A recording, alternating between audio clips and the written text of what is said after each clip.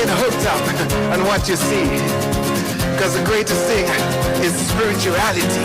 Share that love, share that love, share that hope, share that dreams.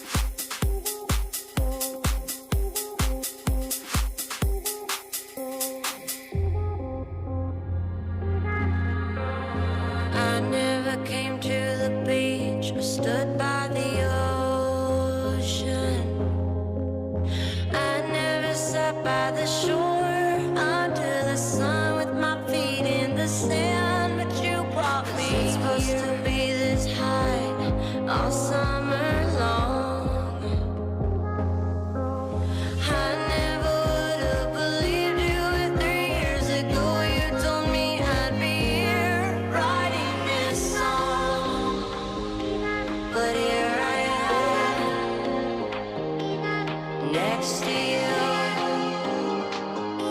The sky's so blue and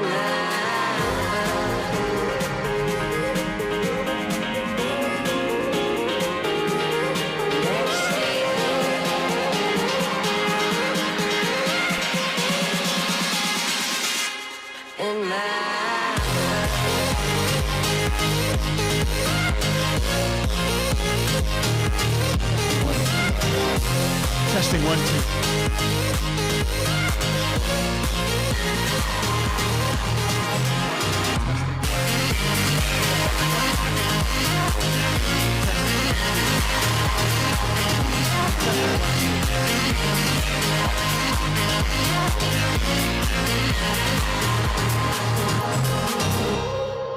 Testing 1, 2. Testing 1, 2. Testing. we watch the sun go down Testing 1, 2. as we're walking. I'd spend the rest of my life just standing here talking. 'Cause it's supposed to be this high all summer long. I never would have believed you if 3 years ago you told me I'd be here writing this song. But here I am, next to you. The sky's so blue and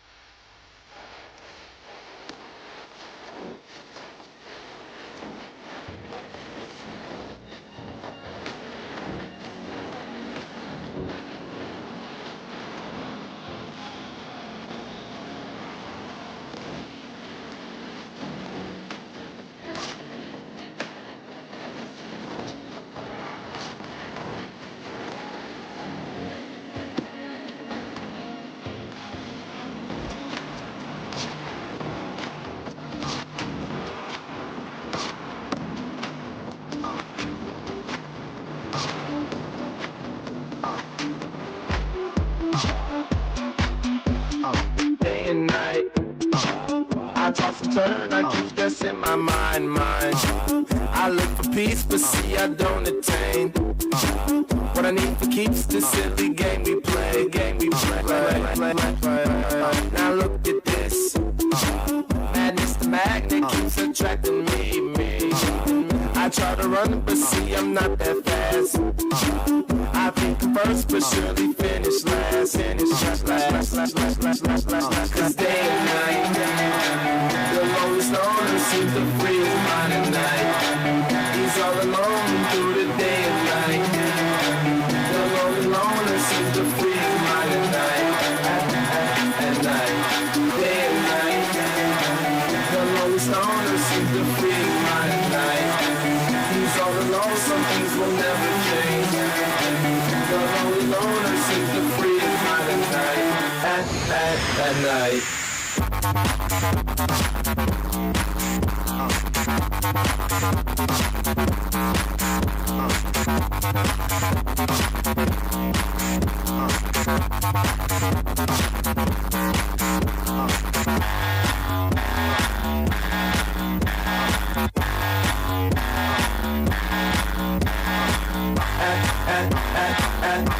At night. At night. At night. At night.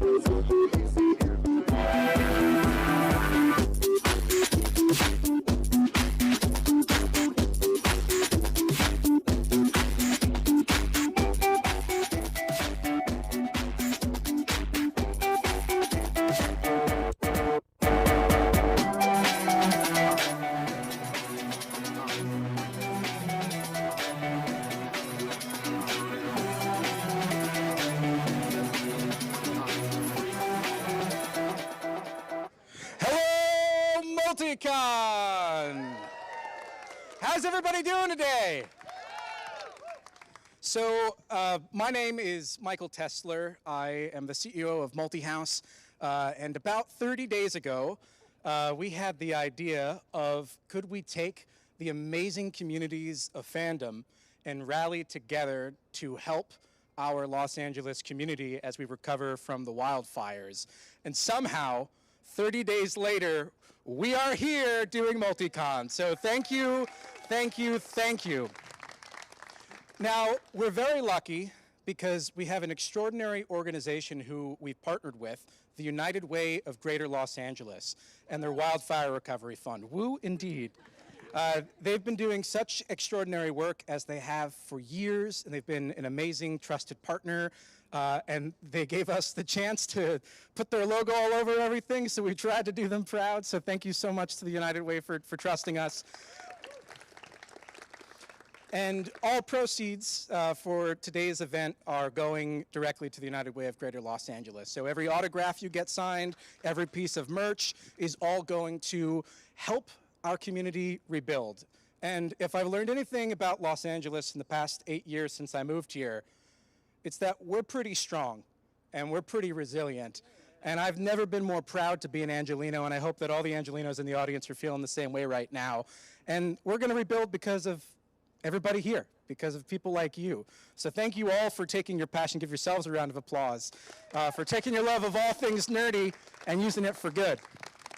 So we've got a pretty extraordinary lineup with every single name that came in. I had to promise myself I wasn't going to fangirl as I met each and every one of them, whether it be some of our favorite celebrities from one of my favorite series, The Walking Dead, or from a galaxy far, far away in Star Wars, or for those of you that love the Marvel Cinematic Universe, or the DCU for that matter. So we've got so many different representations of some of our favorite stories all here today. And on top of that, we also have some of our favorite cosplayers and content creators. We've got some of them right over there. I've been like a fan of these guys for so long. That's Hawkeye, we got Scarlet Witch, we got Leia on Endor, Superman. We got everybody. So we got the Ghostbusters out there in Vendor Village. Be sure to say hello to them. My favorite humans in the world, the 501st Legion, are here. Vader's First, they're here. You're going to be seeing them a little bit later today. So we've got all these amazing panels. We've got so much fun. But none of this would have happened if it weren't for the chairman of bond companies and the fellow that had the crazy idea to create the largest urban forest in Los Angeles. There is 6,500 plants and trees right here. And this historic site that was originally built by Paul Revere Williams, the first black architect in the American Institute of Architects, Mr. Larry Bond saved this property, that historic property, the architect of the stars, and turned it into this extraordinary campus and generously donated the space for us to use and has been an amazing partner. Larry, I love you so much, and I'd love if you'd come and say a couple words. Give me a big round of applause for Larry Bond.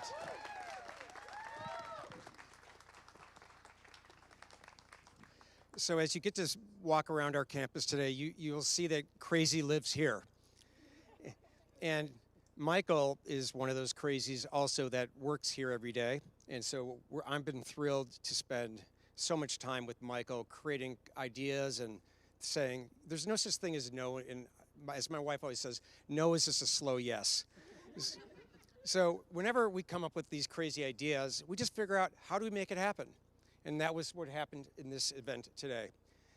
We were heartbroken by so many people that have lost their homes or impacted by the fires.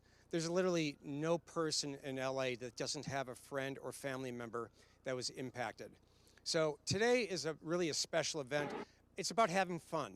It's about supporting our community. It's not about being depressed. It's just the opposite. And I'm going to do a secret Jedi mind trick on all of you. You are all going to have a brilliant and fun time today.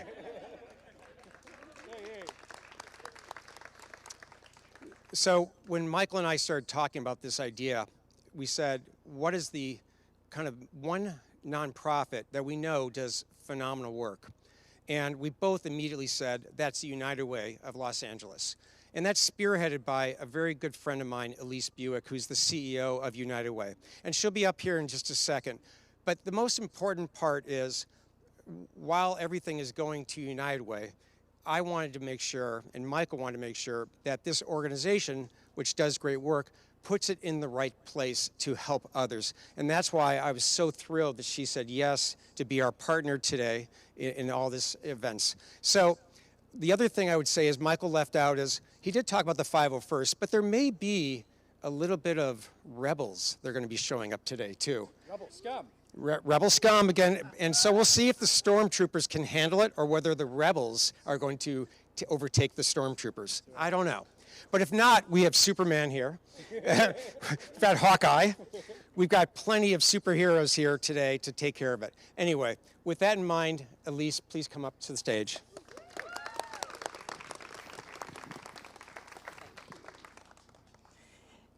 Oh, what an honor to be here today. And let me just say my thanks to Michael and Larry for having the vision to bring us all together to help our community heal. So let's give them a big round of applause.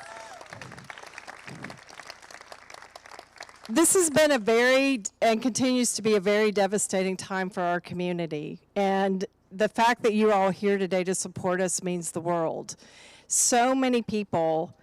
I've been in LA a very long time. My accent, I'm originally from Georgia, but this is my home. And just to see the level of devastation of workers who've been displaced, people who've lost their small businesses, people who've lost their homes, whether they're renters or owners, entire communities and neighborhoods just gone overnight. I don't think any of us could have imagined what would take our communities away.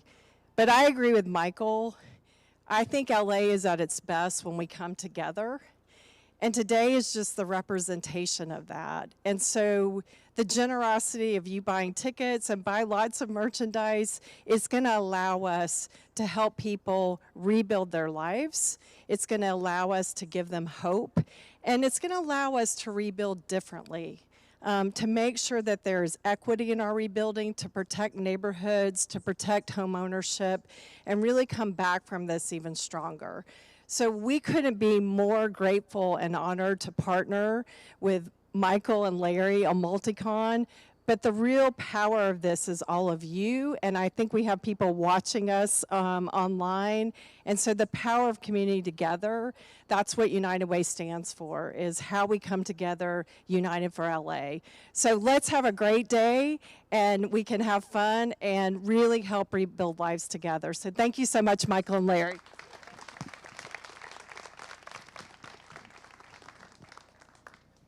Thank you both so much. Who's ready for our first panel? So, I'm not gonna lie, there is not a single episode of this series, or any of its spin-offs, or any of its comics that I have not watched or read. And the fact that this is happening right now makes me want to cry. The fact that I'm looking at some of these guys right now who I've admired and loved for years and years is extraordinary. I'm so excited to welcome our very first panel, one of the greatest television series ever created, based on one of the greatest comic series ever created, our Walking Dead panel.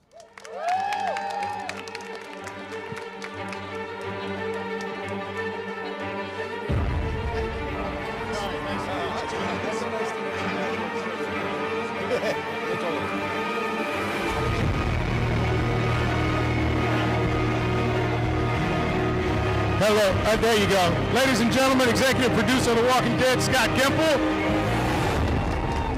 Ladies and gentlemen, Mr. Michael Cudlitz, the Abraham.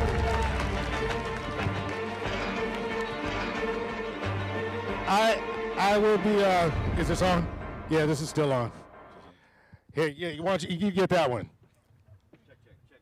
Check. Hey, there we go. Check. And ladies and gentlemen, your moderator for today, Khary Payton. Thank you very much. Yes, Thank you very much. nice to meet you. No, I'll be the moderator for today. I'm Benjamin Watts. You will recognize me. I played a walker in every single episode of The Walking Dead. Awesome. So I'm going to be doing that for you today.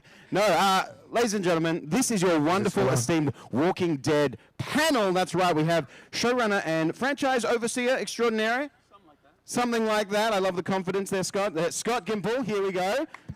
Now you know his voice for Black Samson from Invincible, Cyborg from Teen Titans Go, and of course you know him as the very royal King Ezekiel from The Walking Dead. And you might know him as Officer John Cooper from Southland, also. Yes, we got Southland fans. Also, most recently, Lex Luthor in the Superman and Lois series. Yeah, we got Lex Luthor fans. But of course, the always lovable and hilarious Abraham Ford from The Walking Dead, Mr. Michael Cudlitz. Thank you very much. Hey guys. Did we miss anything? This is the one time that I'm going to just tell you everything I've ever done, so that if somebody you know wants a picture or an autograph, just look through all of the crap that I've done. You know that I'm sure there's a kid who wants it. I was Rafiki in on Disney Junior. So if you want me to, there's a Christmas present in there somewhere. Someone needs to talk to Rafiki and tell them to listen. You know, all of it. I'm going to be shameless about plugging all of these guys. Lex Luthor, ladies and gentlemen, might be the baddest Lex Luthor anybody's ever seen. I don't know if anybody's going to step to that Lex Luthor. Get into that conversation. Yes, exactly. Exactly. So the Superman fan base eats its own. Yeah. They love Superman, not It's each good other. that you're such a big man, you know, because you still got some, you know, some thickness to you after being it. So, but Lex Luthor, ladies and gentlemen, Fillmore, the executive producer and creator of Fillmore. Who's him? Who remembers? Come on, give it up. Right down the front. Man has right been down doing the it. front. Exactly. All right. That's all I've got. You're doing such a great job, Khary. I'm happy for you to take I told you this was going to be the easiest job of your life. Yeah. I'll just set my mic down. Just take a nap, man. Enjoy it. This is a beautiful facility. I had no idea that this was here. I'm going to get a cot and just pull up. The only thing is, I don't think I'll ever know how to get out of here because there are no right angles. I just have to keep moving around the circle until I slowly make it out. I don't know if I'm ever going to get out of here. So let's get to know each other and be nice. That's right. Now, we're going to kind of cover the beginning, the middle, and the end. So, Scott, I want to start with you, especially... You know, I might have a problem. Okay. No, that's my voice. Okay. So, first off, now you came aboard the series in season 2 kind of as a writer-producer. Eventually, you became the official showrunner in season 4. So what was that kind of journey early on for you, getting introduced to the series and taking the reins? You know, we were, Khary and I had breakfast yesterday. We were talking about this. We were talking about like beginnings and endings and middles. I was working on another show. It was kind of a hard show. And Sunday nights meant a lot to me. It was a power night. It was Boardwalk Empire. It was Luther. And then Walking Dead. I might have the order wrong. And Walking Dead, I had read the comic. I'd come from comics. It meant a lot to me. And so I had heard that there was a lot of turnover after season 1. And my agent had called me up and said, oh, you have an opportunity to go meet on The Walking Dead. And I told him, yeah, no, I don't want to. Because it meant so much to me, because those Sunday nights were so enriching. They kind of powered me up for the week, and I didn't want to sully that by seeing how the sausage was made. And my agent's a pretty even guy, but he came down on me pretty hard. And so I took a meeting with AMC. And then I found myself in Frank Darabont's office with just, you know, Robert's there, DA's there, and Galen Hurd is there, and they're all lined up in front of me. And I'm in a sweater vest, Argyle, and a tie with foxes on it. And Frank, you know, a legend. I mean, so much amazing work, but Shawshank Redemption, you know, like the Bible, and he's smoking a Nat Sherman and blowing it out his window. Sometimes I think of my friend, Andy Dufresne. You gotta turn this up so I can do I can't do Morgan Freeman loud. You gotta turn him up. There you go. And sometimes I think, when I look out the window, I wonder, could this man fly any higher? He crawled through 100 yards of shit that I don't even want to think about.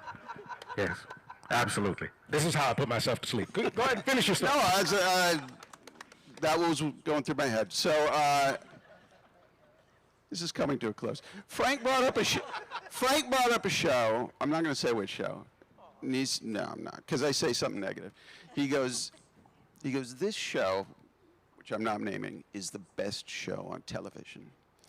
And without a beat, and I did it just like this, I said, not so much. He turns and looks at me, a look that I would come to know, looks at me over his glasses. Robert kind of winces, and everybody's just silent, and I just say, I'll show myself out. And Frank said, no. I don't want everybody just to think like me on this show. I want a variety of viewpoints. And I was like, oh, no, I really want to be on this show. And that's why I went on. Or that's why I hoped to get on, and then it worked out. So it's agreement, man. Now, obviously, the series lasted 11 seasons. So you've got kind of eras that kind of broken up. You've got your early era, and then we introduce Abraham, Michael. In season 4, you come along, and you're just this fan favorite, lovable character. And in fact, in doing more research for this, there are multiple videos on YouTube just saying why Abraham Ford is the most underrated character on The Walking Dead. Like, the fandom is real. So did you feel that when you came aboard in that first season that you were there? Did I feel I was underrated? You can tell Scott. Still is. No, I don't think.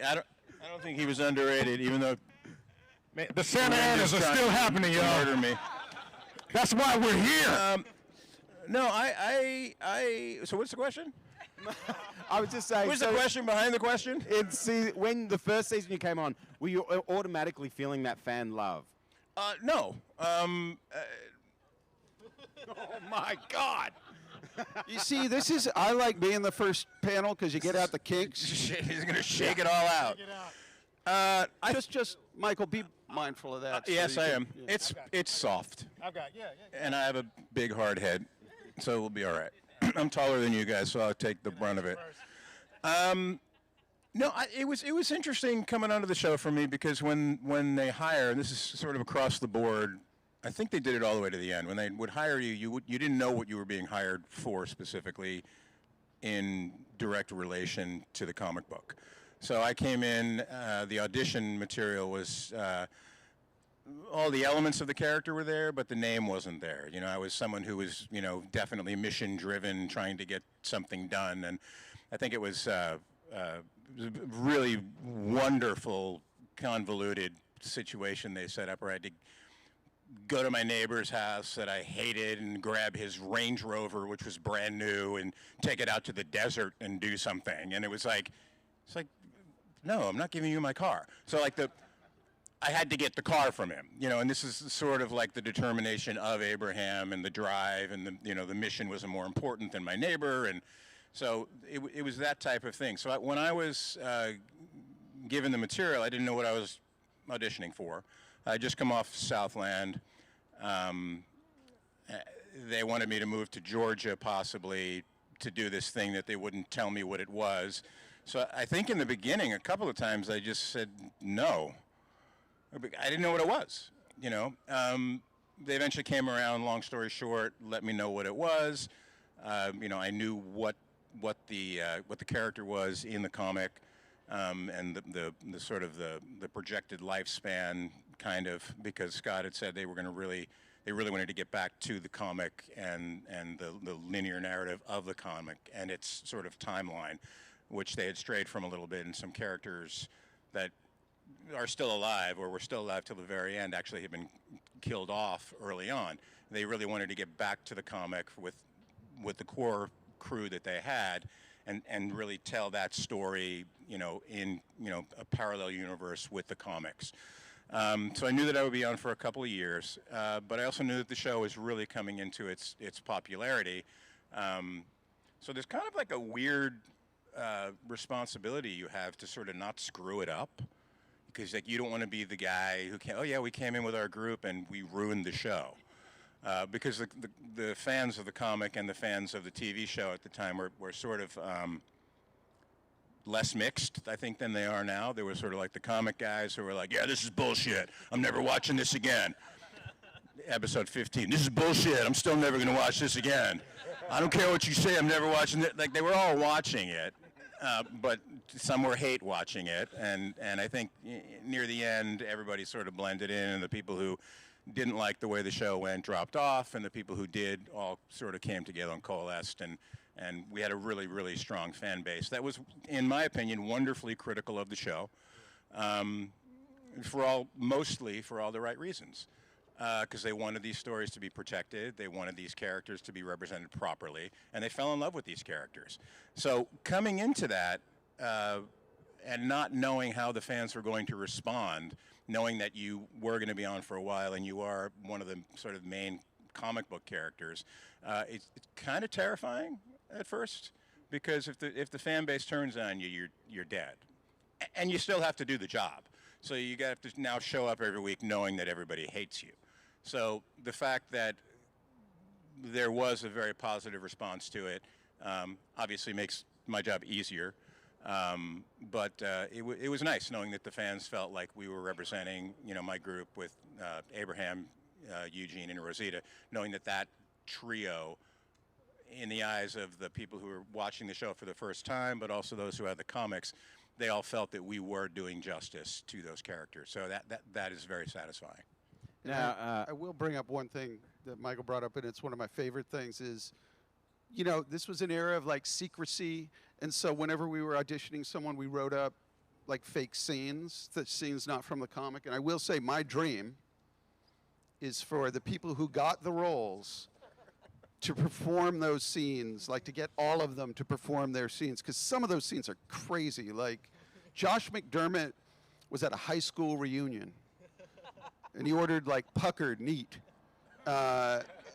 And gosh, the gentleman, Andrew West, who played Gareth, he was like a spy in an office, like all these crazy scenes. So I just want to put it out there to the universe. That's hilarious because my audition, you just changed the name of the tiger to Nala and made her a lion.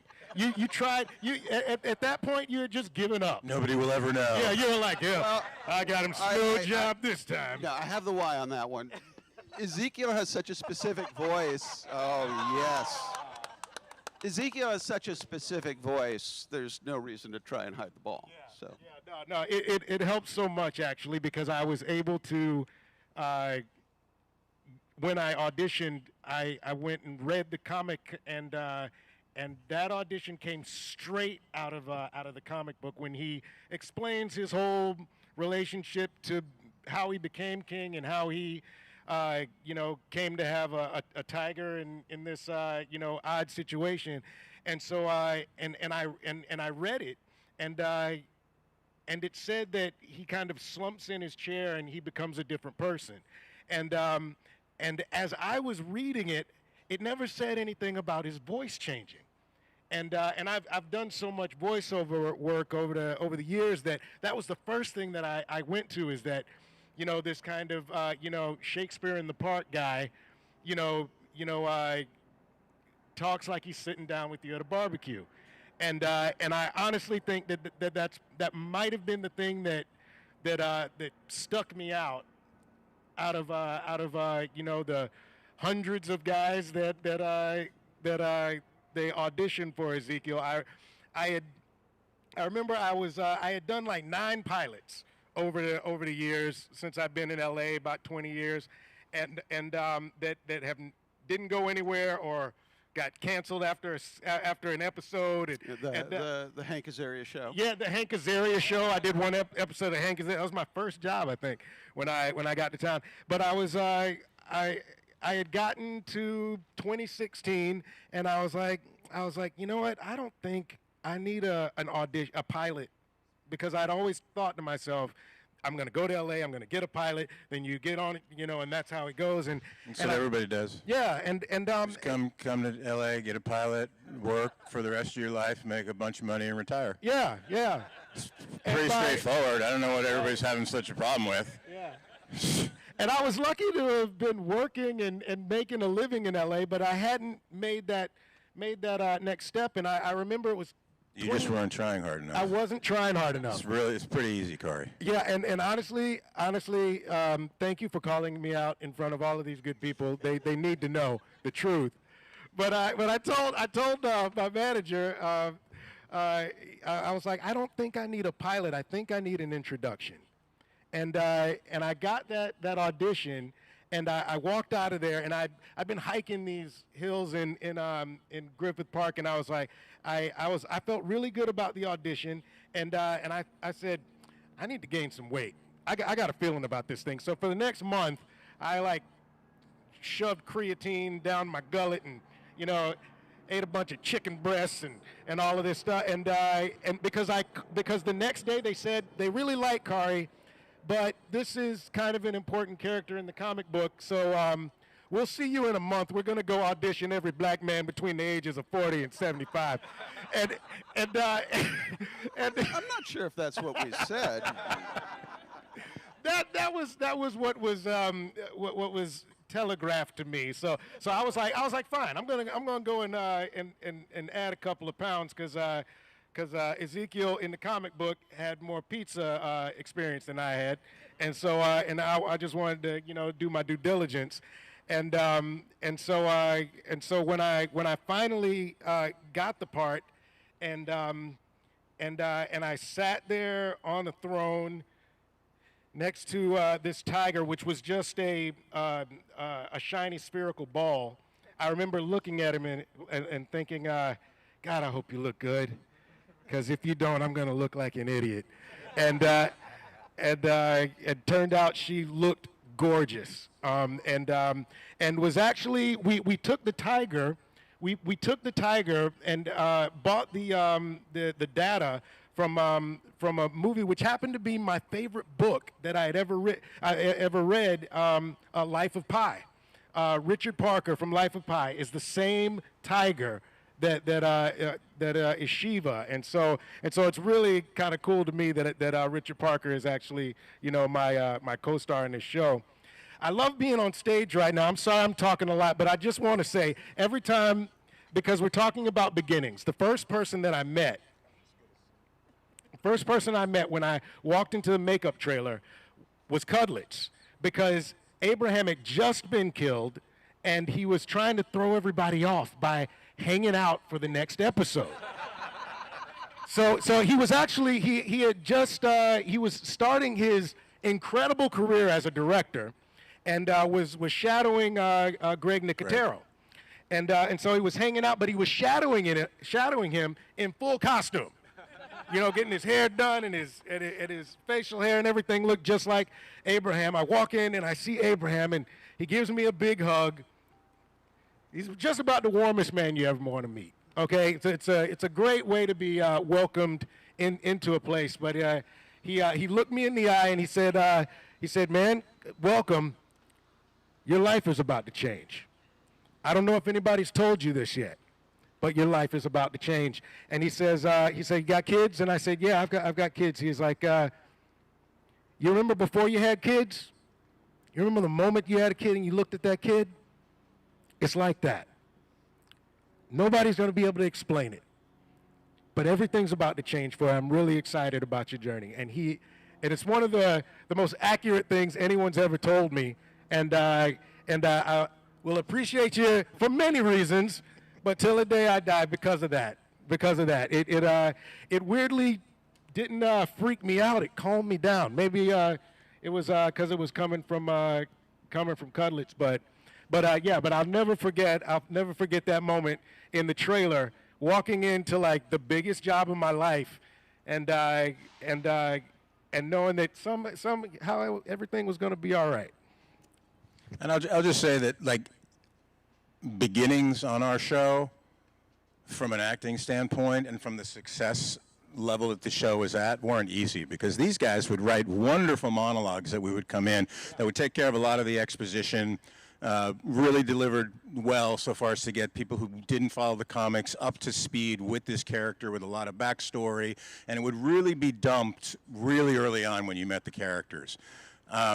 We saw it with Negan. I think he had something like 19 pages where it was just him talking. I could be off. And that was his first experience on set, coming onto a show in season 6, which is at the top, which had 15, 18 million people watching. Just incredibly successful so far as today's standards and the numbers of people that were watching. And that's, within the first 7 days. Obviously, over time, the numbers go up. When Khary came on, he had that big, long speech with Melissa McBride Carroll in the courtyard. And I just remember, just thinking, being completely on the outside of it again, because I was shadowing Greg, just thinking, man, he's just friggin' nailing this. And I think you had about 9 or 11 pages that you had explaining the whole thing, where Melissa, Khary would talk for like 35 minutes, and Melissa would be like, interesting. And then Khary would go on for another 15 minutes. No, but I think in total it was a good 7 or 8 minutes where you were, it was just you, and that's your introduction, and that's that's first day of school for us. So it's like coming into a job that, obviously we've been very fortunate. We're actors. We've been doing this for a while. You're still coming into a completely new situation with a new crew, new people. You're still finding your character, what it's going to be. How is it going to really exist in this world once I open my mouth? You're, in most cases, saying those words out loud for the first time, opposite the person that is returning the serve to you. So it's a incredibly exciting and creatively charged atmosphere. to be day one on The Walking Dead as a reoccurring or series regular? Yeah, it feels good because it's like they give you the job, and then they're like, "We gave you the job for a reason because we trust you, and we're gonna hike the ball, sprint. We're throwing you the bomb." You know, it's like everybody else is at the line of scrimmage, and this one's on you. Don't drop it. And I love that feeling. I love that I actually didn't have time to get nervous because you had so much work to do. It wasn't like, you got a scene here, you got a scene here, and a lot of time to think about it. It was like, no thinking. Go do your job. Don't talk to anybody. Do what you came to do. It was an exhilarating feeling, and honestly, I was jealous every episode after that because I loved that feeling of getting thrown the ball like that, and we've got such a huge cast with so many great characters. You know, everybody gets the ball, and I'm like that wide receiver goes back to the line of scrimmage is like, I'm open, throw me the ball. I got this guy can't cover me. Give me the ball. You know, it was great. It's Eugene's week. It's Eugene's week. Many times it was Eugene's week. I think it was fairly well. I'm sitting here being defensive. You wrote them all. It's okay. Yeah. No, it's not alone. We understand. Yeah. Although getting a call from Scott while you're on the show, the first 30 seconds is the worst 30 seconds of your life. Because you're like, what? What, Scott? What do you want? I was just wondering if you'd like some coffee. Yeah. No, text me first. Tell me I'm not going to die. Then we can have a conversation. I mean, that's it for years. I was just like, I got to call him to ask him something, but I really don't want to. Yeah. Because they're going to see my name and worry. You should have had the cloak and the sickle and everything. Well, yeah, Scott, so tell me about, obviously, the show. Nobody is safe. And so when you have to make those calls to your cast to say, you're no longer going to be, your story comes to an end, what is that experience from your position? Oh, I mean, it's awful. I mean, because The Walking Dead was like the greatest summer camp on Earth. It's like we shot the same period of the year every year. It's in rural Georgia. It's near Atlanta, but it's in rural Georgia. And everybody bonds real quick. And one of the worst things about The Walking Dead is for all the people that came through there, and a lot of people came through there, it was like the most functional set. Everybody's like super welcoming and super supportive for the most part. I mean, especially proportionally with other shows. And it's like, oh, damn, like nobody's unhappy.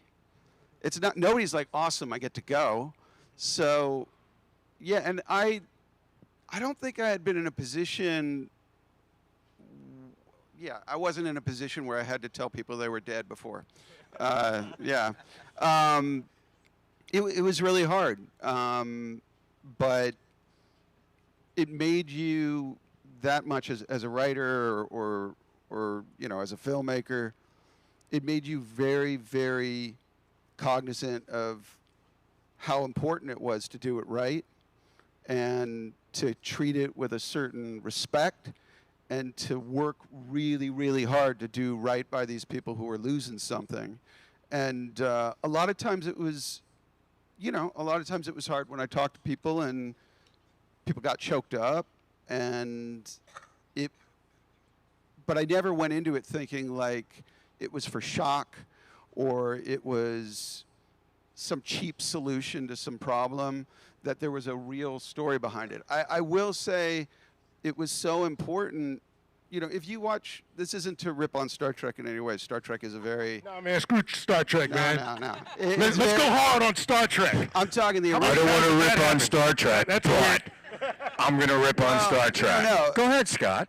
I'm just saying... Just remember, this is going out to millions of people on the interwebs. I'm just saying on the original series, Kirk, McCoy, Spock, they were the stars, and they got stories. And after that, there was not like a Chekhov episode. There wasn't. But on The Walking Dead, it was very, very important to me to democratize the story. And because these characters, what was cool in The Walking Dead is everybody had their favorites. You know, like there were characters that spoke to all different people in the audience, and you wanted them to have whole stories, and you wanted, when they die, for it to mean something.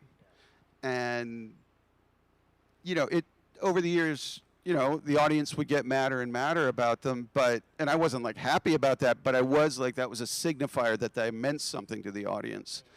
And, you know, if we had to take the hits over it, it just meant that we did our job right. He's such a sweet man, Yeah. and it's such a, you know what I mean? Really? It's like you go and sit next to him, you know, your hand's shaking, you're trying to get the coffee up to you, you know, you're like, please get out of the way, you know. He's such a sweet, he really is a sweet man. He took a lot of crap for killing off Abraham. but mostly for Michael, or chiefly for Michael. I don't know. No, I mean, yeah. I think I was. I loved being on the show.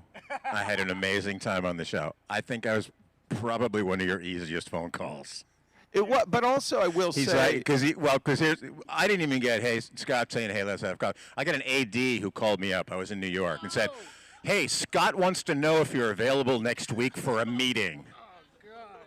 I said, he's killing me. but No. He just wants to. I said, tell Scott to call me. I know. which AD was this? It was what's his name? Mr. Goodwin? Yes. Okay, Matthew. It was Matthew. okay, yeah, I can see how. So I said, no. I said, you know what? I'll call him. So I can said, see- Scott, call me. All the while, Call me back. Scott's like putting that white makeup on his face with the dark eyes, you know, Oh, yes. like the Grim Reaper from Bill and Ted. Oh. He's like, huh, here I go again. No, so I called Scott. I leave him a message. I said, hey, buddy, I'm in New York. Matt called me, told me you want to have a meeting. I'm pretty sure you're going to kill me. I just don't, like, I'm going to be thinking about this. I said, I'm fine with it, but I'm going to be thinking about it my whole New York trip, and I just kind of don't want it to screw up my time. So give me a call. Let me know what's going on. We're fine either way. Like, if I'm totally misreading this, that's on me, but call me back. So he calls me back, and he's like, well, yeah. I mean, okay, yeah, we are killing you, but we don't really know. And at this point, they didn't know if they were going to kill us at the end of 6 or the beginning of 7. That was the big thing, or if they were going to split it up between the two of us to kill one and then kill the other, and they weren't sure if they could keep the secret and this and that. And I go, okay, that's all stuff we can figure out later, but you're killing me, right? Yeah, great. Okay, let's. That's the quickest answer you're ever going to get from Scott. We'll talk. I swear. I said we'll talk. We'll talk next week. You know, there's more to the story which we can't go into. It's all good, but it's none of your business. And he said, so we'll meet on Tuesday. And I said, great. I said, now I can go on with my trip and kind of process it. I'm an adult.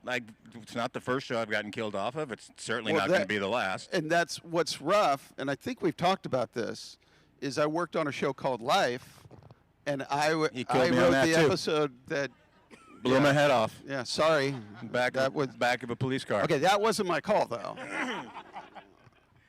Sure. That was me. I have a pitch. But I will say, at the beginning of the season, if it was possible, we would generally say, at the beginning of the season, say like, oh, this might be the season. And generally that happened every time. There was one slip up for not one of the series regulars that I always regret. It was a much smaller role, but the scripts went out before I could make the call, which I was not happy about. But luckily, that dude was a very awesome, very forgiving, very regularly working guy. So, but I guess, we've taken a good 15 minutes on this. I'll just say it wasn't fun. Yeah, absolutely. Now, obviously, Michael, when Abraham departs the show, it is such a dramatic transition to kind of this new era, and obviously then you're in the very next episode, Khary, but then you kind of come back to the show in a directing capacity. What's that like to then now work with these people that you've acted alongside and, oh, I'm watching this. I feel like the spirits are talking. It was wonderful. When Scott and I first met, he had talked to me about and said, "What are your sort of like your career goals? Like, what do you just wanted to know more about me?" And I said, "I'm really actually looking to move into directing." I said, "Which I know we've just met, but if we realize our storytelling sensibilities are similar and we kind of get along and we're on the same page, I'd love to talk to you in the future about directing. He said, absolutely. We could certainly talk about that and address that later. When I was going to leave the show, they wanted to keep the secret. So there were some contract things that had to be addressed, which we addressed. And Scott said, do you want to put into the contract the directing thing? And I said, no. I said, I don't ever want to be in a directing situation where I'm forced on a crew and you're giving me a job out of contractual obligation. I go, that's the worst, that's the shittiest job you could ever get in your life. I said, if you want me to come back and direct, we'll talk about that at some other time, but now, no. What I didn't know was that Scott was in the middle of transitioning over into running what AMC is calling, and Scott calls, the Walking Dead universe, which is sort of all the shows. He was going to supervise all the shows that were going on, and Angela Kang was going to take over as showrunner. Scott intended for me to direct, but he couldn't tell me until he spoke to Angela, until her deal was done, and she took over because he didn't want to force a director on her. So once her deal was done, which took a really long time, unfortunately, just because of the nature of in-between seasons, again, I was walking in the streets of New York, which I literally just put together just now, where I found out I was getting killed. And I got a call from Scott and Angela on conference call and said, hey, we want to talk to you. We'd love to have you come back and direct next season. What Michael doesn't realize is that we would have shivved any other director in the back to make sure that Michael got on and able to direct. One of the most lovely experiences you can have as an actor is to have someone who's thinking about the big picture and also somehow thinking specifically about you and where you're going at the same time. And Michael has an ease about it and also a giddiness about getting it right, because it's amazing that anything works out well in television or film. There's so many elements that have to be gotten right.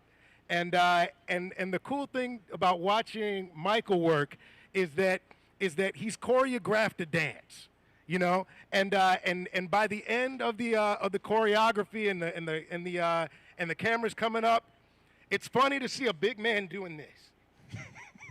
But that's when you know.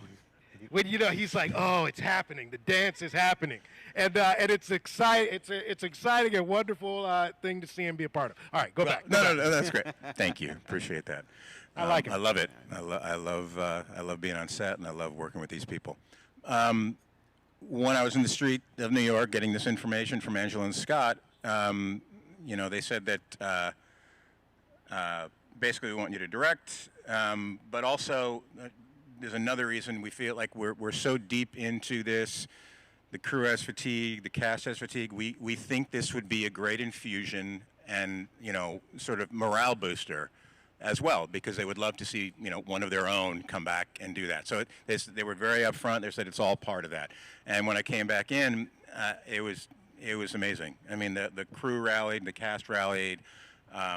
It was, I had never done this before. Now, granted, at the time, I think it's, and I just say this because I think of the ridiculousness of it when you really step back and think about it. I've never directed in my life at this point, ever. How much was each episode at that time, do you think? I'm not going to share. Between, give me like a window. Is it between 6 and 8? $1 dollars? Between $6 and $8 million. Hi, ma'am. How are you? Have you ever directed before? Cool. Here's $8 million. Here's a crew. Go do something. How dumb is that on its face?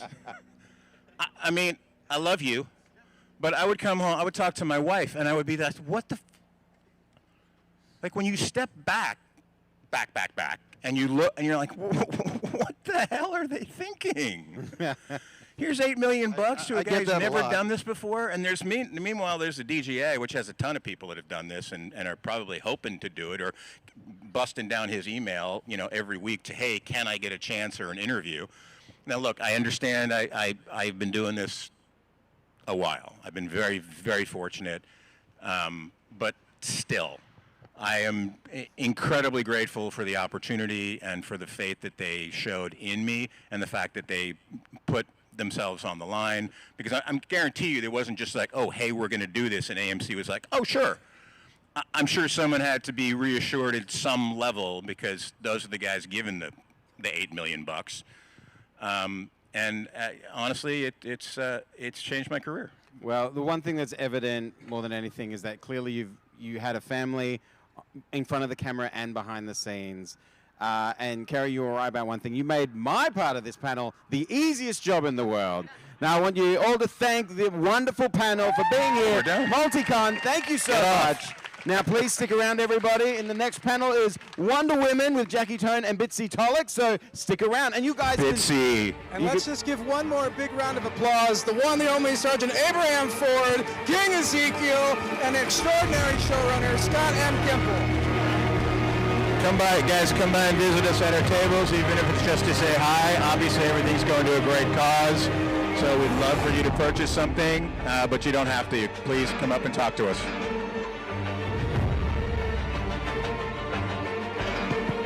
There's some amazing auction items that you can get donated from Scott M. Gimple, including original Walker masks from the original series. They're so awesome. You can check out one of them over in the gift shop and scan any of the QR codes and you can find the auction. Thanks, everybody.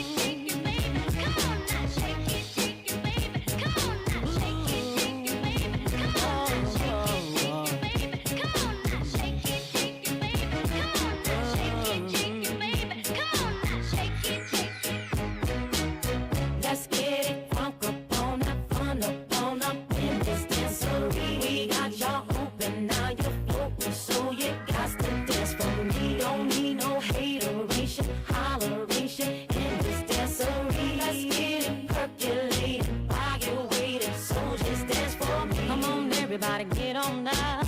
Cause you know we got to get it wrong. Mary J is in the spot tonight, and I'ma make you feel alright. Come on, baby, just party with me. Let loose and set your body free. Leave your situations at the door, so when you step inside, jump on the floor. Let's get it crunk up on in this dancery. We got y'all open, now you're floating, so you got to dance for me. Don't need no hateration, holleration in this dancery. Let's get it percolating while you're waiting, so just dance for me. It's only gonna be about a matter of time before you get loose and start to lose your mind. Cop you a drink, go ahead and rock your eyes, cause we're celebrating no more drama in our lives. With the great track pumping, everybody's jumping. Go ahead and twist your back and get your body bumping. I told you leave your situations at the door, so grab somebody and get your ass on the dance floor. Let's get it up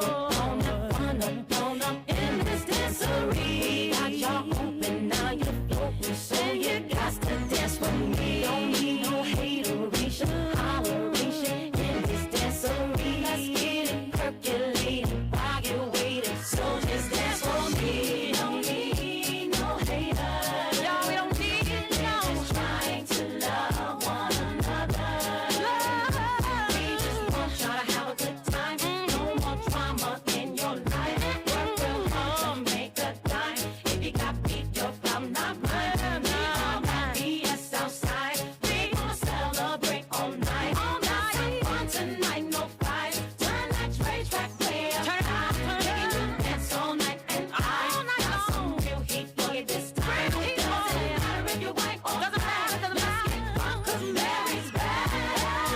Let's get drunk up in this dancery. We got y'all open, now you're floating, so you got to dance for me. Don't need no hateration, holleration in this dancery. Let's get it percolating while you're waiting, so just dance for me. Let's get it drunk up in this dancery. We got y'all open, now you're floating, so you got to dance for me. Don't need no hateration, holleration in this dancery. Let's get it percolating while you're waiting.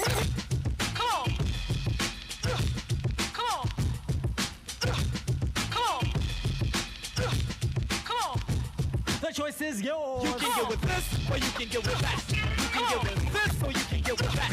You can get with this, or you can get with that. I think you can get with this, cause this is where it's at. You can get with this, or you can get with that. You can get with this, or you can get with that. You can get with this, or you can get with that. I think you can get with this, cause this is kind of fat.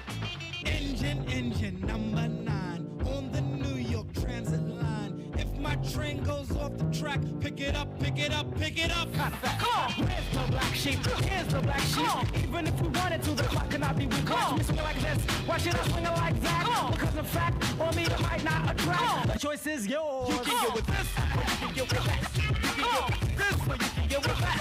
You can get with this, or you can get with that. I think you get with this, this is kind of fat. Pass the plate up, cross the fader. Black sheep can play like the Sony Innovator. Never the traitor, party inflator. And you can get a scoop later. You can get with this, or you can get with that. You can get with this, or you can get with that. You can get with this, or you can get with that. I think you get with this, cause this is kind of fat. You can get with this, or you can get with that. You can get with this, or you can get with that. You can get with this, or you can get with that. I think you get with this, cause this is where it's at.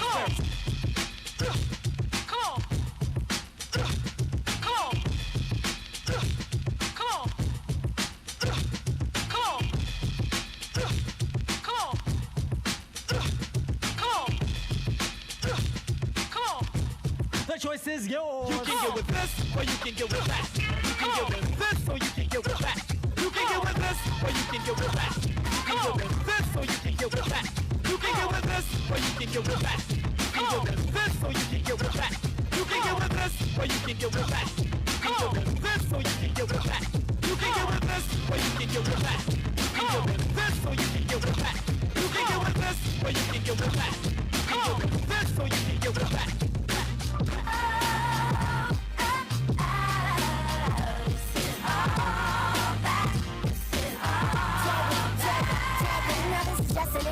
action before I blow your mind. The show was all of that, and yes, we do it all the time. So sit your booty on the floor or into the chair, ground or in the air. Just don't go nowhere, 'cause everything we do, we're entertaining you, my posse and my crew. So sit still, 'cause we're coming right back. This is all that. This is all that.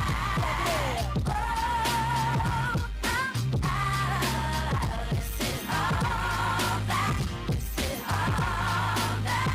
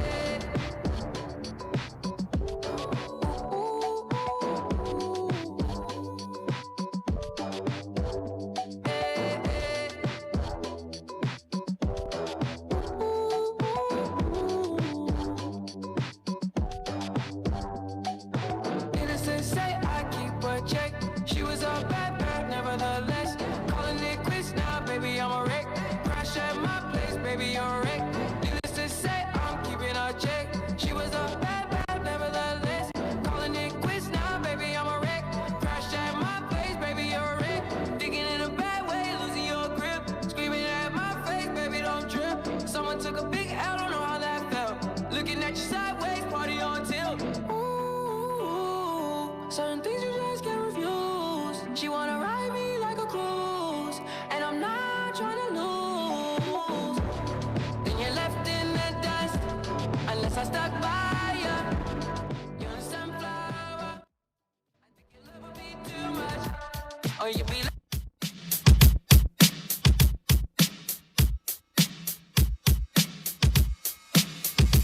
Somebody once told me the world is gonna roll me. I ain't the sharpest tool in the shed. She was looking kind of dumb with her finger and her thumb in the shape of an L on her forehead. Well, the years start coming and they don't stop coming. Fed to the rules and I hit the ground running. Didn't make sense not to live for fun. Your brain gets smart but your head gets dumb. So much to do, so much to see. So what's wrong with taking the back streets? You'll never know if you don't go. You'll never shine if you don't glow. Hey now, you're an all-star. Get your game on, go play. Hey now, you're a rock star. Get the show on, get paid. Only shooting stars break the mold. It's a cool place, and they say it gets colder. now wait till you get older. But the media men beg to differ, judging by the hole in the satellite picture. The ice we skate is getting pretty thin. The water's getting warm, so you might as well swim. My world's on fire, higher, higher. How we doing, MultiCon? Sorry, I didn't hear you guys. How we doing, MultiCon? All right. How was that first panel, everybody? That was something else. So we are having a crazy day today. So if you haven't had the chance, we have our amazing autograph central over there in the original Paul Williams Oval Room. We have our cosplay courtyard. I think I saw some of the 501st guys walking out there. We've got some amazing food at the cafe. We also have some amazing vegan options and some other options outside in Vendor Village. We've got Dungeons and Dragons, tabletop. We've got all different sorts of fun activations going on. But those of you who are lucky enough to be right here are in for an absolute treat. Two extraordinary actors. We just had to call the panel Wonder Women because there's really no other way to describe them. And one of them, I just have to point out, actually kicked Neil deGrasse Tyson's ass in Jeopardy. I have to say,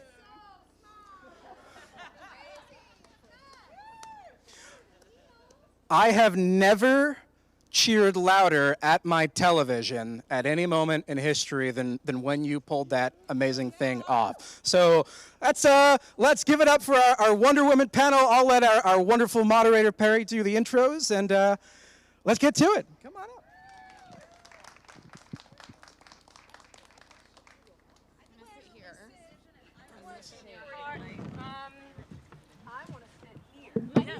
Oh, is that weird? That's too weird. I think I need to be looking at both of you. I know. Hi, everyone. Spiced it up a little. Oh, I'm so much smarter than Neil deGrasse Tyson. It's so exhausting. Cool. Yeah, I'm an astrophysicist now. It's crazy. You just beat him once, and then you just do whatever you want after. Just because I'm curious, Bitsie, how would you fare on Jeopardy? Are you confident in your Jeopardy skills? It's funny. I was raised overseas, and so whenever I don't know the answer to something, I blame it on Spanish being my first language. Smart. But I did double major at Harvard, so I'm not a dummy. However, I'm not good at little factoids, so I don't know that I would be that great. I dropped out of the University of Delaware. Yeah. And beat Neil deGrasse Tyson. So I have faith in her. You would slaughter me on Jeopardy. My situation was just like a series of accidents. Like, I just wanted to not look, are there children? No. I just wanted to go on TV and not look like a total dick. That was my only goal, was like, people really, Celebrity Jeopardy especially, look, it's gonna be so embarrassing. So I just wanted to like not fail that bad. And by the end, they each had like 12,000 points. I had 8,000. I was like, so what was the question that you beat him on? They, first of all, Final Jeopardy topic, Muppets. Your girl was like, oh, well, I guess I'm just betting it all then. Am I not? But I bet like, almost 75% of my pot. And then the question was in Muppets, in the Great Muppet Caper, the box marked Frog had Kermit in it. The box marked Bear had Fozzie in it. The box marked whatever had who in it. And Miss obviously Gonzo.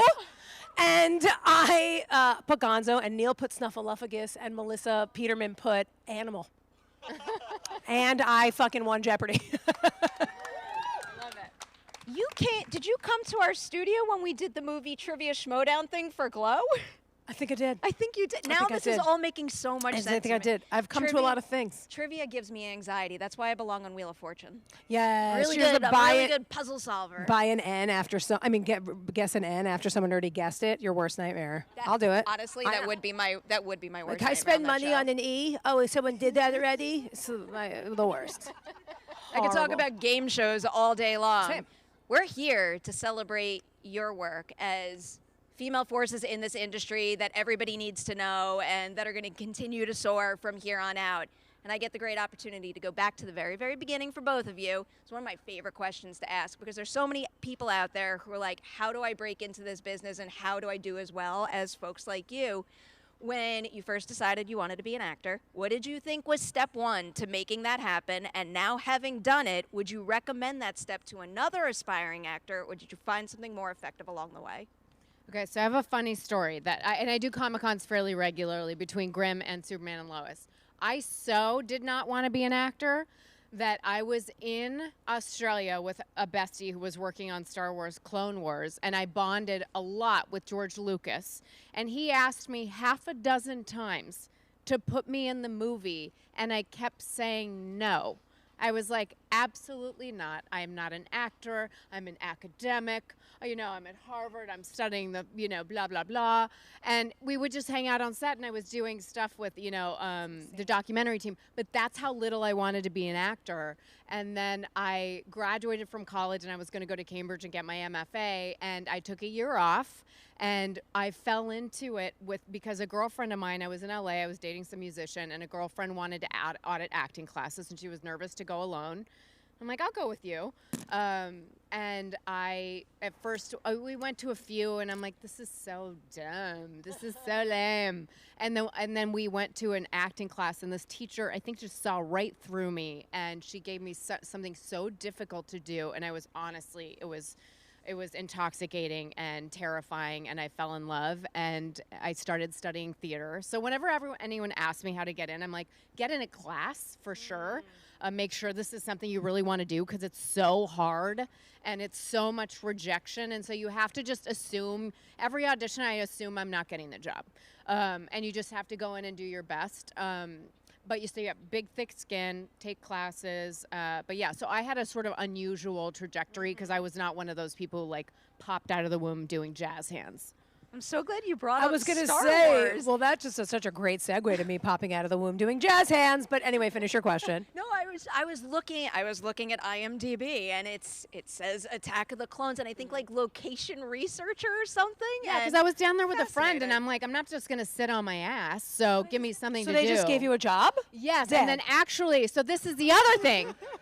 I'm like, so I just go with friends to shit and they'll let me do stuff? This is the other story. So I did actually technically end up doing my first acting thing, because at the time, Lucas was producing this mockumentary called R2-D2 Beneath the Dome, and I was really good friends with the director of it. It was like 45-minute long mockumentary where R2-D2 is this drug-addled movie star, and my friend Spencer Susser was directing, and he's like, will you please just play R2's girlfriend? It's in this style, you know, I don't know if The British Office had been done yet, but I was like, yeah, fine, sure, whatever. So I played R2's girlfriend, and my name was Bitsie Tulloch as the girlfriend, and he's cheating on me and all this stuff. And it was funny, and it was silly. And two things happened after we aired it, like on the Fox lot in Sydney. Robin Gerland, who was the main casting director of Star Wars, ran up to me, and she was like, you are so funny. You have to do this professionally. And I was like, yeah, okay, thanks. And then Ewan McGregor, like a week later, was like, hey, I saw the mockumentary. That was so fucking funny. And I was like, huh, interesting. Still no. But, you know, that must have planted a little seed somewhere in the back of my head. But it was still, you know, 5 years after that before I actually started doing it professionally. Yeah. Never has there been a more opposite story than the one you're about to hear. I'll let you lead the way. I still have to get an answer from the first question. This is going to be the answer to the first question. What did you think was step one to making the dream a reality, and then ultimately what wound up being the step that got your foot in the door the way you wanted? So, the thing that I did to make the dream a reality, I was a kid actor. And so I started when I was 9. Literally out of the womb jazz hands, like you can't imagine. And by the time I was 9, I'd been begging to be an actor for so long that my mother was like, I'm gonna bash my head into the wall. And so I'll have to let this kid do this. My parents are both gym teachers. Neither one of them was like, oh, we're raising a star. And I was like, bah, bah, bah, bah, hear me out. And then my mom had a friend named Aggie Gold of Fresh Faces Agency out of Baldwin, Long Island. She's still in business. The greatest. She was my first agent. I went and I took classes to get rid of my New York accent. Didn't work, obviously. I'm in my 40s and I still talk like this. I just now realize what parts I should be playing. I didn't know I was specific till recently. Isn't that funny? I didn't know. I thought I could just be anything. And it was like, no, you're that. Very much that.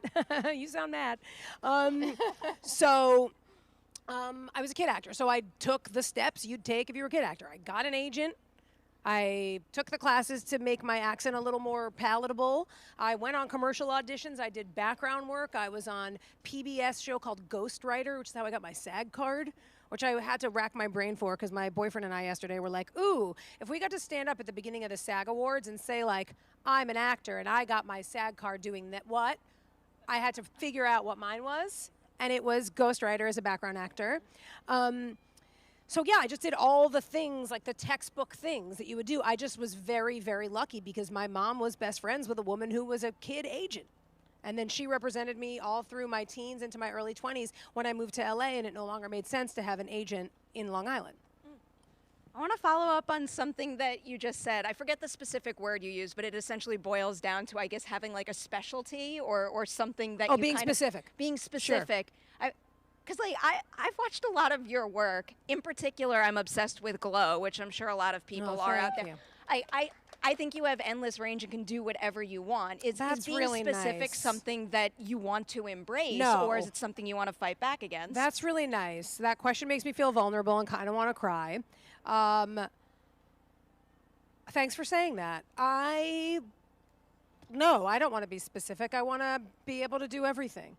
But I also realize that when someone needs to hire a bitch, they call me. And I'm like, I swear to God, I'm never in a all I want to do is like joke and have friends and hug everyone. So it's like so funny that my television persona is like, what are you wearing? It's like, what? I don't know why that. Is my face just really easy at asking you like why you look dumb? Because that is not ever. But I appreciate that because I guess on Glow, she wasn't she was kind of mean. She was a little bit, but also then you she had got really great friendly and vulnerable fun moments and yes, and moments of great warmth. 100. I appreciate that, and I think so too. Then I was like, oh, I'm on The Boys and Gen V. She's a giant C too. So that's the only reason I say just because I think that's. But I've done like a lot of fun indie movies where I'm absolutely playing like the girl in the small town who rings people up and falls in love with the guy that moves to the town. But it's just not the stuff that gets huge. And as actors, I'm sure you could speak to this too, Bits, but like it's so crazy to be in a thing that people like. Because we do so many things that no one ever sees. Indie movies we're passionate about, projects we think, and then you do something and people like it, and it's very cool. I have so many follow-up questions, and I don't want to forget them all. This kind of builds on what you were just saying in terms of having something specific and kind of wanting to break out of that for both of you. Do you each remember the very first time you felt the power of your own voice on a set, where you could speak up, you would get heard, and you could change something either on screen or behind the scenes for yourself for the better? Well, yeah, my first job, I was the series lead on. I was 25 and I booked it was honestly one of my first jobs, which also indicated, okay, maybe you should be doing this. But it was a series called Quarter Life for Ed Zwick and Marshall Herskovitz. And all I remember was I need to show up on time. I need to set the tone for the cast and be tremendously respectful, obviously, to the crew because they work longer hours than you do. And on every job since then, and on Grimm, David Gentoli, who's my husband, who was the Grimm, we shot 123 episodes of that show. We shot 10 months straight a year, 6 seasons, and he did not even have a day off until halfway through season 3. He never complained once. He was so exhausted. And when I booked Lois on Superman and Lois as a series, title lead, I remember sitting down with Tyler Hoechlin before we started filming, and I remember saying, we have to set the tone of professionalism, because we had heard a lot of stories about some other shows where some of the casts were not treating crew respectfully, weren't showing up on time, didn't know their lines. I had worked with some of them who didn't know their lines, and I was like, that's not going to be us. And I was saying to him, I'm like, that's not going to be me. And so, just leading, it means something when you're number one on a call sheet, because there is a trickle-down effect, and if somebody's misbehaving, then other people start mistreating other people. And so I think, it's a little bit depends on your number on the call sheet and who your lead is, but no matter what your number on the call sheet, you should obviously always treat people with respect. But when you are in a position of leadership, I think it's really, really important, no matter how hard of a day you're having, no matter how tired you are, to always just acknowledge your position of privilege, especially as an actor. Very well said. Okay. I was going to ask you to say the question again, even though I remember it, but I think it's mostly because I'm more commenting on what you said than what the actual question was. So do say the question again. Just watching that backdrop, just to make sure. Well, I think enough of it's down. Caught my eye for a quick very second retaining there. wall moment where, like, if enough of it's below Probably the thing. looked like I just got really excited to ask my question again, but No, just it 'cause did. that caught my eye. It was the opposite, actually. I was like, she okay? You just went. I'm looking out. That's my job right now. The question is about the first time on a set that you realized the power of your own voice, Okay. your ability to speak up and change something. Great. So, I just remembered I didn't even answer part B of the other question, but I think we're going to live.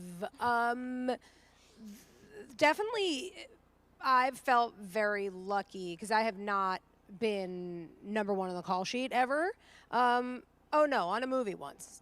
All right, that was my ego, just letting everybody know I'm here. Okay, relax, ego. You're fine, Jackie. You're an actor, and you work sometimes. So, I know my legs That's are a roasting. smart. That's a smart idea. We're just getting We're all closer to going- the danger. Farther and farther away from you guys. We love you, Yeah, but not we personal. actually get away. We just get away, and we're getting closer to this hazard. Okay. I've been very lucky to work with women, and you guys are great. Guys are great. So good. Honestly, so I know you guys need help because the man is under our thumb now. I'm being impressed, but you're gonna be okay. But I think I definitely was not in a position before Glow to say shit ever, ever, ever. And I was in more situations on more sets where I was like, yike. This is how this goes, huh? And just like some dude being too mad about someone yelling and some shit, just insane stuff. And I was young too. So it was just like, okay, this is weird. But this is what this business is. You just like bite your tongue and you do your job and you show up. But then on Glow, it was just everybody was women. And so we had more meetings on that show of like, you good? Like just a check-in, you're like unheard of. Like a you good meeting? That is nuts. But it was always like, we'd sit down with Jen G and Tara Herman and Liz and Carly, our showrunners, and like girls would air their grievances. And we one time in the beginning, so the show was so revolutionary, obviously. First of all, putting 15 funny women in one place, except for Orange. I can't think of a time it ever happened. Orange is a new, like it's normally very competitive with women. You're the one person doing the funny thing, the one woman on the show that's allowed to like make a joke. Or you're a sex symbol. Those are the only two women that would be on the show. And the woman who was funny was also was never the sex symbol. So it was like this very confusing, wait a minute, hot, funny, this is crazy. But on that show, we all felt so heard and so just listened to in so many ways. I think something that was really powerful for me on Glow is there's Melrose is the daughter of Holocaust survivors. And I'm the granddaughter of Holocaust survivors in real life, me, Jackie. And so when the writers wrote this episode, I was like, oh, can I say my family member's name to like immortalize my Aunt Pessel? And they were like, oh, we love that. I just got chills. And it's like, what?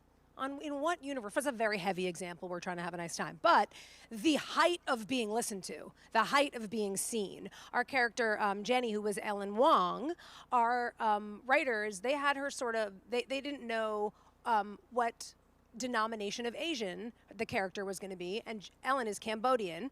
And she's like, it's important to me that Jenny be Cambodian. And they were like, we are obsessed. We love that. And so they just wanted to make sure that everybody was sort of like taken care of, and that when they felt that way, that they would do a better job and a more authentic job. So that was the first time I ever felt listened to. And on Nobody Wants This, it's amazing too. It's so collaborative over there, from like, you know, just being able to, I mean, the writing is incredible, but being able to pop stuff in and improvise a little and make your suggestions. And I don't think she'd wear this. And I think I'm starting to get to the place where I feel comfy advocating for myself. It's so important. I'm also a big believer that when people treat each other like that on a set, it shines through in the finished product. So I love hearing 100%, stories like yeah. that. Bitsie, I'll come back your way to ask a Superman and Lois question, and I guess before then, because you were playing the character before that series. So every single TV show, every single movie comes with great pressure, high expectations. When you join a franchise like that, especially playing an iconic character, the pressure is just like through the roof. For you, when you took that role, what was the key to respecting the pressure and why it exists, but also making sure, you felt free enough to do what you needed to do with the role as an artist? Tyler and I get that question at almost every con. It's a great question. Neither of us really felt pressure. I think we both trusted that we'd been cast for a reason, trusted the process. What we did feel was honored.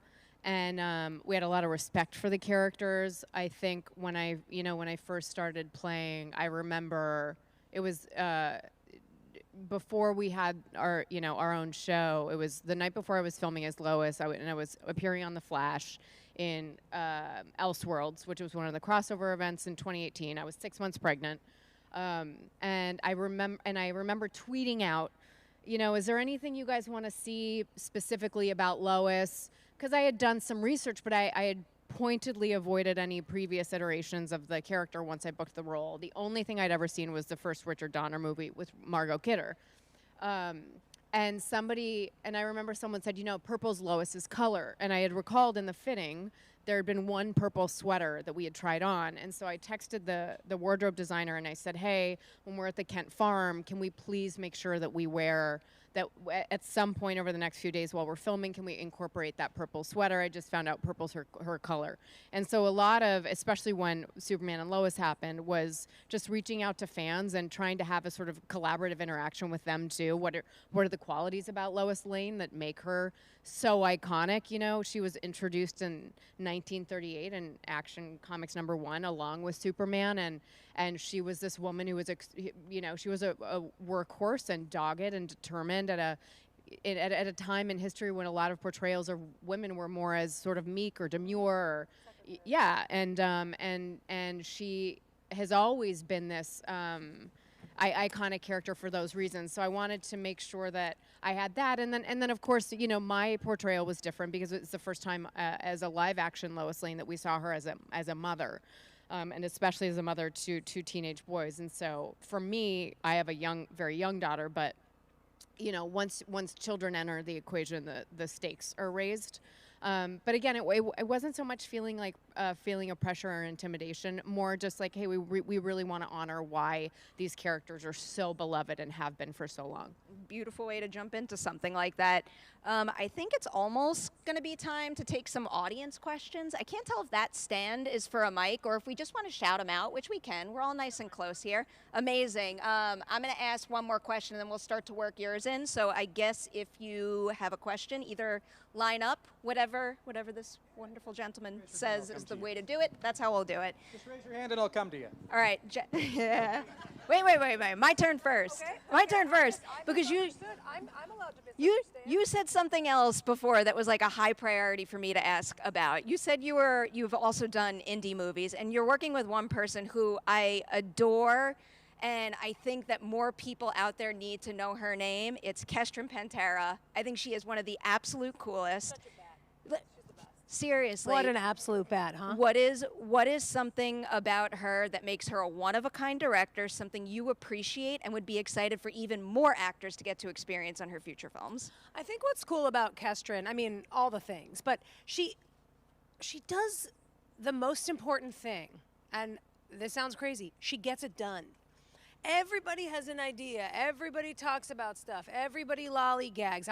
When I say everybody, I am guilty of every single one of those things I said. I have an idea, but it's not perfect, and I try and perfect it, and I don't want to bring it to my friend. If that's my only, I don't want to, I just saw all those cameras, and I was going to say something dirty, which is, I don't want to blow my load on a favor of like just asking. I saw the camera, so I said, yeah, now I'm going to say it. I'm going to dig in my heels. But she just gets it done unlike anyone ever. She sent us this idea for Science Fair. I don't know if I'm, anyway, it's coming out at some point. And she just sends it to everyone. She's like, oh, you know who's popping by today is Tiffany Haddish and this person and that. I'm like, what do you just call everyone? And Tia Carrera was in it. And we were all doing it as favors. And people just want to be around her. They want to work on her projects. She's incredibly creative. She's incredibly well connected. She's an incredibly hard worker. And I think she doesn't focus on perfection. She's just like, we're going to make it and we're going to figure it out and we're going to shoot enough and then we're going to edit it and we're going to make something cool. With all the people that I've just brought together here, something dope is going to happen. And it happens every time. And so I think I can learn a lot from her because before I send anything to anyone, I think about it for 7 years.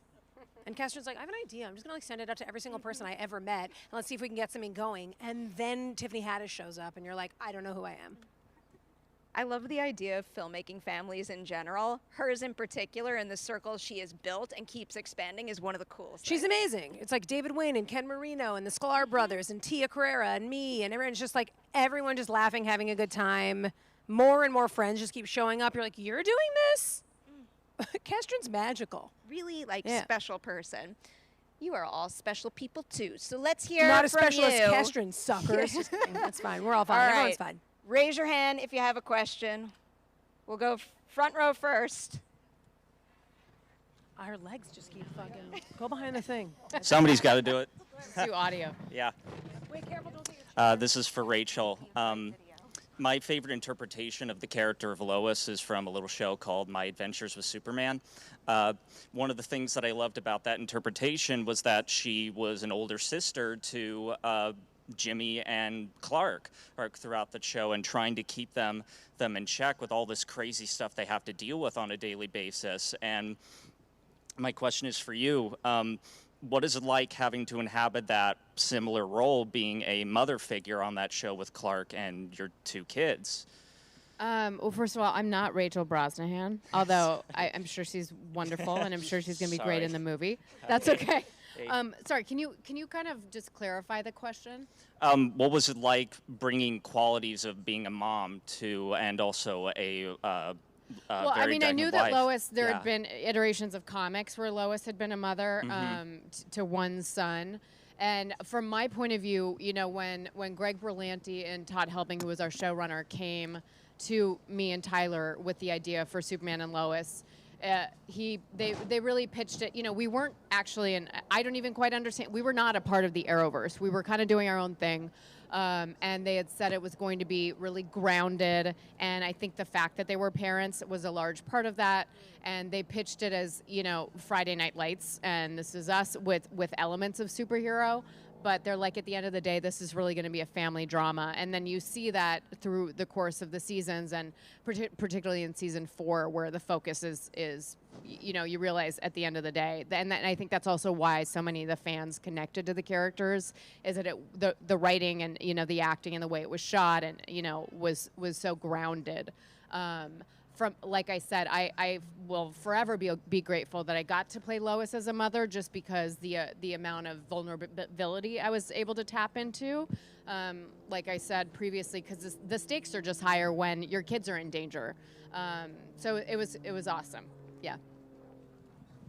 All right, we have the next one in the front row here. All right, so my question is for Bitsie, because I'm going to answer the next question for Bitsie. Okay. It just feels right. Well, because you were just talking about how invested you were into Lois's character, even interacting with fans. And sadly, now you're going to be the last Lois Lane that we see on television. What do you want your legacy to be after playing her for 4 seasons? Well, 4 seasons specifically on Superman and Lois, but just in general from when you first started to the end. I mean, I think as far as my legacy, and you know, the fans obviously know this, but I did take it really seriously, and I was trying to interact as much as possible out of respect for you guys and out of respect for the character. I would say one of the most lasting legacies, and we talked about this at the table, was the cancer storyline. That had not only a tremendous effect on the fans, but it had a lot of real-world effects. The CDC had published, you know, Lois had a very aggressive breast cancer. It was the main storyline for season 3 of Superman and Lois. And the CDC had published a bunch of statistics about how much Google searches for breast cancer, cancer support groups, the main cancer websites had an increase in something like 23% visits. Google had published something about just, the increases of breast cancer searches online. I've always been very vocal about the fact that, in my opinion, because I spoke to, I want to say 11 women when I was preparing for this storyline. I took it very seriously. The first question I had when Todd and Brent Fletcher told me they wanted to do the cancer storyline was, I want to shave my head. And I don't want this to be pretty. I want it to be ugly. I know enough. I lost my grandfather, who I'm nicknamed after, to cancer, and it's not a pretty or glamorous process. And they're like, you can't shave your head. And so then my alternative was, all right, then at the very beginning of season 3, I wanted just loads of extensions. Like, my head weighed 15 pounds.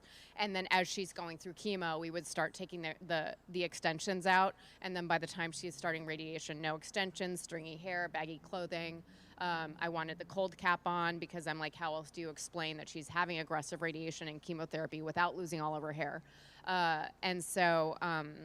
Again, it was not only that they went there, and I also just think, again, speaking of how grounded the story was, it really humanized Clark and Superman, because this is a man who can save anyone and save the world, but we had sort of had a discussion where it's like, you're not allowed to use any special technology or whatever to save me, because that wouldn't be fair to everybody else in the world. And so it was really, you see the most powerful superhero ever, and he's powerless. And he can't do anything to save her. And so, that storyline, I feel, was extremely moving. And every Comic-Con I go to, I went to MegaCon Orlando with Tyler and with David a week and a half ago, and there were so many people there was somebody who had just been diagnosed. By the way, men get breast cancer too, little known fact. But there were 3 people who said, my wife died of breast cancer 6 years ago, and there were probably 35, 40 people who came up to me who, there was a little girl who came up who was sobbing, whose father had just died. I mean, I was nervous when they pitched the storyline, because I'm like, guys, this is a superhero show after all, but it really, really resonated. And so as far as legacy, I'm hosting the Fuck Cancer event that Greg Berlanti always does in May, and I think the show won a Sentinel Award for the cancer storyline, and so that's definitely one of the legacies that I feel like the cast and crew and the writers should be the proudest of. Yeah. A beautiful answer. Just well represents the fact that I know some people look at movies and TV and go like, oh, it's entertainment, it's good fun. Matters to a lot of people out there. Oh, yeah, it all matters, even the trivial and trite. So that extra really, really matters, but, Without a doubt. Me? None of your business. So none of your... This gal in the front row just said she feels like I was about to cry. I was, and now I'm acting out, and I'm mad at her for calling me out. Now I'm acting out, and I'm misbehaving. And it's being recorded on those cameras back there. I already said blow your load, so how can I make this weirder? Let's find out. Let's see if we can get 2 more questions. One more question? They're going to be for Bitsie. All right, I saw 2 fingers. 2 more questions. Who wants the last 2? Right there first. I have a question for Bitsie. Yeah, we know. I actually have a question for Bitsie's Jackie. the shit. Copy. It's for me? Yeah, dude! Yeah, dude! Well, when I was a kid, this is crazy. It's going to blow your mind. I don't know. Okay, what is it? I'm panicking. I'm super curious if Google is correct, but according to Google, it says you're a Virgo. That's correct. That's my whole fucking question. And Bitsie just talked about changing the world. Yeah, I'm a Virgo. Wait, I haven't finished. It's the worst day ever. I'm kidding. I love it. Go on. Sorry. Go ahead. So I want to know, working on set, how is it with the different personalities? How do you, handle that? What's the most fun that you've had on a set with the shows you've done? Love all that. I know it's not changing the world. But That's great. Well, wait till you hear my answer. I've saved 150 lives. That's for Seth. And I'm saying this with love. I don't understand what it has to do with being a Virgo. Nothing? And just, that's too. Oh. Yeah, no, I'm sad beyond, obviously. A nightmare. Try living inside here if you think it's annoying. Believe me, I'm tortured. So, okay. It's so fun. again, this is kind of the same answer as the glow thing before, but I've just been so lucky, and it sounds like you feel similarly. Like I know this business is filled with people that like, in theory, you want to just stay as far away from, like you wouldn't touch with a 10-foot pole, and it's like, but I've been so lucky. Like with Glow, we are sisters. Like my buddy in the front row, Richard, right? Robert, who I just met, was telling me that he came to a book signing of one of the girls from Glow, and we were all there. Because this is what we do. Anytime anyone from Glow does anything, we all go to it. We're like little flies to little mosquitoes to a light, moths to a flame, your mom. So I've been really lucky, and I'm very sassy, obviously, but I also feel because of Glow and Nobody Wants This, I found a place in my current age, in this place I'm in my life where I used to just feel too much. That was, and I am objectively too much. But I used to feel it and not like it about myself, and then be in situations and be like, why did I say that, or why did I do this? But as I've gotten older, and I've been diagnosed, actually, but I have ADHD, and I like realized that I don't think the way other people think, and I think it was hard for me a lot of the time because I thought people thought I was like trying to do something. God, she's always on. I'm like, oh, fucking, I know. Believe me, this is what it looks like in the morning when I'm brushing my teeth, baby. Like it's. And so once I've realized who I am, I think it's helped so much more, especially with my interpersonal relationships on sets. We had an interesting thing season 1 of Glow, because women are so used to being the only woman present at a thing, I certainly was, for most of my jobs before Glow, that we all were like, no one really speaks to this except me, but I know a bunch of us have felt this way, where it's like we were like a little bit competitive. I was like, oh, you have that's dope. You have like a huge thing in this episode. And we were always happy for each other, but definitely noticing like when we didn't, like when it wasn't our time to shine, which when you're in a cast of 15, it's most often not your time to shine. But by the end of season 1, start of season 2, it was like, dude, your storyline is sick, and I'm so happy for you. And everybody was getting, I just got chills, everybody was getting their little flowers, and everybody was able to shine, and we just loved each other. We were just able to support each other. And on Nobody Wants This, it's beyond. I just get to watch a bunch of like literal geniuses at the top of their game make jokes and deliver lines vulnerably and be the best. May or may not have answered the question, leaning toward probably didn't. Good. All right. I think you did. Virgo, good vibes. Yeah. You know? People are always trying to tell me, they're like, what's your moon in? What's your Virgo? I'm like, I don't know. I don't know what you're saying. I think it sounds fun as hell, but I don't know what you're talking about. I've been given the sad sign that we have to wrap. But you guys still, yay! You still have a whole wonderful day at MultiCon ahead of you. So thank you to everyone out there for being here and listening to this conversation, and to the two of you. I love saying this. Congratulations on everything you accomplished, on what you're celebrating right now, and everything that I know is coming your way in the future. It was such a treat to talk to you today. Hey, what a delight. Thanks. Thank you. Thank you all so much. Thank you. Thanks, everybody. I have the hottest thighs. My thighs are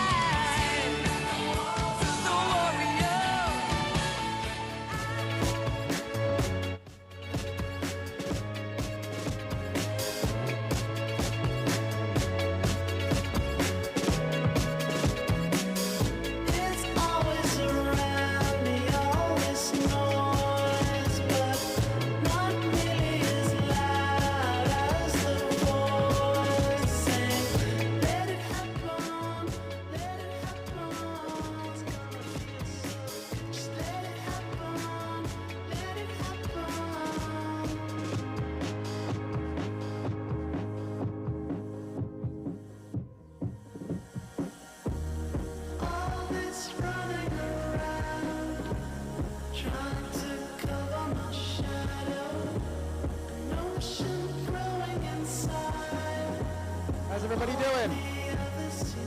Sorry, I didn't hear that, guys. How's everybody doing here at MultiCon? Who's been able to stop over by the autographs yet? Anybody? Anybody get to go do some tabletop games yet? Not yet? Yeah, there it is. How about the Ghostbusters? 501st? Amazing. Well, we've got another amazing panel coming up in just a few minutes, everybody. Thank you so much for your patience. I think you're going to love what's coming up next. I'm so jazzed.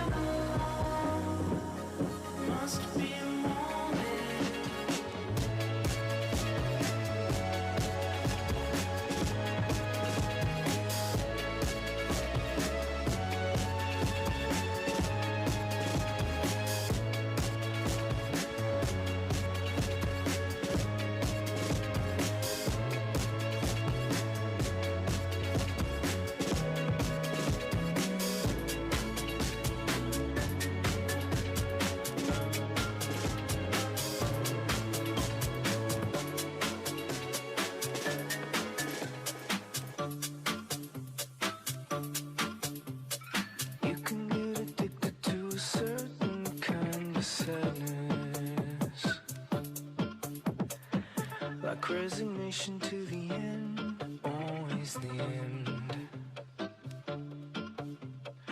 So when we found that we could not make sense, well, you said that we would still be friends. But I'll admit that I was glad it was over.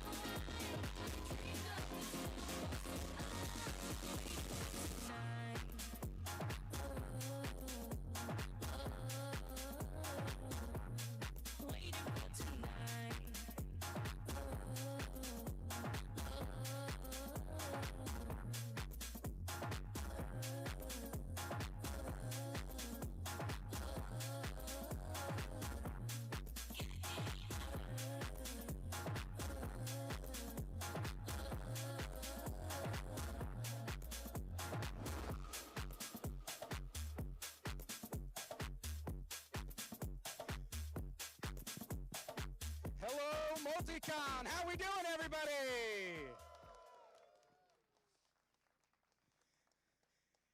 About 30 days ago, for those that weren't here earlier, we had the crazy idea of putting on an amazing fandom convention to benefit the Wildfire Recovery efforts.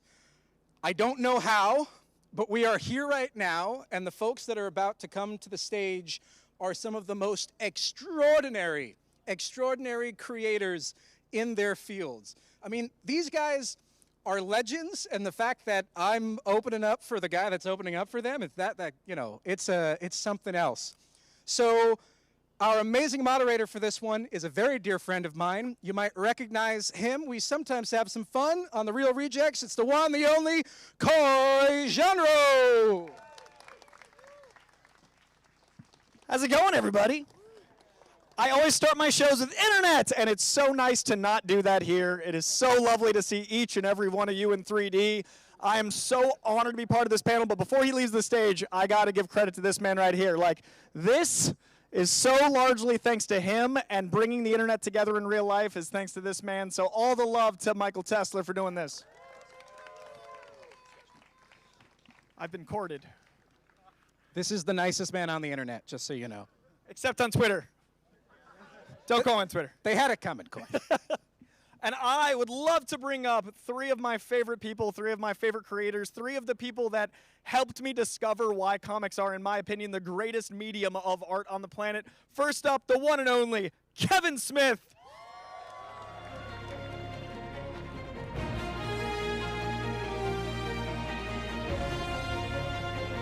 If this man right here hadn't started doing Evening with Kevin Smiths, I would not be right here. And if Mallrats didn't exist, I wouldn't know other people talked about comics. This man right here is my absolute hero, Kevin Smith, everybody. Hi. And then I hope they're in earshot because I don't see them yet. We've got the man who created one of my favorite characters of all time, a movie trilogy that has made so much money, it's absurd. And a character that I think actually represents the internet at large in itself, amongst so many other characters. Bring it to the table, Mr. Rob Liefeld, creator of Deadpool, Cable, so much other glory.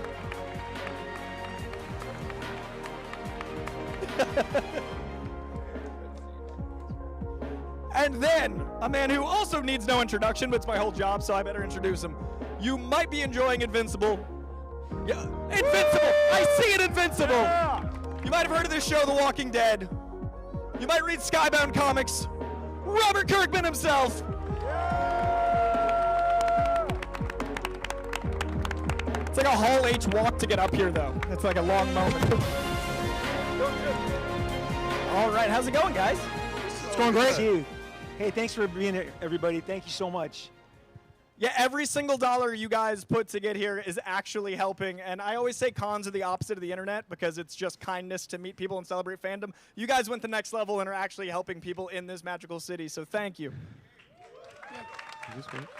We're just three guys who didn't check the weather before we came here today. No fucking shit, man. Although Kevin's legs did. I'm sitting here the whole time Coy was talking. I was like, and I had to wear a vest as well. Like, there's 3 layers, man. I should peel. I was like, it's outside. I'm going to be freezing my ass off. I better bring a sweater.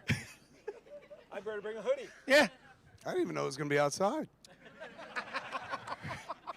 So we're 4 guys known for loving comic books and definitely known for our brevity. Very short-winded gentlemen on this stage. But I don't think any of us have ever sat down as like a round table conversation. So I went through my usual like 27 hours of prepping and James Liptoning this, and then I was like, wait, I'm so much more curious to have an actual round table dynamic of what's going on in the world because this is such a one-of-one thing. The Robs are like best friends, and that always makes me happy. Kevin is best friend to all. This is like a team of capybaras up here. I know Kevin. Kevin's my buddy. Yeah. I wasn't causing rivalries. I was showing unity. So I would love to kick this off with the great unifier for all of us is the medium of comic books. And we, and especially you guys, have all seen the great evolution of what comics have changed and become. And you're also formative to the 90s, 2000s, and today. What's your favorite element about how comics have evolved to where they are right now? What is the best thing that's changed for the good? For me, the fact that like so many, not so many, that's unfair. I saw a bunch of people online bitch about Captain America, the recent Captain America. And to me, I was like, man, we, and I'm sure the boys will attest to it as well, grew up in an era where it's like we were never going to get a Captain America movie where he fought a Hulk, where the leader was at spoilers. Like, there's so much in it to enjoy. And I know, like, you know, we've had so many comic book movies now that you get to judge them against one another if that's your thing and stuff. And I saw a lot of people get mad at me online because I wouldn't rage against a movie of all things. But I go negative, Kevin. I know they want it so bad, and I'm like, they've got that everywhere on the internet. Like, you don't need that from me. So I like at the end when the credits rolled and whatnot. You know, I talked to people before the movie, and they were like, But I was like, we never had that growing up. So I'm 54. I'm still delighted, and I'm a filmmaker, but I'm not a good one. So I don't like go to movies and sit back and fucking judge them, right? Like generally I go to a movie and just become an audience member, man. I came from the audience and I'll return to the audience again one day, and I still do it all throughout my career. So as an audience member and as a comic book fan or as a director, I never go in with anything but like I'm slobberingly grateful they're doing. I couldn't believe they made a fucking Craven movie, man. I didn't see it, but I couldn't fucking believe they made it. Like, that's the crazy thing. We live at a time where there's a Craven movie and we didn't missed go it. see it. I know. Not see. We were like. So true. So I appreciate that. I wish it was easier for comic book retailers. I'm one. You're one as well, right? Don't you have a store? I do not. You don't have a store? With all your fucking money? Robert's like the richest person I know. I only make good investments. In dead things. That is the answer to who's the richest person in comics. It's him. Don't let anyone tell you anything different. I hear people say other people's names, and I go, are you high? Yeah. Only a rich man would wear a sweater in weather like this. This is not what I signed up for. Sure it is. I'm not going to get out of here alive. Kids, I don't want to alarm anybody, Extra but security for Mr. Kirkman. Yes. Rob, how about you? What are you loving the most? right now? I echo what Kevin is saying, but with my 3 kids as they grew up and my boys watching the ease with which they interacted with superheroes and how much they love superheroes, and you haven't lived until you worked in comics. I guess I've been in comics 40 years. I think it was around 30 years old when my son, my oldest son, Luke, turned to me and said, hey, Dad, I'm an MCU fan, okay? I'm not a comic book fan, all right? I'm an MCU fan. And you go, well, the studio part really loves that, but he loves it. He loves it was like, Dad, that's my thing. It's how it was said to me. Were you like, hold my beer, man? Like, no, but it's cool. And look, like for his 16th birthday, the entire varsity basketball team, we took them to see Civil War, and we all, we got them the front row, the IMAX seats, and I just told my wife, I'm like, this was not happening in 1984. Like the outward love of comic books, and it's so awesome.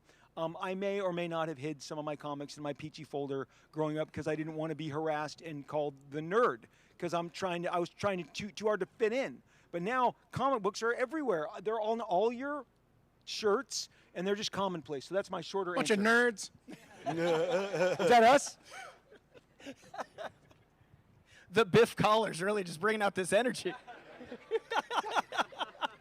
How about you, Robert? What are you enjoying most other than like the abundance of Funko Pops you and I get to throw at people at cons? Oh, that's fun. I get in trouble for that. But Yeah, I remember that. That was dark. So, we did a panel with Funko, and I threw a prototype into the audience, and they about lost their minds. Oh, 1 of 1, and I had to host and go like, can we have that back? You know what that's worth. Oh, no.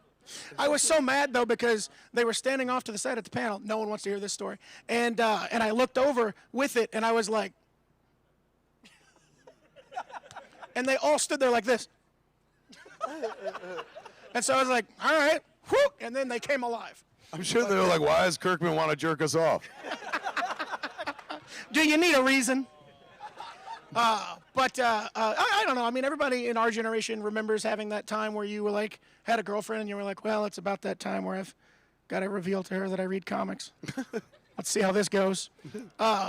But yeah, now it's like, you can't go to a theme park without seeing the most obscure comic book shirts. Like, oh, the Beyonder on a shirt. All right. Where'd you get that? Target?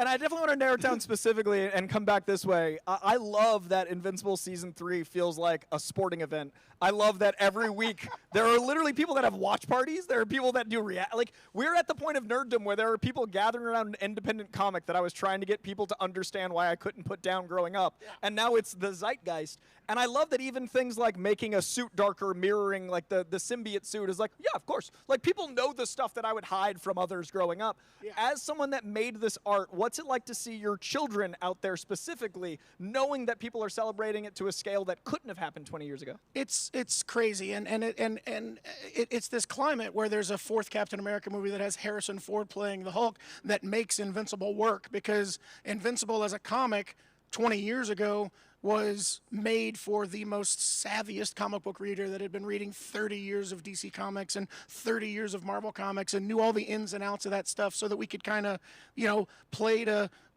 what people expected a superhero comic to do, and then do something different and try to shake things up. And now we're able to do that in the show because everybody's so familiar with all the movies and TV shows and stuff. It's really crazy that it works, that the general audience has been primed with this stuff so well that they're like, oh yeah, that guy's I think's kind of making fun of superheroes or like doing like the complete opposite of what you would expect it to do.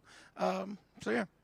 And Rob, you just had Deadpool Team Up #5 come out last week, and that was your big farewell to the Merc with the Mouth from your own pencil, your goodbye to the character. And I'm obviously a huge fan of Deadpool, but I really love how much you care about your work. I love that you have maintained a passion throughout time. It's not been something like, I made it and now it's out there. You've had this commitment and love, and spoilers for the end of a comic that came out last week. I'm sorry, it's a window of time I'm going to accept. You're in the thing. Yeah. And I love that you even are like, well, now I'm canon too. This is my experience. What's it been like for you to see not just Deadpool rise, but also to have Deadpool 2 reference you, to have Deadpool 3 have a trailer with your name in it as a joke, but also to then put yourself back in to complete the Ouroboros? So I appreciate that. That's very kind. What I would tell you is, and I've often thought, you get older, and Kevin said he was 54. I'm 57. I'm not a young guy anymore, and I give less of a shit every day. and I look back at my 19, 20-year-old self, and look, I went to all the conventions, and every time, I'm born and raised in Southern California, and when Chris Claremont or George Perez would come out here, I would go to the store, I would stand at the side of the table, I would listen to the stories, and Chris, to his it's a positive, I can't use the word I was going to use because it doesn't apply, but Chris would boast about his accomplishments. He was fun to listen to. Like, if you ever wonder where, like, I said this on my podcast recently, where Todd McFarlane and I got our boisterousness, we were taught by the generation before. John Byrne could not stop telling you how awesome he was, and Chris Claremont would be, well, I am also awesome, and these great things coming up, and he would start talking at the table about how, well, I get a piece of this character, and I get a piece of this character. I'm like, hot damn, if I get into the X-Men, I'm planting some trees, and I'm going to see if those trees grow into big trees, and, not everything grows. So it's like, where's the agreements? Here, okay, Cable, sign. Deadpool, sign. Shatterstar, sign. I'm doing it. One of these will stick. So I want to go back in time. If it was my Back to the Future, I'd just go back and give 1989 Rob a hug and go, the whole family says thank you. Oh, my gosh. You're going to have 3 kids, and you're going to put them all through comics. I mean, you're going to put them all through college via comics. You're also going to That's what it'll say on your fucking epitaph. Rob Liefeld, he put everyone through comics. So no, Coy, it's last year when the X-Men cartoon came back, X-Men '97. I mean, I knew when Cable was coming, and every week I'd be like, "Where's freaking Cable? Oh, he's finally here for 4 episodes." And that may be the best version of Cable ever. Was that? And so I get to see these toys take on these different lives. They're on the shelves in Target. There are, movies. I love it all. And I love that Chris Claremont put that, competitive spirit in me as a kid to go, oh, I can do that? And so I just, my love for comics will never die. I love them more every day because they're kind of my therapy. Yeah. But at this point, I'm going to hand off so that Kevin can get a word in. The word that I would get in. Comics is that. Like a Stan Lee Ian slip is putting my family through comics. Yeah. The thing I would say, if given the mic, as you've given the mic, is thank you for the work, man. As a guy with a retail establishment, you put asses in seats. Like, Thank you, sir. You know, and that's Same. that's what pays the fucking rent. No, not really. Like, I don't do anything for you, but I do benefit from your work, and not in a parasitic way, but like I've had that comic book store 28 years, and I've sold a lot of your stuff, and then the stuff that you then grow up into other media chases them right back. So, you know, as a fan, naturally, I've enjoyed both of you dudes for years and whatnot. But as a fellow creative, we always have our own heads up our own asses. That's why it's impressive when somebody makes an impact. Like when somebody creates something that pulls you away from your own shit. Like that's how you know something's big. But aside from just being a creative and being able to share a stage with two wonderful creatives like you, as a guy who brick and mortar has to sell books, man, thank you. Like your work helps me pay the rent, and it's allowed me to keep that shit open for nearly 30 years. I was first in line to get your Green Arrow in 2005. 2004. I don't even remember. It was. I'm like Kevin Smith's writing Green you Arrow. did Green Arrow with Phil Hester. It was really cool. Matt Wagner covers. Introduced Onomatopoeia guy. That was pretty cool. And that Clerks, man, that prequel to Clerks you just put out is some of the most depraved pivots I've seen in comics. Those books would end and you'd feel like you needed a bath. I respected that. Yeah, I just finished. It's actually been a comic book few months for me, and I've got most of my stuff coming out from the middle of the year on. I got like a big company crossover coming up. I don't want to announce it because they want to announce it, but it's one that I never saw coming, but I wrote it like in 2 nights. I loved it so much. Then I went back to work for one of the big two. I can't say what it is, but it's a big project, and they asked me to do a thing, a small thing in it, and I was delighted to be back, and it might lead to another thing. But then I've got 4 issues of Volume 3 of Quick Stops that I do for Dark Horse that come out at the end of the year. So from Comic-Con on, man, I'm like deeply entrenched in the world of comics. You know? Awesome. I wish I could draw. All I could do is write, kids. So I always team up with talented people who can draw and shit like that. I love that I hear Darth Vader over a comic. I heard that, yeah. I was like, yeah. That's why I cut it off. I was like, I was being choked from a bar. I guess that's it. Shut the fuck up. I thought Let Liefeld speak. That's Feige in the suit going like, do not talk about the big two. There's lasers. Actually, I have a movie question for you, though, because as much as I love all things fandom, Mallrats was the thing that legitimately told me there were others. Yeah. I had never heard someone talk like Brody. I literally felt, I hid my Spider-Man shirts under Abercrombie because I thought that was okay. But as I grew up, Brody was my beacon of light, and hearing those characters. But then Dogma came out, and there was this really insane moment of like, I'm actually connecting to, I didn't grow up Catholic, but now I feel like Catholics get me because they get Mallrats. Right. So it's this unifying thing, and I know Dogma 2 is finally a cooking. I would love to know if there is any update, because I know the internet misquotes you. I want to actually quote you. What's going on with Dogma 2, man? Before there's a Dogma 2, we have to deal with Dogma 1, which happily we get to do this year. So it's they haven't announced that yet either. But they're going to announce it soon because it's coming up. What are we in? February? Yeah, bless you. They've got COVID. It's an outdoor venue. Yeah, good point. So I haven't. They haven't said, but something very exciting is coming. If I fucking say Just stuff, tell us. I get, Just tell us. I can't. Just tell us. No one's listening. Jason Muse's wife runs our company, and anytime I talk out of turn, she's like, "You ruin everything. Shut the fuck up." So. She said, and specifically before I came here, she was like, "Don't talk about Dogma," and I was like, "I won't." So that's as much as I could say. I'm just gonna text her now. Yeah, hit her. She'll fucking tell you, no problem. But in terms of Brody, man, and Mallrats, in terms of like, hey, he was the voice, a voice that you heard where you're like, oh shit, kind of like me. There was a time where Brody was scarce. Now the world is full of Brody. Oh, the internet, dude. Yeah. We talked about this, like one of the first conversations we had was like Brody being my guiding light, and you were so sweet to go like, no, but you're nice. And like, it really stuck with me that is kind of what the internet's become, is the guy that goes, gatekeeping, this is mine. Yeah. And this is the opposite. Like, that's what I love about this community. And I do want to talk about, in that same vein, we're all actually fans of this stuff as well. Yeah. And again, this is a rare opportunity. I'm so excited for Fantastic Four and Superman. And Yeah. this is kind of a one-of-one moment where this is right before we're coming up on a zeitgeist shift for the big two. In 2008, there wasn't the conversation of like, I bet that Downey Jr. joint's going to do things. Like, this is actually the first time we can see a universe shift in real time. Yeah. With Fantastic Four's trailer, and then I want to talk about Superman, as people who have worked in these universes, What do you guys feel from that? And was there any moment of nerddom where you're like, oh, I haven't felt that in a while? Starting with Rob down the end. No. Done with it. No, I mean, it's cool to see Galactus, you know? Like, stole my answer. Yeah. What else were you going to say? No, that's it. That's it. I hear this. I'll give it up to him. Like there's so much excitement. At least they produce it. It seems to be in the folks on the internet as well, over the idea of a Fantastic Four movie, that they've generated the idea that it's the first. Like, oh my God, it's the first time it's going to be in the Marvel Cinematic Universe. But there've been 19 fucking Fantastic Four movies and stuff. But their marketing and the excitement that they're building around it and how, like, the look of it in terms of, like, you know, the kind of retro, futurist, quasi-futuristic look. And, like, I don't know if this starts a new phase or whatever the fuck, but, like, they are really making it feel like we've never seen this before. And, like, when they show, you know, a lot of time in the trailer showing off the Thing, like, first I was like, that's mind-bending. And I was like, I've seen things before.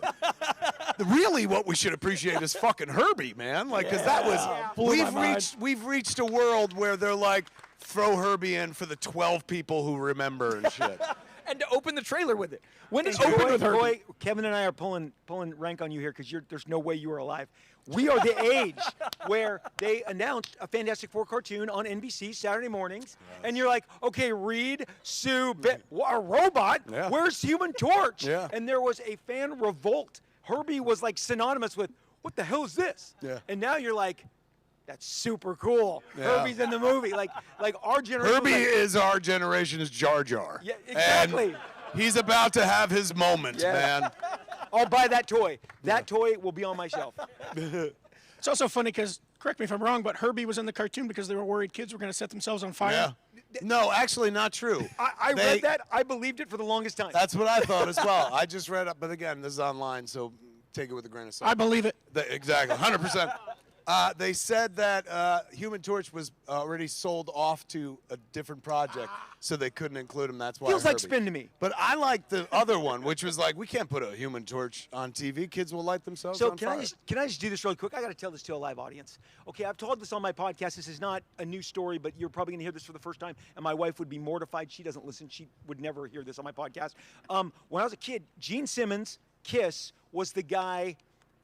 Okay, Kiss is a rock band for all of you who just said, what is that? Okay, and he was the demon, and my dad was a Baptist minister, and my sister was allowed to hide Kiss records, and I would look at him in her room, but he would breathe fire on stage. And I read in one of the rock and roll magazines how he did it with kerosene. Well, we had a giant sandbox in my backyard, and I love the Human Torch. And don't do this at home. But the way this story ends is with my mom screaming through the kitchen, Robbie, no! I'm 9 years old. I go, I'll stand. My friend across the street showed me how to do it. He did it with his hand, and I said, I can do my whole arm. Kerosene liquid that you do on the barbecue from forearm to hand. Lit it. Holy shit, my arm is on fire. I am flipping out. And my mom screamed, and I dropped to the sandbox because I knew I could put it out. But I don't know why they were concerned about kids lighting them. I was already lighting myself on fire. Yeah. Thank you, Gene Simmons and Kiss. You showed me the way. I told Gene that story, and I think he was like, you're fucking crazy. I was 9. I had a guy in my 10th grade art class that did that with rubber cement. He had to go to the hospital because it doesn't burn as quick as kerosene. I also lost whatever hair I had on my arm. I did not understand. This explains so many Deadpool moments. Aren't you glad you brought up the Fantastic Four movie? 80s and 90s, everybody was setting themselves on fire. So just for the record, Galactus, Herbie, set yourself on fire. That's what These this are the is. log lines. That's what this is, Rod. Now, pivoting to Superman, we have had also likewise Superman movies, but in the same vein, this does feel like a first. This does feel unprecedented. This trailer felt different to me in a way. I mean, I was a kid for Superman Returns, and it was referencing a film from before I was alive. Right. So this Superman film feels like a big actual first, and it's launching a universe. I'm wondering with you guys, having worked with these characters also in that universe, your experience of the trailer. I love the trailer, but you know, I'm 54. I've been through a few Superman movies. Amen. And I love them all because the character will last forever for that reason of to hope. The idea that when everyone's running from the worst thing in the world, one person is going right at it. So that story will never grow tired. But we've seen this before. Like, and it's not even the beginning of a new universe because they told us that Blue Beetle was the beginning of the new universe, and then the cartoon series. So without all that baggage, it just looks like a strong fucking flick, and not like it looks better than this version of Superman or that. Somebody else, you know, as comic book readers and fans and whatnot, you're used to many different creatives handling the same character or title. So for me, I'm you know, it's like, all right, now we get to see what James Gunn's issue of Superman looks like. And I'm excited as fuck for that, but it doesn't feel like, oh my God, they've fucking reinvented sliced bread. Like, it's still the dude. Like, the one thing I will say is, holy shit, they put underwear back on him, and that does feel new. Sliced bread. This is good wrapping on this True. sliced bread. I hate that we had a period of time where the underwear was embarrassing. Yeah. It's like, it's not embarrassing if we say, this is cool, look how cool this is, Yeah. and then everyone goes, oh, I guess it's cool. Yeah. It's the X-Men in black leather. It took so long to get out of. I think when we started making comic movies for everyone, we lost the way. Who was I think it was Dave, was the guy's name who plays Cornsweet? David Cornsweat. Really? Cornsweat, yep. Cornsweat. Cornsweat. Cornsweat. Yeah, yeah. Not He's sweat. British, man. They got weird last names. I know. It's crazy. I read a thing where I think it was he the one that said this costume should have frivolity to it? He basically said that I'm playing an alien that has powers that would terrify children. I need to be the one to make sure they're not scared. I thought that was beautiful. The way he expressed it, I'm pretty sure he used the word frivolity. Maybe somebody else used it in place for him, but it should. And his rationale, like, was, you know, I've been reading this character, watching this character for years. Never occurred to me, and that's beautiful. The idea of, like, I have to make myself seem more friendly or, you know, not as frightening to whoever's going to encounter me. So the idea of, like, trunks, like the way a wrestler would wear them, and I think that was the parallel they made. I bought that 100%. And I was not one of those people that was like, take the underwear off and shit. But I hope that appeases everybody that didn't like the look of the underwear. It should be silly. All of this shit should be silly. Like, no...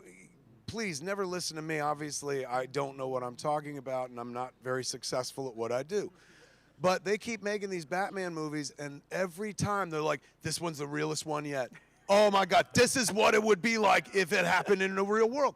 And the closer you get to reality, the more that concept falls apart. Like, I watched The Batman in theaters like the same night that I finished watching season 1 of Reacher. And I was like, the whole time I was like, why doesn't he just Reacher all these people? Like, why is he holding back? Why is he wearing a mask? Grow up! Like, all this shit. And I'm into this stuff. The more realistic you make it, for me, it falls apart. I like it to have an air of fantasy about it and frivolity. And the idea of those underwear up front tells you right up, like, this ain't fucking real. And it never will be. And that's why that's why, like, you don't see a bunch of people, and this is sad, but a bunch of people don't go like, I'm reading Policeman comics. You know what I'm saying? And policemen do the same fucking job, ostensibly, as a hero, we hope, and shit. So, but they'll read about somebody else who, like, puts on a different color and does kind of a similar job and whatnot. That's the fantasy element. We all want to be rescued. I don't give a shit what gender you are, man. We want to believe that in our darkest hour, someone will fucking drop from the sky and be like, stand back. And blow whoever we need blown, man. Like, so. With the Funko Pop. Yes. I love those shorts, man. I know this is not, you know, I'm not selling a crowd. Everyone here is convinced as well.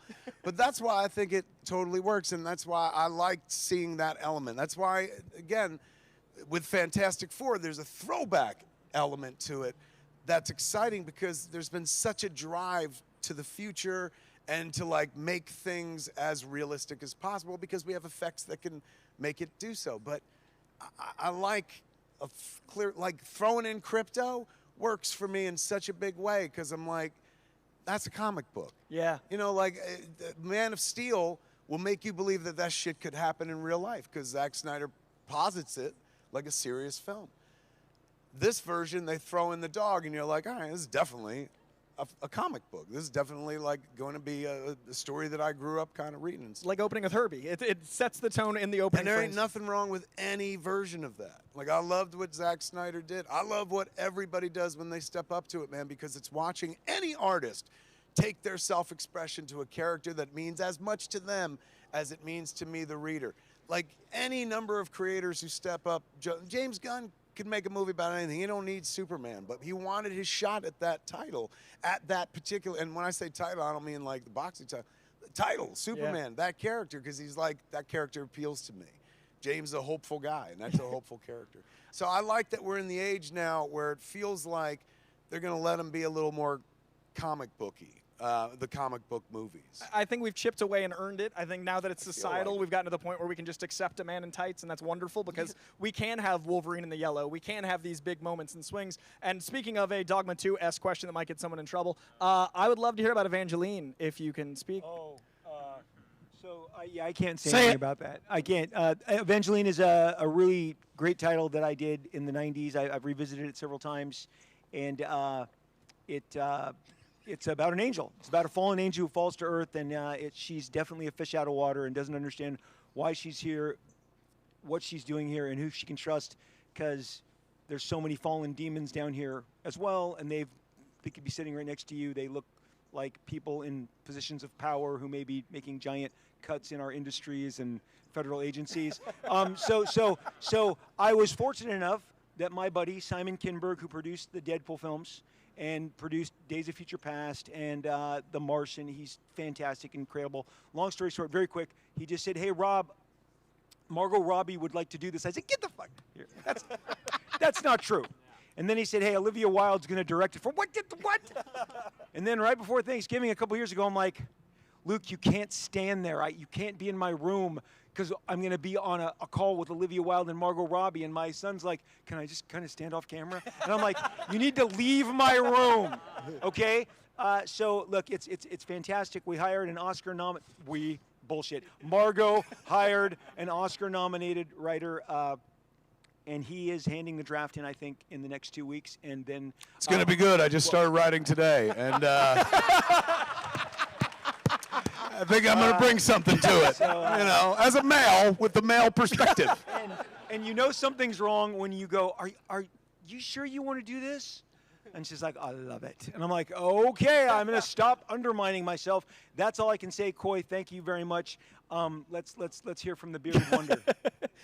Again, the hype and passion for your characters, man. Always love. And Appreciate what you. you're doing right Before now. I say anything, Coy, Kevin, Rob, you can see him too, right? Yeah. I was so alarmed when my periphery caught it, and I was like, "You should do a horror movie where he shows up and kills everyone at the show." I feel like we're living it. yeah. The worst time to have an acid flashback of my life on stage. Like, what is happening?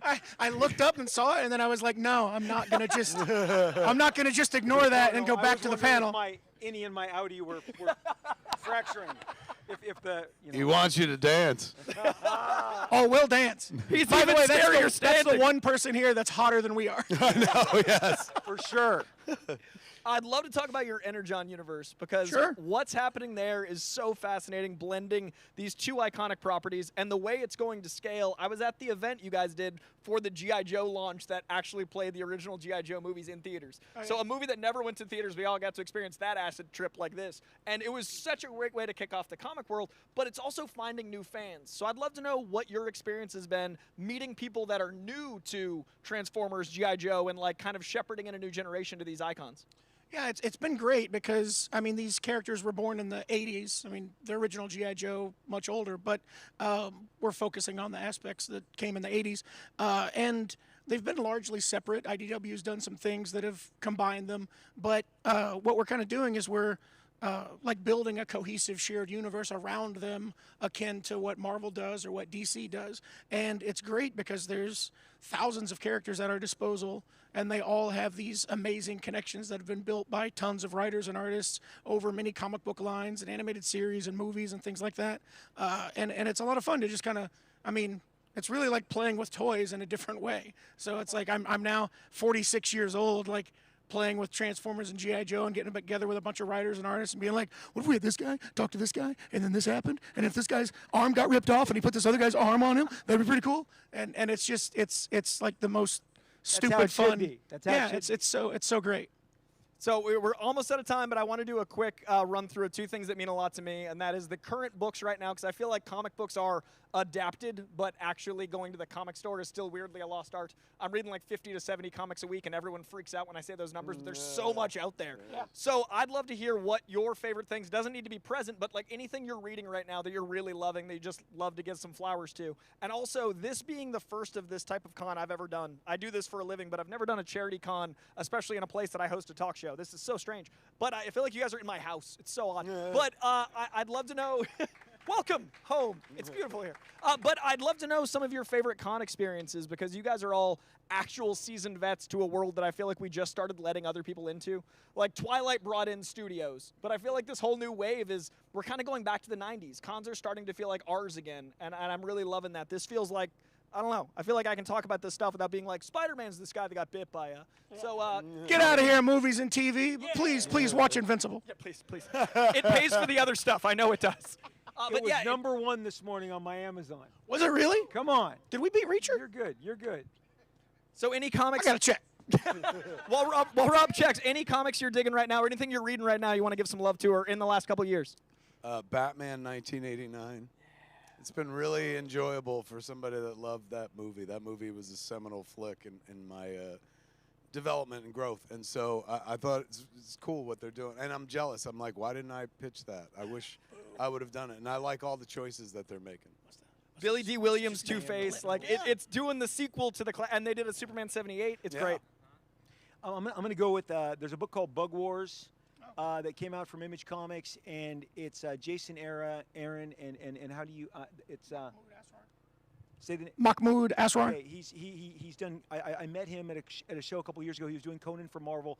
Long and the short of it is, it's a brand new independent comic that has got production values and art and story that is as good as anything that you're going to get from the majors. It's the best of what independent comics should be, and I'm excited for both of them. It's really wild. It's like fantasy. It's like Game of Thrones in your backyard, in between the blades of grass.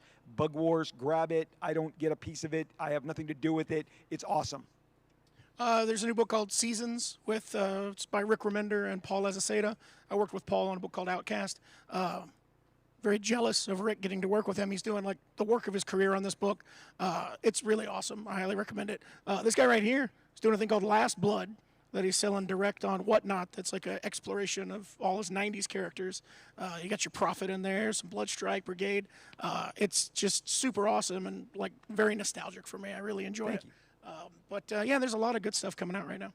And the last question for me will be con experiences, because it is summer camp for me. I never got to go to summer camp, and this always feels like that, but meeting my favorite people and then creators. Do you guys have any specific con memories that keep bringing you back? I know the lines get long and hands cramp, but are there any things that make it all worth it every time? I watched George Romero go to the bathroom one time.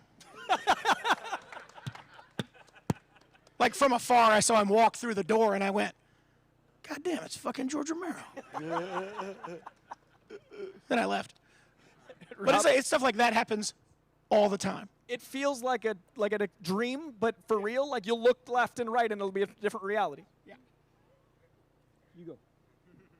No, you go. Okay, so here's the deal. When you get to these comic conventions and comic book creators, of which Kevin is and has done so many comic books in addition to all these great movies, and dude, we need more Red State. That's my favorite thing you've ever done. Red State. Sweet. I've told him that too. The night that it came out on Video D, I was like, bye, dude. More and Tusk, flip me out. Theater opening night, midnight screening. Okay, yeah, stop with the self-deprecating, man. You're a fucking legend. Yeah. When we get together, we as comic book people view comic book people maybe more special than, like, the reason I'm saying this is, when X-Force #1 came out in 1991. There was a show in LA, right here at the LA Convention Center, and they put myself and Mike Mignola of Hellboy on stage with Jack Kirby. Wow. And we didn't say anything because we were on either side of him going, what the, it's Jack! And I had met Jack and known Jack and eventually would end up at Jack's house, which is awesome. But we just hung on his every word, and I have never met anybody, and I've had the good fortune of breaking bread, meeting with Mr. Steven Spielberg. I don't put him anywhere close to Jack Kirby. Jack Kirby was magic incarnate. He was miracles, rainbows, unicorns, and that is like just watching him. And that's where I get my famous line. He told everyone, I have an unlimited budget on my paper. It's my pencil and my imagination, and I can make anything for any budget. And I'm like, whoa! And that has inspired me my whole career. I'm done.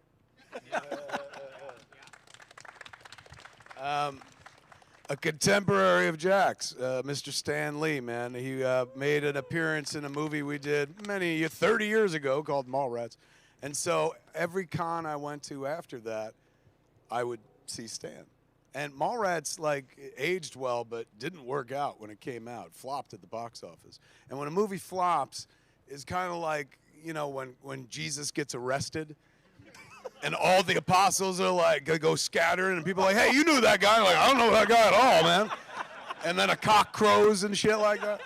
So in that world, like, when a movie doesn't work, people just, like, scatter. Stan was the opposite. Stan would always come up to me and be like, Kev, when are we doing another movie? And I'm like, the last one didn't work and shit. So, I mean, years later at one point, he came over and he was like, Kev, I just read an article online where they compared all the box office grosses of movies I've been in with Will Smith's, and I've made more money. And I was like, congratulations. And he goes, the really funny thing is, though, you look at all the movies I've done, and they're all movies that made a lot of money. And then there's one that's way down at the bottom, and it jumps back up. So Stan was at the con. This was, let me see, we did, I want to say 97 or 98. And we had done enough shit where they started, like, giving us a booth, me and Jay, to sign things. So we had an end cap at San Diego where we had a scheduled signing, and it was 3 steps, like maybe a little bit higher than this, to get up to where we were. People hand you their shit, you sign it like a fucking, here, plebe, and then hand it down to them and shit. So Stan came to say hi, and he came up the stairs and stood there talking to us for a few minutes. It was just mind-bending because Stan Lee. I mean, yes, we'd worked with him in Mallrats, but the fact that he was treating us like contemporaries and that he was still copping to knowing us and shit like that was really sweet. So after he was all done, he was like, all right, boys, good seeing you. He turns around, forgets he's on a riser, and completely fucking face plants at San Diego Comic-Con. And if you ever been in a movie like in fucking Endgame, where, like, you know, you see a hand reaching for Mjolnir, and everyone's like, oh, and you hear a collective gasp, but that's of joy. I heard a collective gasp that day. All of San Diego Comic-Con froze and was like, oh, because, like, an 85-year-old man had fallen, and fucking immediately they're like, who pushed him? And looked, and it was me and Jay and shit. And that's how he died. Yes. We were both, like, pointing at each other. Stan was used to this sort of thing. Pop straight back up, man. Like, almost like fucking, like when you see gymnasts do that shit where they pop lock up onto their feet. And he was just like, watch that last step. It's a doozy. Bye, spider friends. And fucking took off, man. I'll never forget that. The definition of Excelsior. Yes. Ever upward stand. Couldn't stop that guy except once. Do you think he walked out the door and then went to his handler and was like, get me to a hospital now? It was like the old George Carlin bit where George Carlin's like, a cat will fucking, like, smash into a wall and be like, I meant to do that, and then get behind the couch and be like, fucking meow. I guarantee as soon as he got into the car, he was like, oh, spider, fuck. With great power comes all this shit, too. Fucking Mallrats guy. Silent Bill. Well, this has been the Kings of Comics. I do want to wrap with one thing. I asked about the con experience because each of these Kings of Comics has affected me personally. Without Skybound, I wouldn't have survived between different cons when we did Schmodown. That is how I stayed alive out here, which I appreciate. Rob, I met at a WonderCon 10 years ago and was the first person that I literally didn't know how to talk to and totally freaked out because he made Deadpool. And, like, Rob and I knowing each other now is so surreal to me. And Kevin is literally the only person that I've never known how to be like, but he wrote Bro coyote. That means he is a Watu to me. And he was the first person to give me advice for Hall H, which is like one of the craziest things I've gotten to do. So to me, you guys are the kings of comics, and it so means the world to me that you came to this and we did this, and thank you for everything you do. Thank you. But there can only be one king, so now we fight. Now you fight. Yeah. That's what the last 5 minutes are for. Let's give it up. Thank you, everybody. Thank you. Thank you! Give it up for Corey, man! Woo!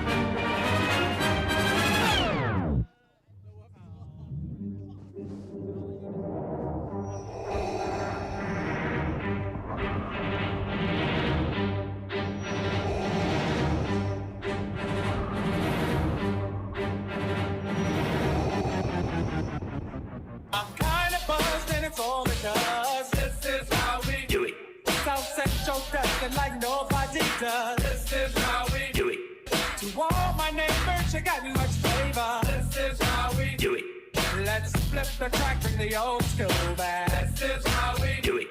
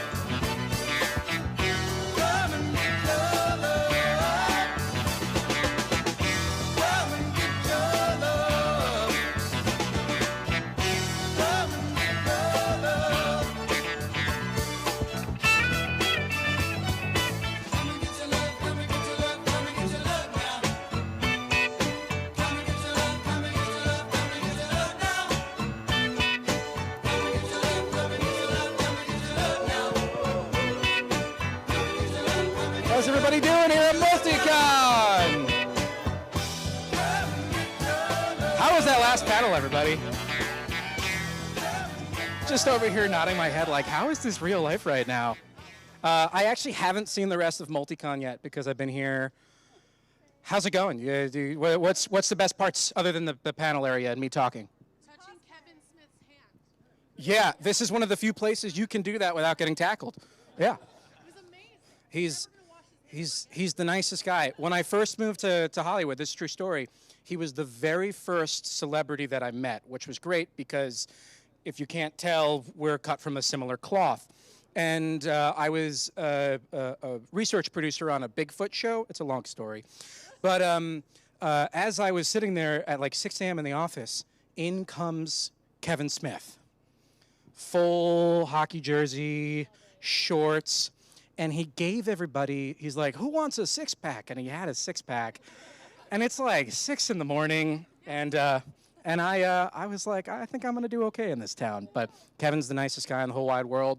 He actually films his Fat Man Beyond podcast a couple blocks north from here over at Scum and Villainy Cantina, which actually has an awesome booth out there if you haven't got to see over in Vendors Village. How about Autograph Central? You guys having fun over there? Yeah? You've been here the entire... Same. I know there's the auction, and I'm like, I already, done it a lot, but, I find myself doing the auction, too. Yeah, I can. You just have... That's far from true. That's far from true. I spent all of it on the backdrop. All right, well, we've got another amazing panel coming up here in just a few minutes, but I know it's hot out here. I'm so glad we got good weather, though. But there's some food and drinks over there if you need some snacks or some iced beverages. And, of course, the cafe is open for all the vegans out there.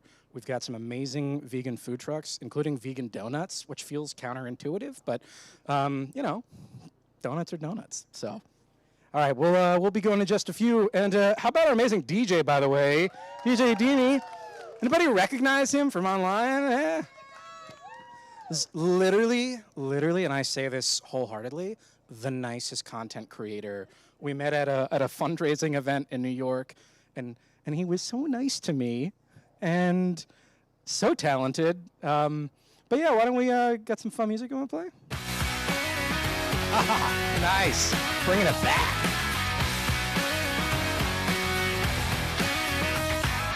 One day when I came home at lunchtime, I heard a funny noise. Went out to the backyard to find out if we was one of those ratty boys. Stood there with my neighbor called Peter in a flux capacitor. He told me he built a time machine like one in a film I've seen. Yeah. He said I've been to the year 3000 and not much has changed, but they lived underwater. And your great-great-great-granddaughter is doing fine, doing fine. He took me to the future in the flux thing, and I saw everything. Boy bands, and another one, and another one, and another one. Girls there with round hair like Star Wars, and float above the floor. We drove around in a time machine like what in a film I've seen.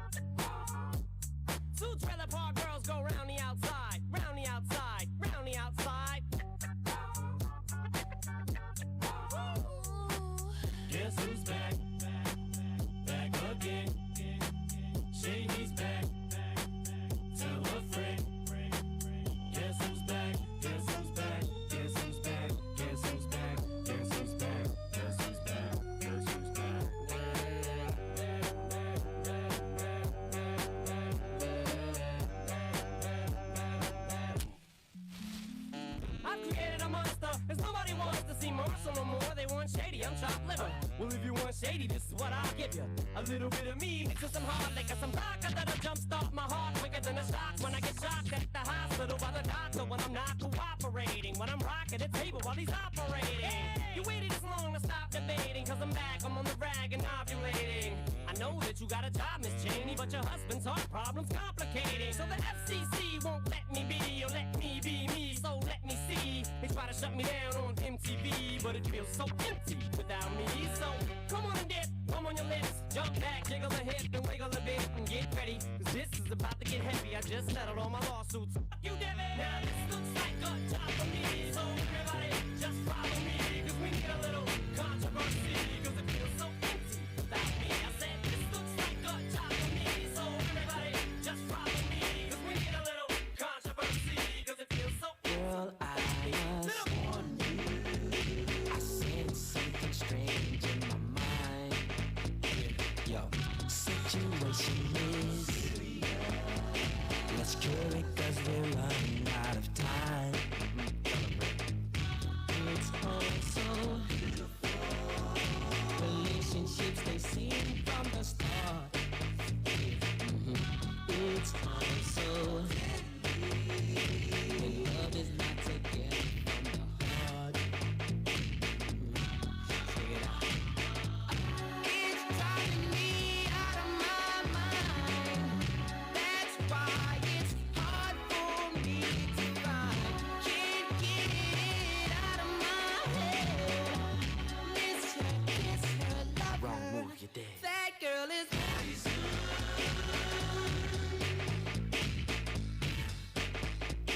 Never trust a big button smile. That girl is poison.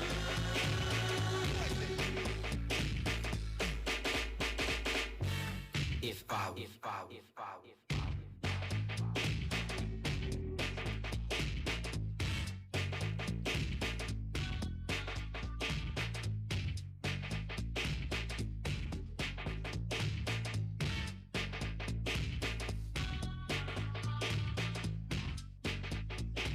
Hello, MultiCon. Okay. Guys, I'm so excited for this. A long time ago, at a Jamba Juice not so far away, I met an extraordinary guy who happened to create a well-known YouTube channel media conglomerate known as The Real Rejects. And that guy's name's Greg. And we sat at Jamba Juice, and it took all of 30 minutes for me to realize that he was going to be one of my best friends for the rest of my life. And he lets me moonlight, don't tell the wife and kids, as a Star Wars content creator on The Real Rejects. But I'm so excited to have Greg be hosting our Galaxy of Good panel. Now, we're not just going to a galaxy far, far away. We're also going to Marvel Cinematic Universe and going to some wonderful, wonderful talent. This is such a cool lineup that, like, in no other universe would you ever get something as neat and cool as this. So without further ado, I'd like to introduce Greg Alba of The Real Rejects.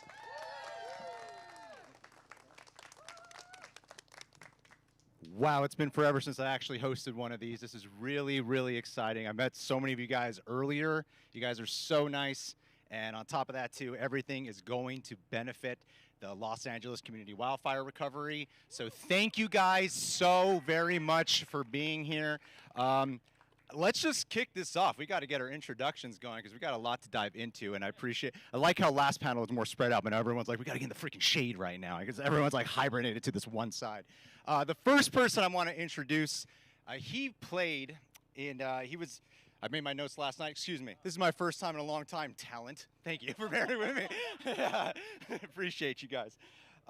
He stepped into the Star Wars galaxy at the age of just 13 years old, taking on the role of young Boba Fett in Attack of the Clones. He, of course, came back to continue voicing Boba Fett. He is deeply rooted in the Star Wars fandom. He's constantly attending and constantly engaging. Please welcome Daniel Logan.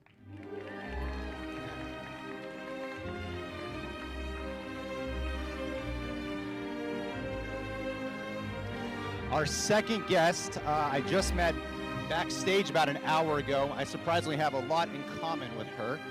You might have seen her play Princess Leia in the Obi-Wan Kenobi series. She's also in the show We Can Be Superheroes, and she's also been in Bird Box. She's a multi-talent. Please welcome Vivien, Lyra, Blair. Hi, Vivien.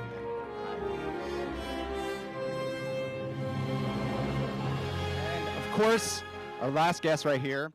You might have seen him play Kraglin in Guardians of the Galaxy. He is in one of my all-time favorite DC adaptations, The Suicide Squad as Weasel. He is also the mocap for Rocket Raccoon. He might be in a Superman movie, apparently. Please welcome, of course, Sean Gunn.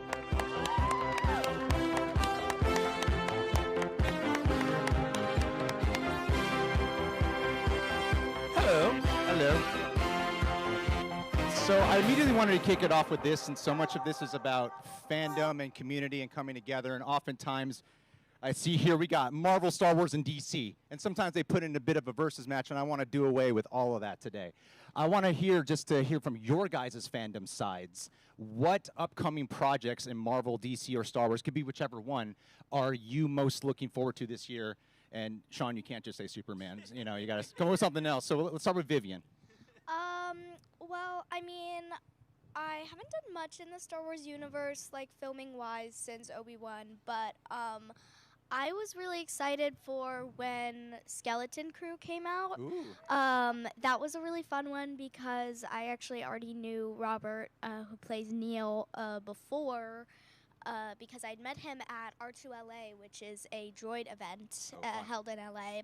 And he was a really sweet kid, so I really enjoyed that. We got to do the premiere at Disneyland, and it was a super fun premiere. But I was really happy to have some other kids my age in Star Wars that I was able to kind of welcome into the fandom a little bit, and that was really fun to do. So I think the show turned out really good. I really enjoyed Skeleton Crew. I kind of felt like it was almost like the Star Wars version of Stranger Things, which I think was just really amazing, and it was kind of exactly for the audience it was catered to, and I loved it. I loved the show, so I think definitely that one. Wow, you're really good at reviewing. I saw like a lot of people like going, she's right. Yeah, she's our voice of the people right now. I love seeing that. And Daniel, what about yourself? Anything upcoming that you're like, I cannot wait to watch this? Well, back to Vivien's comment, I think it was more like Goonies, but I guess it's a different generation, right? Like I thought it was more of a Star Wars Goonies. Yeah. And like Vivien, I didn't have very many kids that I got to play with on Star Wars, so I was kind of on my own, and I just kind of became an adult really quickly. With Star Wars, you know, they're constantly bringing out new stories and new arcs and new developments on different characters and stuff like that. We just did the Bad Batch, where they allowed me to voice Mox, and then that was the end of the season. So you never know where they will create from or bring forward, and you never know when you'll see me reprise Boba, hopefully in the not near future. Hopefully in the near future. And Yes. Sean, what about yourself? Yeah, let's see. What am I excited about besides the NBA playoffs? I am, you know, as far as Marvel goes, I used to have a guy on the inside who would tell me what was going on with Marvel, but now I don't know as much. I'm a lot more curious to hear what you guys are excited about what's coming out.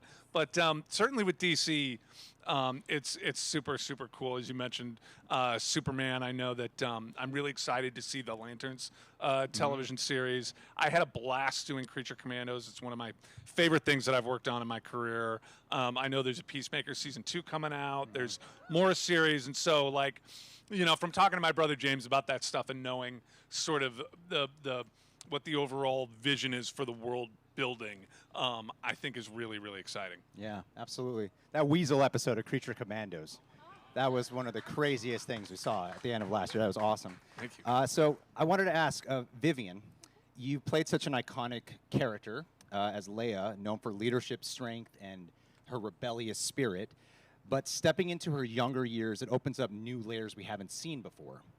Was there a moment during the process where you found yourself discovering traits about Leia that you hadn't considered before booking the role? And did you discover, and any of those discoveries, did they shape how you approached her performance? Yeah, I mean, I think I really, really loved that we got to explore Leia as a person a little bit more in Obi-Wan and getting to see kind of what she was like younger, because we got that a little bit with Luke already, of understanding how he grew up on Tatooine, and like the only thing we really got about Leia was that she grew up as a princess on Alderaan, and like we didn't get much else originally, so having that expanded on was just really special and really amazing. And you know, I've said in probably every panel I've been in, but please, Lucasfilm, I really want to explore like a teenage Leia show. I think it would be so fun to do something like that, because I think it would really open up new parts of this character that we've known for so long, but we haven't really known. And I really, really want to explore that more. So I really hope I can play her again someday and expand more of those special traits that we hopefully will get to see someday. Yeah, absolutely. I think we'd all love to see that. That's dang good PR right there. That was really impressive. Right there. Hustling for work, that's smart. I need to do more of that. Yeah, when I'm up here. You know they're creating in Star Wars right now. Daniel, I wanted to ask, Boba Fett, he's often seen as like the ultimate bounty hunter, but that larger-than-life image can sometimes overshadow the more subtle layers of who he is. From your perspective, what inner traits or complexities do you think fans might overlook, and which aspects of Boba's character do you wish people would highlight a little bit more? That's a good question. That's all I needed today, was for you to say that one time. That's it, yeah. I pass. You know, the thing about Boba Fett is that he had such a small role in the original 3, or 2, I should say, because he was only in Empire Strikes Back and Return of the Jedi. But I think people were attracted to him because he was this, you know, not very out there, withdrawn guy who had this military-esque with all these different gadgets and weapons and stuff like that. And you know, it's funny, when they hired me, I wouldn't shut up, so we couldn't be more further than each other. But I forgot your question. It just shocks me. Just which traits of Boba Fett do you feel like you wish fans would highlight a little bit extra, that maybe perhaps might be a little overlooked, as opposed to just like stoic, ruthless, and all about survival? I mean, you know, we got to, again, Vivien, we got to go backwards when they came back to me, and we got to see some of the founding and beginnings of Boba Fett and why he became the bounty hunter he did. And it wasn't necessary that he hated every bounty hunter. He just especially hated one bounty hunter, which ended up becoming a job. And then being able to learn that Boba Fett had, you know, a father that ended up becoming, or a clone donor that ended up becoming his father, and all these different backstories that, you know, gave more depth to the character. I'm a huge Star Wars fan. It was funny because you read some of the original books and they go to where Boba Fett was a human. Now they have to kind of scratch that all out and rewrite Boba Fett as a clone. So I think every day we're just learning more stuff about Boba Fett, and some of the fan, you know, stories and fictions that people come up with. I'm like, yeah, that's great. Yeah, that's awesome. You know, and I think the fans have a better concept of who this character really is, because they're the ones who created him, built him, and made him, you know, the iconic character that he is today. Well, while you might think the fans have this, and they do, they have a really good understanding of the character, I know the fans love the hell out of your portrayal of Boba Fett, so thank you for all your contributions. Well, I grew up in the original series, right, when episode 1, 2, 3, and 4, 3, 4, and 5, 4, 5, and 6. I didn't graduate, as you guys can tell. I made off this beauty. No. But now I forgot what I was saying again. Yeah, it didn't even really matter. Well, Sean? It was entertaining regardless. Sean, what do you think about Boba Fett? A lot of you got any insights on Boba Fett? Well, when I was a child playing with my action figures in the basement, I got a lot of insights. I didn't really. Go on. A lot of the characters that you play, like Kraglin, Rocket, Weasel, they're outsiders, misfits, or perhaps underdogs. Is there something about these kind of characters that personally resonates with you? Or is it more just about the creative challenge of bringing them to life? Yeah, I think that you know, as an actor, my career has been very much defined on by a willingness to kind of do anything, you know? And I end up playing a lot of weirdos and oddballs and things like that. I love the idea of taking a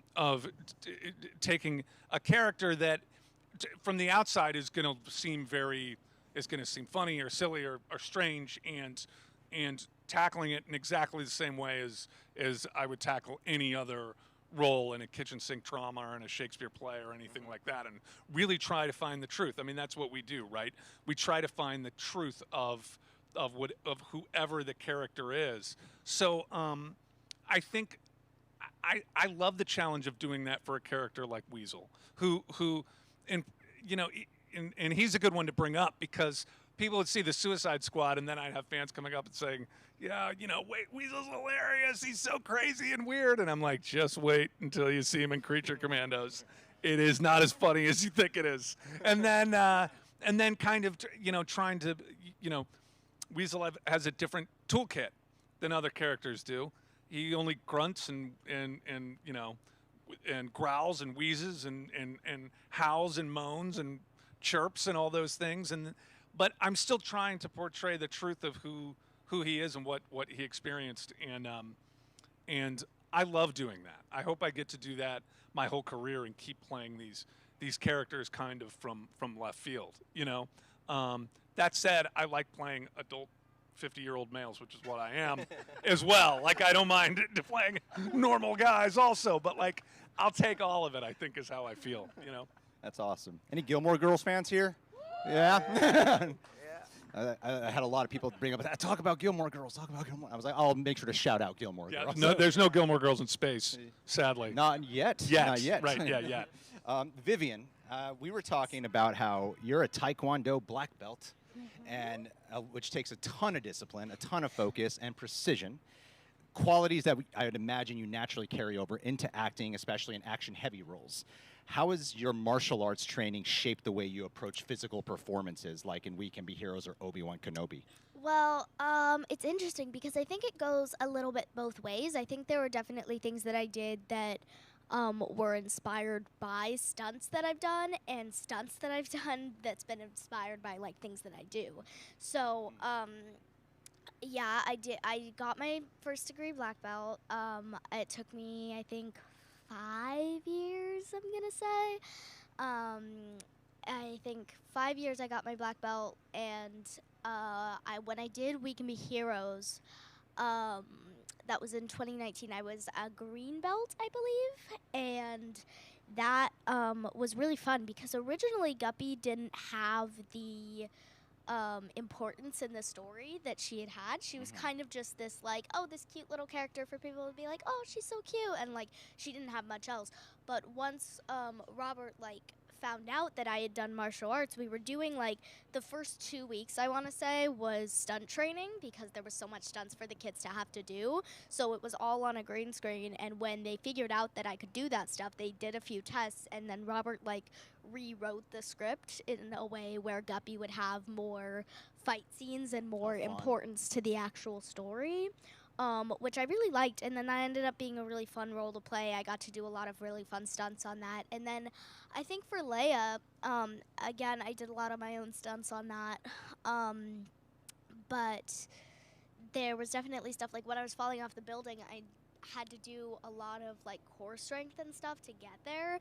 And I even worked with a woman who was, I believe, a ballet teacher to get me to that strength level. And then I think that kind of inspired me to do aerial silks, which is my new kind of active activity that I do now.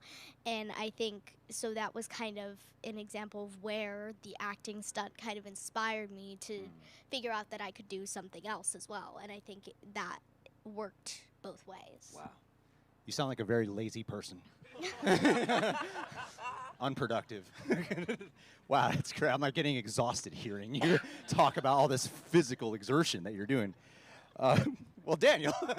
I'm a third-degree black belt couch sitter. Yes. Will you fight Vivien on stage? I am not getting beat up by a 13-year-old kid on stage today. That wasn't in my bingo cards for 2025. She wins. She wins today. Yes. Boba Fett, he's known as the symbol of survival and grit, but as a kid, you played him at one of the most vulnerable points in his life, watching his father die. As an adult looking back, is there a layer to Boba that you understand now that you didn't as a kid? I just wanted the super introspection questions with you today. You know, I don't think anyone really knew Boba Fett before we came back and he reprised in Attack of the Clones. So I think we all got to find new layers and stuff like that about him. I mean, now Jango Fett is now the clone template for the whole entire clone army, you know, and they just take a bucket off and it looks like my dad. Which, as we discovered in the Clone Wars, it got very confusing for Boba Fett, and I think one of his most famous lines was like, "You're not my brother," you know, and I think that established that relationship where Boba Fett had to start to disconnect himself from the clones so that he was able to become the bounty hunter that he is today, without any sympathy. But I mean, he's a very layerful character. I mean, now we've gone full circle, and he came out of the Sarlacc pit, getting to see him, and then becoming, you know, the Boba Fett that we now have today. It's kind of different. I liked the story. I got a lot of people who were like, it wasn't the best, but I mean, I really truly liked it, and they brought me back as a flashbacks as a 13-year-old kid again. Cool. So that's really cool. Yeah, it was nice to get a check again. Yeah. Lucasfilm written on it. Like, thank you. Thank you, Lucasfilm, for all the money. Yeah, thank you. And Sean, portraying both Kraglin and, of course, the on-set reference for Rocket, it requires a unique blend of physicality and emotional nuance. I think the general assumption is that you probably spent a little bit more time doing, like, character development homework for the live-action performance more than the mocap roles for, like, a Rocket or a Weasel. And we were talking about that a little bit earlier with Weasel. Is there a part of the preparation process of doing a mocap role for like a Weasel, the process in terms of internal character development that people might not actually expect or be aware of that you'd like to share? You know, really the most important piece of it is that it's not that different for the performer. Okay. You know, there's technical things that are different in terms of how the performance is being captured, but in terms of my preparation and how I approach, how I go from script to set, I don't really look at the characters as being incredibly different. It's just a different, you know, like I was saying with Weasel, it's a different set of, it's a different toolbox I have to use in order to portray the character. And with Rocket's a little different too, because I'm only doing a piece of Rocket. You know, it's like it takes a bunch of people to create Rocket, and a lot of my job is really interacting with the other actors and being available for them. But you know, I think that the important thing to take away is that when you're doing these characters, because increasingly there's more and more characters that are on green screen or on that are you know, CGI or CGI adjacent, you know, and as technology gets better, if you're an actor, there's just more and more work in that field, and I think that's why it's important to always go back to the story, the character. What is this? You know, just the basics of acting. What is this character's motivations? What are they? What makes them tick? What makes them who they are? And then and then it's really not that different. You can maybe heighten some of that stuff when you know that the camera's picking up everything physically. But for the most part, it's more similar than it is different.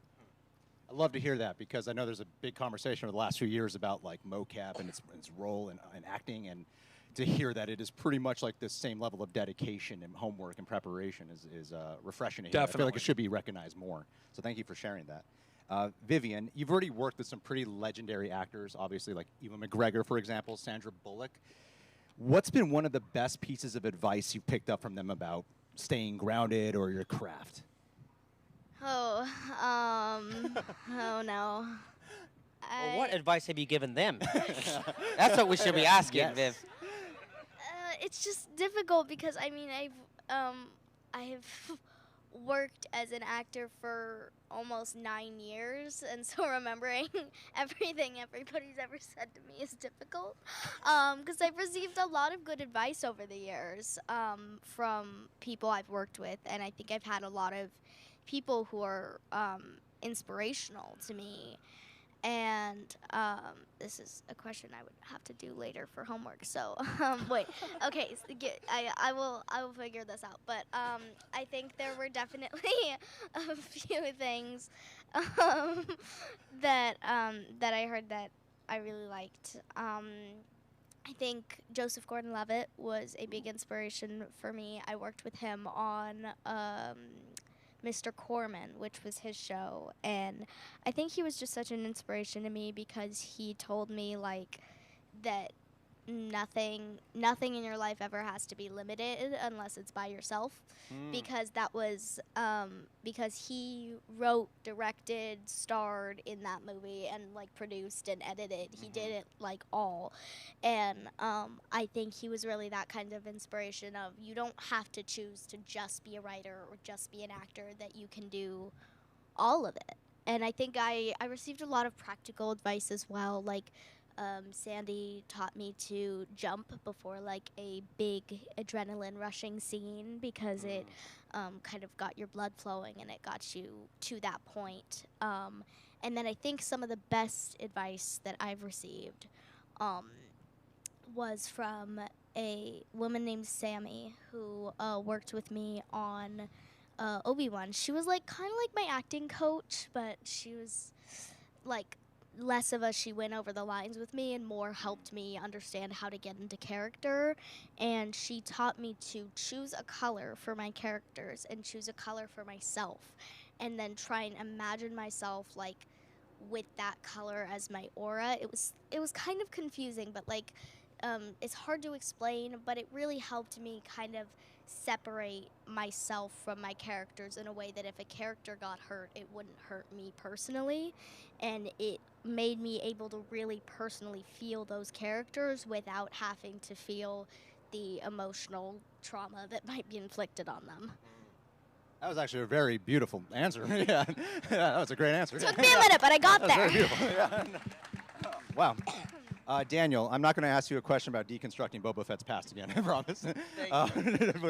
I was watching, last night, I was watching the Star Wars Celebration video where you brought your son out on stage. And it got me curious about something, because you were speaking, too, about Tamora Morrison, of how he really looked after you on set, and how you two have stayed friends over the years. And since until he stole my role. Until he stole your role, that son of a... Yeah. But since he played your father on screen, has that bond ever influenced how you think about fatherhood or mentorship in your own life? Is there anything that you took away from that relationship that stuck with you beyond Star Wars? Oh, yeah, 100%. I mean, I grew up without a father, so, I mean, as a young man, you know, you don't realize until you get older and you have your own son how important it is to have a male role model in the household. And my son just turned 7 like 4 days ago. Happy birthday.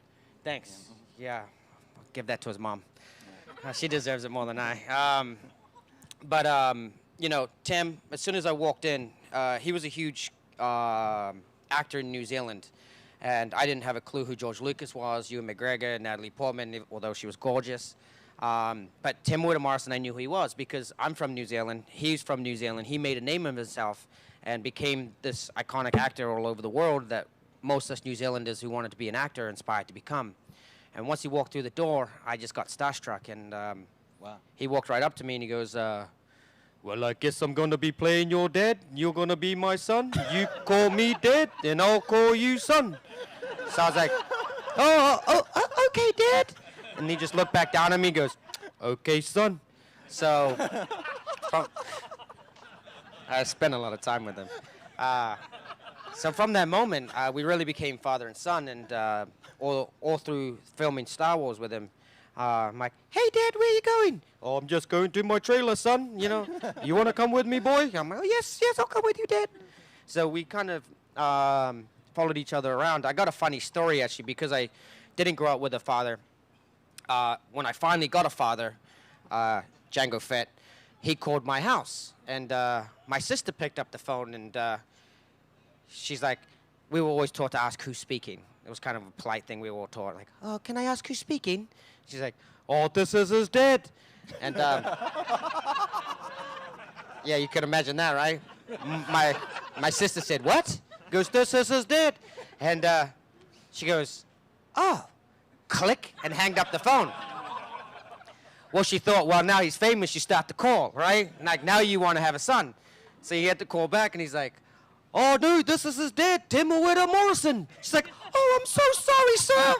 You know, so then she came running around the house looking for me, and I kind of felt a little resentment after that from the rest of my siblings, like you think you're better than us because now you've got a dad, kind of thing.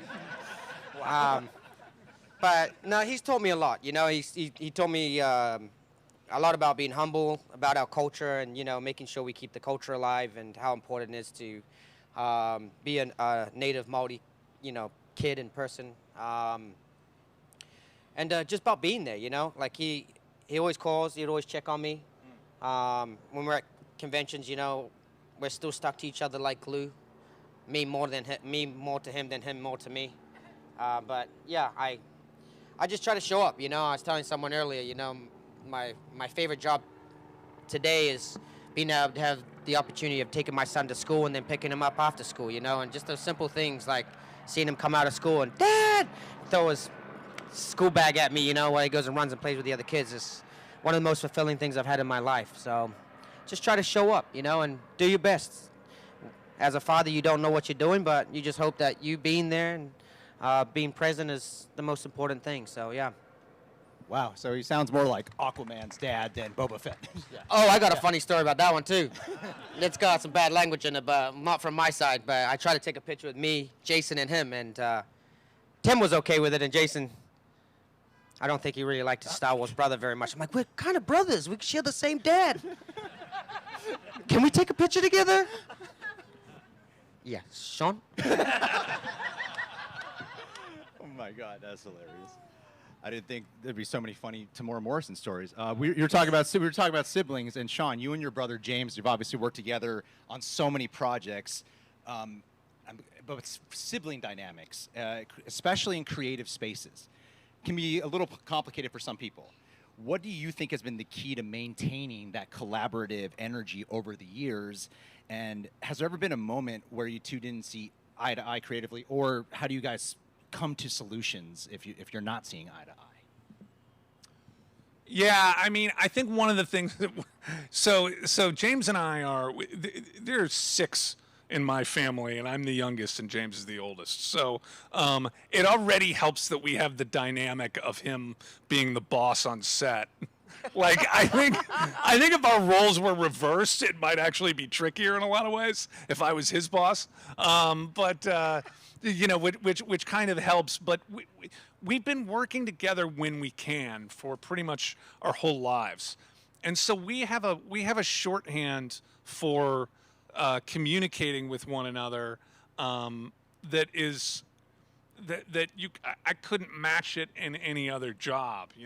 We can talk about something and get to the heart of what the issue is creatively. Talking about like working on a scene or something, we can do it very quickly. And I can look over at the monitor. We could be shooting a scene, and I can look at his face on the monitor and know whether he's digging what's going on or if he wants to adjust it. And yeah, there are plenty of times when we have disagreements about something creatively, but I think that we never fight about it.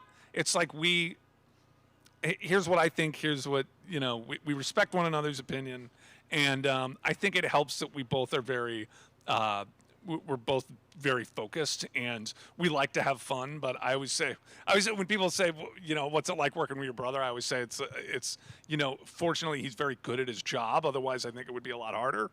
And I think he would say the same about me. So I think just the fact that we carry that mutual respect for one another, and we work things out. And the other thing that's important, I think this is important whether you're working with friends or family or your boyfriend or girlfriend or spouse or whatever, that like you have to be able to separate creative differences from your real life. You have to know that like that you can say to somebody like, I don't like that idea, or I think that's all wrong. And it's not personal. You're saying that the way that collaborators talk and not the way that siblings fight, and I think it's good to always keep those things separate. But, we get along really well. We don't fight a lot in my family. We're not competitive with one another. So I think that is really kind of the key. I appreciate all the answers from all three of you on that. And you guys gave a lot of great wisdom to to all that. Thank you guys so much. I actually have one more thing to talk about Please. with that. So I'm actually an only child, so I'm the only one here that doesn't have siblings. But there was a time that like some of the internet made up a brother for me. It's so weird because I know where this came from, but it's still so funny to me that still some like celebrity pages say that I have a brother. I do not have a brother. I am an only child. But what happened is that DNA.com or whatever it is, they're like, well, you actually do. But what happened was I grew up with cats. So I have 5 cats. And yes. And my cats have always been kind of like my siblings, especially Salvador. He is my mom's cat, so he's always been kind of like my baby brother. And so in one interview when I was like 6 years old, somebody asked me, do you have any siblings? And I said, no, but I have furry siblings. I have a furry baby brother. And I guess people took that as just a weird way to describe a baby brother. So people started putting online that, oh, she has a brother, but her parents like to keep her brother out of the public eye, so he's never on her Instagram, and she never talks about him. And I was like, and it was just so funny to me that it kept showing up on these websites of just, and she has a brother that she doesn't like to talk about, a baby brother. I'm like, that's not the case. I talk about him all the time. You just don't realize it. You don't realize that I'm talking about a cat. He does show up on my Instagram. But I just thought it was so funny that, like, if you look it up, I'm definitely sure that there are still some sites that will say, and she has an unnamed brother. And I'm like, nope, I've told you his name, and also he's a cat.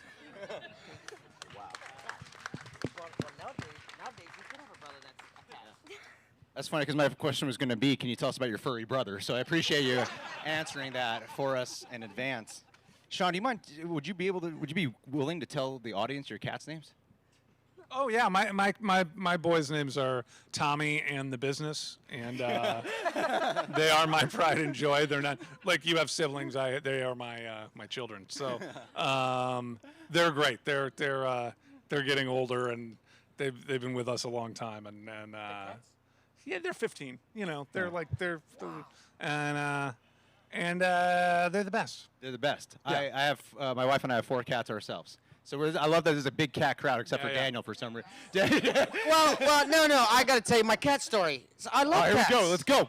I love cats, but one of my wife's cousin was affected by the fire, so they came to our house for like a week and a bit and brought their cat. And they said, this cat is lovely. I mean, I Airbnb'd a house in New Zealand. This cat was the best thing ever. Like, I loved it. That's a good cat impression, by the way. Yeah, I mean, I got the videos to prove it. And I was going to get a Bengal cat, but I've got this huge Star Wars collection that I knew that it wouldn't last very long if I got a Bengal. So I'm like, I'll wait till I'm no longer addicted to Star Wars to become addicted to cats. But then my wife's cousin brings this cat along. It was the most vicious, evil thing I could ever imagine. Like, I'm taking it food to feed this thing. As soon as I opened the bedroom door, it's like, I'm like, oh, easy. I'm just trying to give you food. And then, like, I felt like I was a prisoner in my own house because of this cat. What had you done to deserve that? Nothing. I rescued this cat from the fires. I'm like, dude, you could have a little appreciation. So that's accurate. Do you want to see my baby brother? I have the scratches on my head right now, and then I have a pretty just puncture wound on my foot. And he's my baby brother, and we love each other very much. But that's his way of love. We would send pictures back to my wife's cousin and be like, "Oh, here's a picture of a cat." It's like, ah! It's like, isn't she just so cute? Isn't she lovely? I'm like, no, it's the opposite. I haven't been able to go in that room since the cat left, and it left like a couple weeks ago. And I'm still traumatized. I still like, no, I just leave the door shut now in case the cat's still in there. So then she's like, oh, well, can you give it to my wife's mother to bring to LA? I'm like, how am I going to get the cat back into that cat bag with the little bubble on it? Dude, that's another story for another convention. But, man, I'm telling you, for one of the only times I've been afraid in my life for a very long time, this cat was evil. I did nothing. I promise. I love all animals, but this cat? You've always done something, whether you realize it or not. That's what everyone always said. Like, Daniel, you must have done something. Like, do I have that face? Like, no, you have that you done something face. No, I swear. I just wanted to pat the cat. I got to show you guys a video now. Have you Say, like, look, this is me and the other cat, the New Zealand cat, the nice one. have you guys ever heard of the series My Cat from Hell? Yes. No, but I'm watching it now. My wife and I were on the last episode of that show, so I know what it's like to deal with when you have to work on a relationship with a cat that you feel like, oh my God, I'm a little bit scared of this cat. I'm going to get attacked. So I know what it's like. We have 5 cats from hell. We went to Petco and bought all these toys, all these treats and everything. I could not bribe this cat to like me if I tried. You want a cat? Oh, I no longer have it. I was going to say, you could have 6 cats. The thing about cats is you He's can't. like, can we get back to Wookiees and Fritos and stuff? How do we get on to cats? The thing about cats is you can't buy them things. It just makes them hate you more.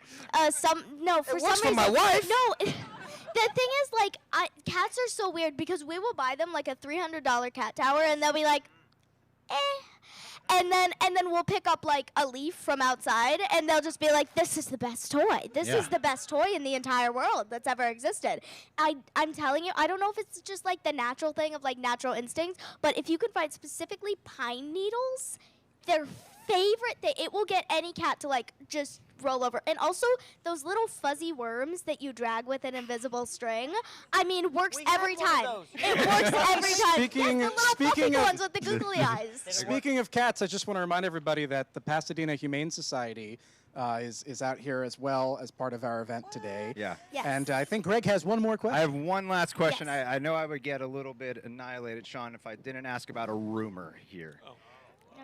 A little rumor. I'm gonna be very careful Are you here. gonna rent a cat? Are you gonna buy another cat? There's a rumor about a character you might be playing in this Superman movie. A little Maximum Lord, little Maxwell Lord. I can neither confirm nor deny those No, rumors, yeah. but they are out there and they have not been denied. So So, well, I'll ask theoretically, if you were to play this guy, Yeah. how would you balance respecting a character's history with bringing in your own creative instincts? You know, when I work with James on characters like that, he's very good about being clear about the relevant source material. So it's not like it's not like you necessarily need to go back and research every single iteration of a character that's been around for a long time. We sort of talk about the character. Like, fortunately, I don't have the rich knowledge of comic books that he has. So he already knows all that stuff, but I don't. I'm not a deep diver into comics. And so he'll bring some. We'll talk about the character first, and then he'll point me in the direction of hey, for a little more reference, look at this, maybe look at this, and we kind of keep it on board with what the film is and what his vision is for the movie and for the character. Okay. Well, I can't wait to see if this is all true or not, this rumor. Yeah.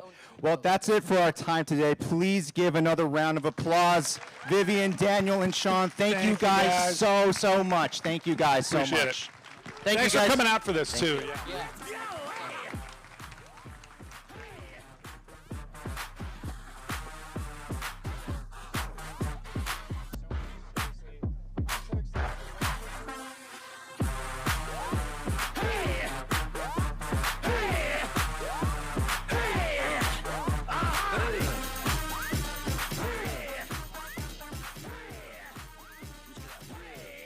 When I walk in the club, all eyes on me.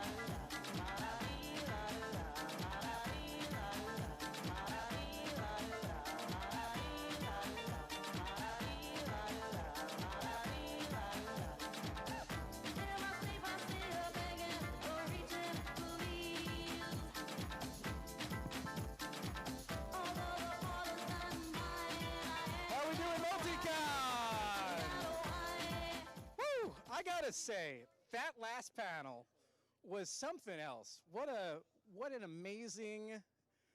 I was like, what's going to happen with these three fascinating human beings on this stage with Greg Alba, who's just so wonderful. He did a pretty good job, huh? Not too bad, not too bad. Got to represent that Reject Nation. Well, guys, I'm not going to lie. This next panel, every time I'm like, how can it get better? It keeps getting better. We have some extraordinary talent coming up. Who's a fan of the 90s? Wouldn't it be nice if we just woke up and it was 98 Saturday morning, just watching some reruns of our favorite animated shows? You know, maybe one of those great variety sketch shows like All That, or Kenan and Kel, you know, or maybe flash forward just a couple years later to, you know, little Wildcat Pride. Wildcat!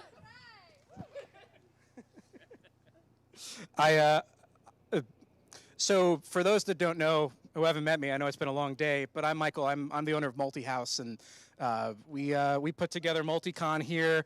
It has been a crazy 30 days trying to assemble a convention, and just so grateful, especially for all the talent, the content creators, all the individuals who have volunteered their time, and they're all so brilliant, and that they come and do this and be with us all here today. It's just been genuinely nothing short of miraculous.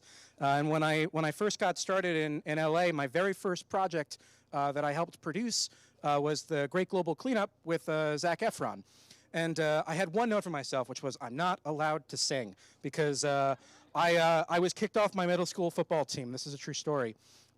Because my coach said, you got to stop missing practice for drama club rehearsal. And I said, Coach, I got to sing. And obviously, Troy Bolton right here. So, you know, I picked my lane. But I am so excited. We have, like, such a cool moderator. We've got such a cool panel. So I'm just going to, let's throw it back, guys. Who's ready? All right, come on up, everybody. Yes, I can intro you.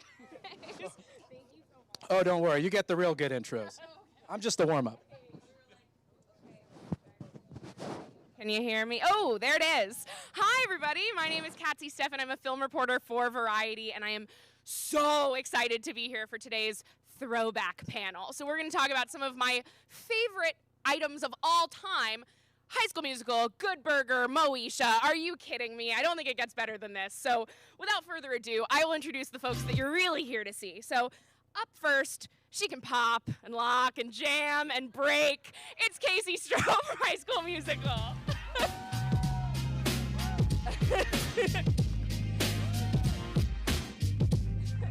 Up next, she is East High's most stylish and smartest and ambitious Wildcat. Give it up for Monique Coleman.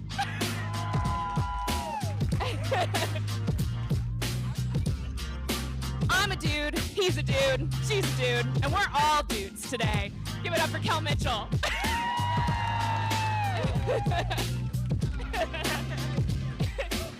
She is Good Burger's best employee and Moesha's bestie. Let's hear it for Shar Jackson. Oh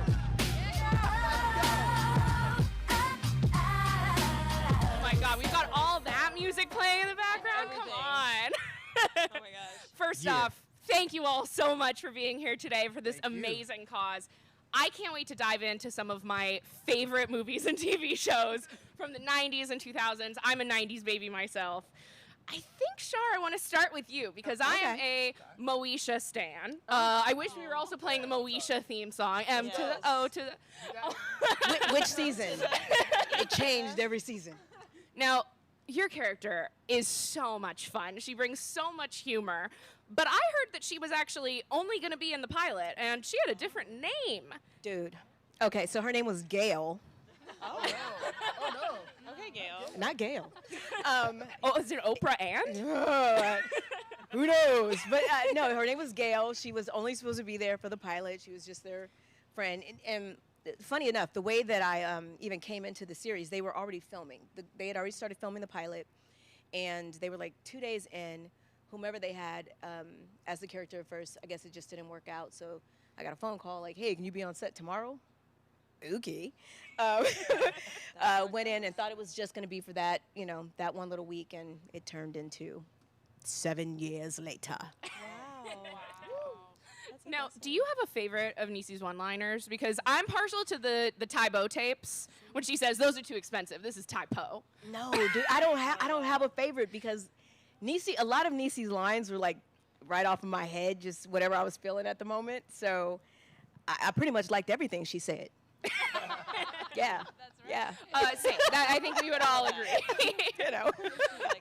No, Cal, I told you earlier, and Shar, I broke the Good Burger VHS tape in my parents' we gotta house. get her I a new watched one. it We gotta get her a new one. so many Gotta hook you up. times. I could not resist, of course, singing "I'm a Dude, He's a Dude." Let's go. My dad never wants to hear it again with the number of times that I sang it as a child. But I understand that came from sort of an ad lib that you did on all that. Yeah, How did that turn into a full-fledged song? So we had a huge like camera pan that would come down, and it was just like this dead space. So I just started drumming on the register, and I was just like, I'm a dude. He's a dude, and it just took off to the point where like everybody started singing it. You know what I mean? And then they were like, "Yo, we need a real song for that." And I wrote a song, full-out song with Les and Jake. Did it, and now to this day, people are still singing it, which is cool, which is awesome. I love it. I love it. Yeah. How did you come up with Ed's sort of deep voice that we get to hear? Because I feel like you really distinguished the character. I don't think it sounds like him. Well, I grew up on the south side of Chicago, Chi-Town. Anybody? Okay. But yeah, I grew up on the south side of Chi, and we watched like Saved by the Bell, Bill and Ted's Excellent Adventure, all those. And so we would do like Chicago slang as them. So how would that sound? And we're like, yeah, dude, want to get on the L? Like, what are you gonna do? So we would talk like that, and it was just a voice that I did with my homies and my cousins, and I did it in the audition. And I was just, they were like, what characters do you have? And I just did people that I know in Chicago.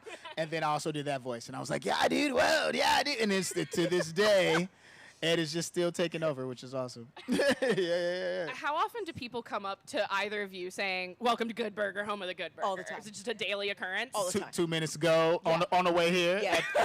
at a red light. Somebody's doing it back there. It's just, yeah. Matter of fact, let's just do it right now. Welcome to Good Burger, home. Get your phone. She got her phone. She's like, She said, I'm not missing this moment. how are you? Yeah. Welcome to Good Burger, home of the Good Burger. Can I take your order? Huh, dude? Yeah. See, that's why I do it. To see the giggles and the smiles. It put a giggle in the Wait, smile. but people get mad that I don't do it like you. I was like, Monique never did it like him. Like, I don't know. Monique didn't have the same lust for life that Ed did necessarily. Ed was just excited to be anywhere he could be.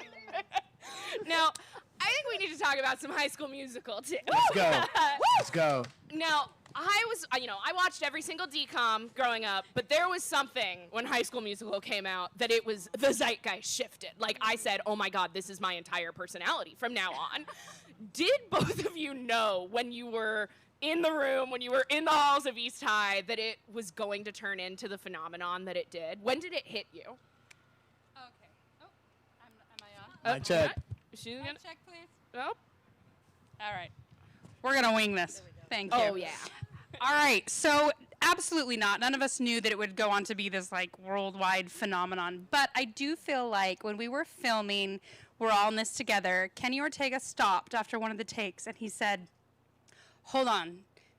Did you all just feel that? Like, something's different. Something's special. And it was a project that was so special to so many of us. So, of course, we're like, yeah, great. We're doing something.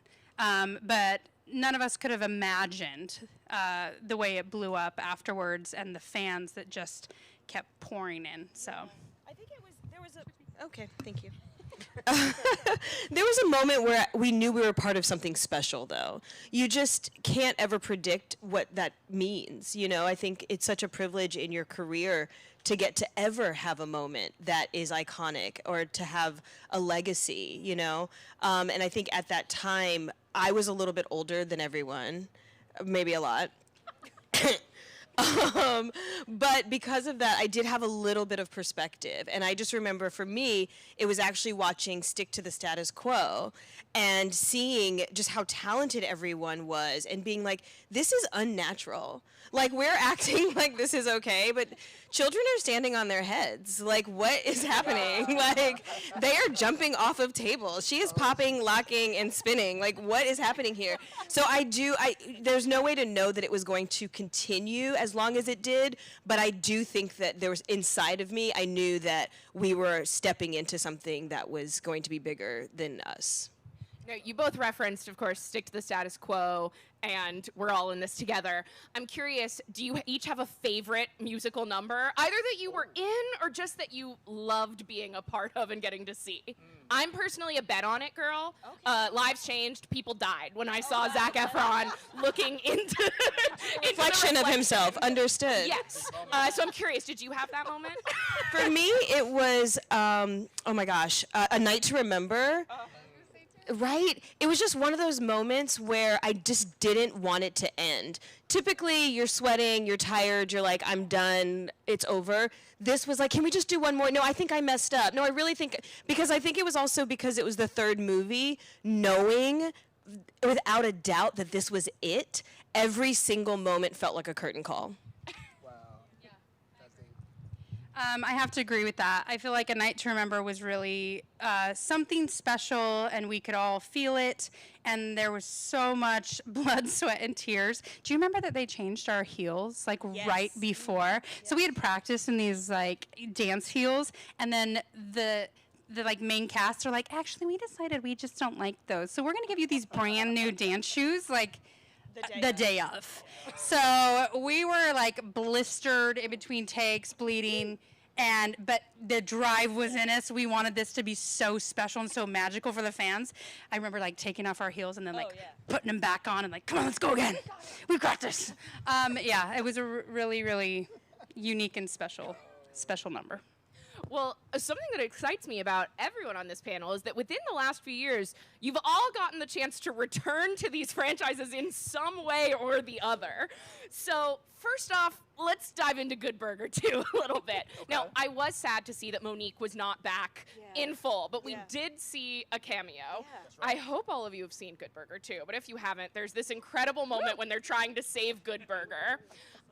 If you remember the Imagine video from the beginning of the pandemic, that's what we get to see Shar doing, singing to support Good Burger. You know, I just wanted to save Good Burger, that's all. You know, as Shar. It just was necessary. What were you channeling in that moment? Were you giving Gal Gadot?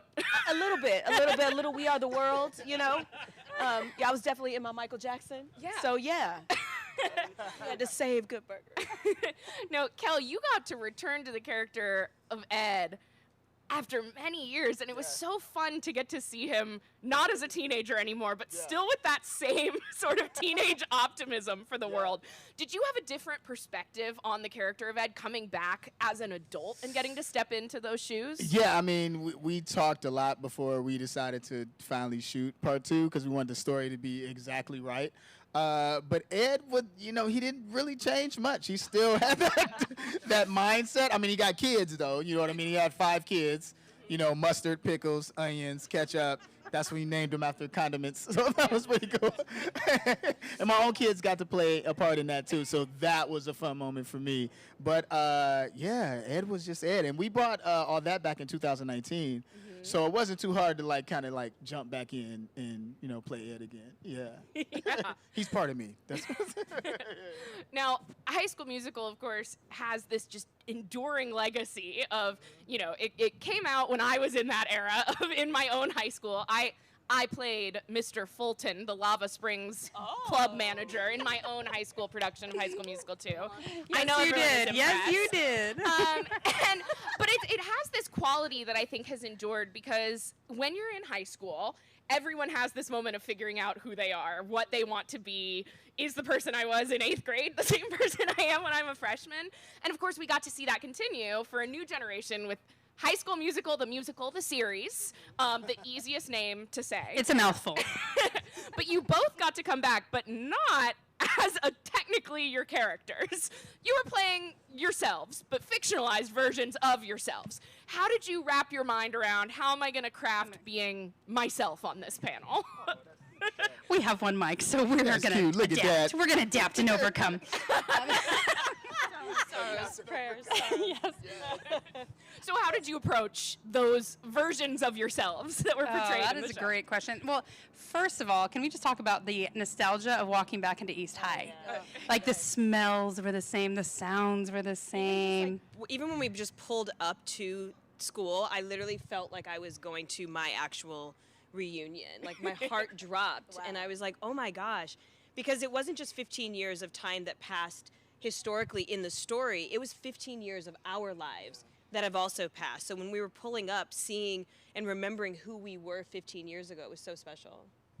Absolutely. And then, you know, coming back and playing yourself, but like not completely yourself. So it was interesting to like, okay, I'm going to put some of KayCee in there, but I've still got to make this, you know, silly and comical. So I'm going to add a little bit of like diva to it, like, oh, I'm this big deal, which for me was like, oh, this is uncomfortable. Except that she is a big deal. Have you guys seen her TikTok? Like, come on, you're a huge deal. She be Thank dancing. you, Mama. Thank you. Now, what did it feel like seeing the new generation of stars for High School Musical, the series, getting to see, we have Joshua Bassett, Olivia Rodrigo, all of these massive stars kind of taking on this new iteration of High School Musical. Was it nostalgic getting to watch them take on those reins? Absolutely. I mean, they are so unbelievably talented, and also the world is so different than what it was at the time when we were there. And so for me specifically, like seeing Dara Renee and her role and how she's able to present herself in a way that I wasn't at that time 15 years ago, it's really special just to see the ways that the torch has been passed and doors have been opened that we got to kind of come full circle and walk back through. I feel it, yeah. Mo nailed it. Just truly an honor to see, you know, what they could do with this little machine of High School Musical when it started as such, I mean, an untitled Disney Channel movie. You guys know that wasn't like the real title, right? Like on Tell the us script, more. it was like High School Musical because we don't know what to name it. Like It is a musical. Was it called Gail? Yeah, it was just like a high school musical. Oh, so that's Yeah. why it's called High School. Yeah, and so then when it like launched on Disney Channel, I remember like seeing it flash across the screen and being like, oh, we went with that. Oh, that stuck. Okay, okay, we'll go with it. Well, it stuck. And again, you know, I think it contributed to that quality that I'm talking about of every high schooler could relate to it. They could just insert the name of their high school and musical. So it worked.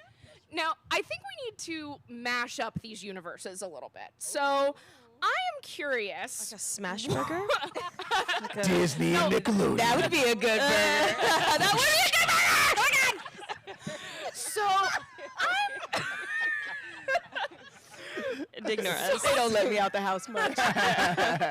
Now, I'm curious how Monique and Ed would fare at East High.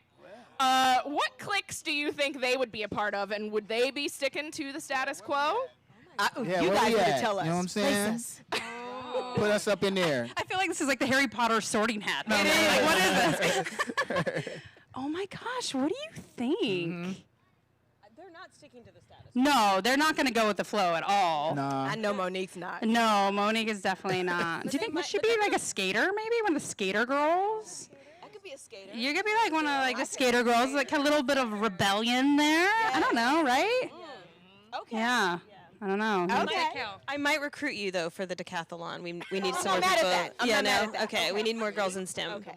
Yeah. And what about Ed? I feel like Ed, well. Ed would have his own clique, right? I feel like We're Ed would all have in a this together. There it is. Well, I don't know the other word. That. Okay, what are we Very that. in the skaters? You really, yeah. He would just. Oh, I be can be with the one- skaters? You could, yeah. Yeah. I think you're your own Let's universe. play ball, dude. You had a. There it is.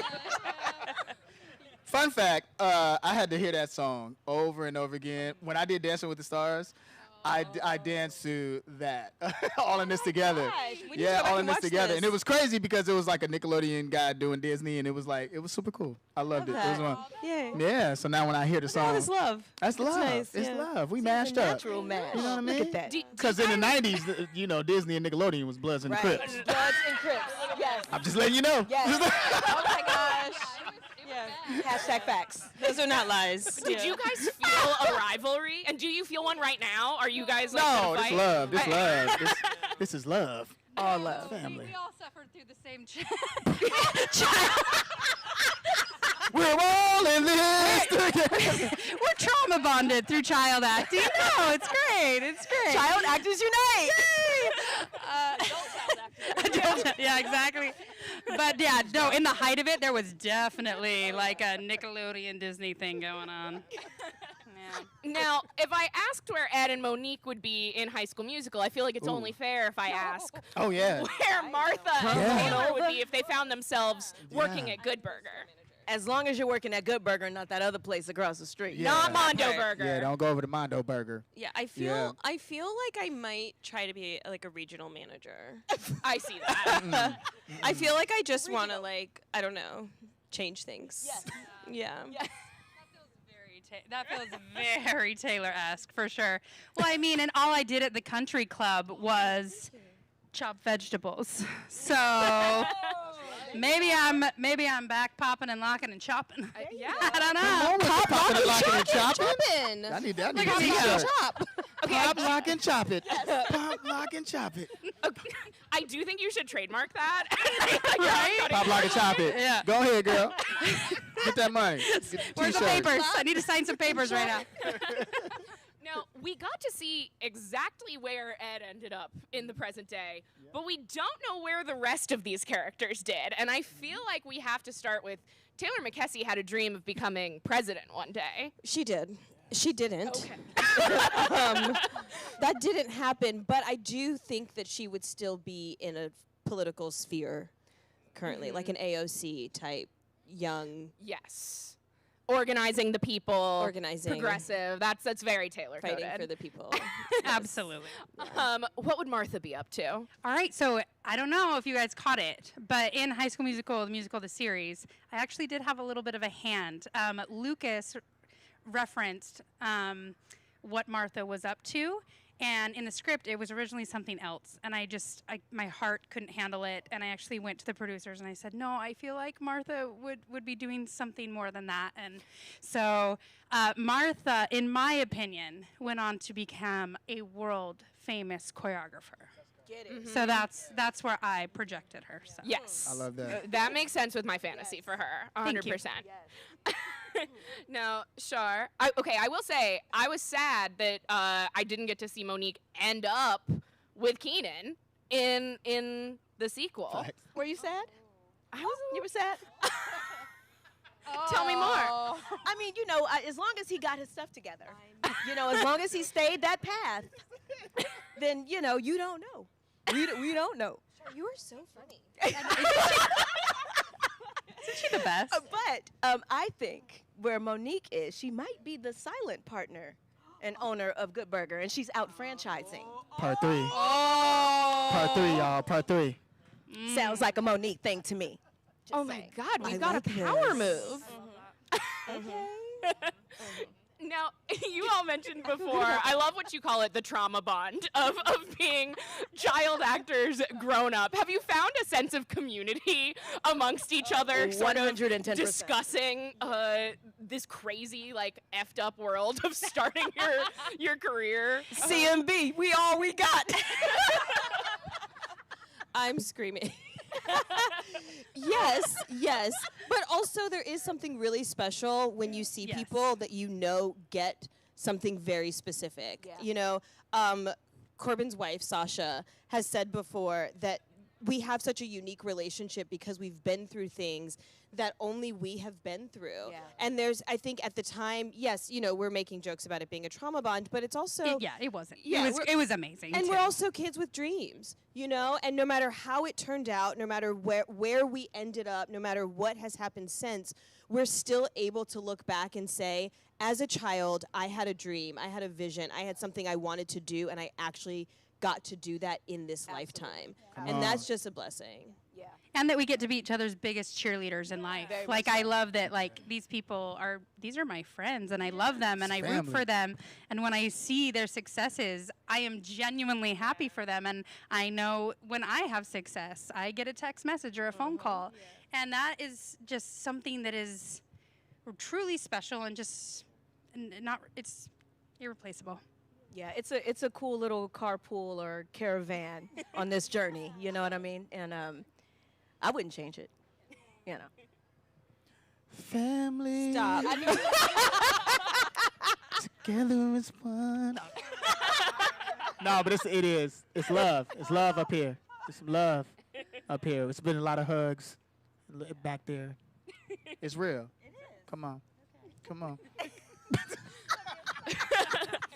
Well, speaking of love, I know that we've all sort of come together today because we all love this city of LA. It's so important, and I'm so happy that we get to be a part of this rebuilding effort and coming together for our community.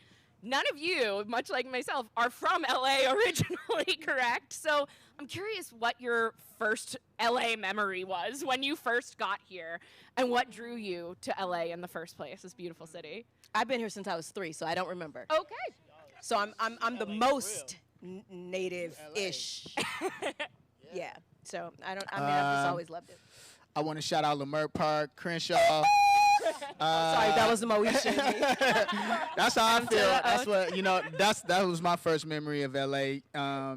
Just traveling over there and seeing the community over there, and that's been beautiful. And I still do a lot of work over there with different charities and things like that. So it was awesome. For me and Keenan to roll through there and hang out, and we went to church over there, and yeah, it's cool. And then running down Sunset and seeing like the billboard on Sunset for all that was cool too.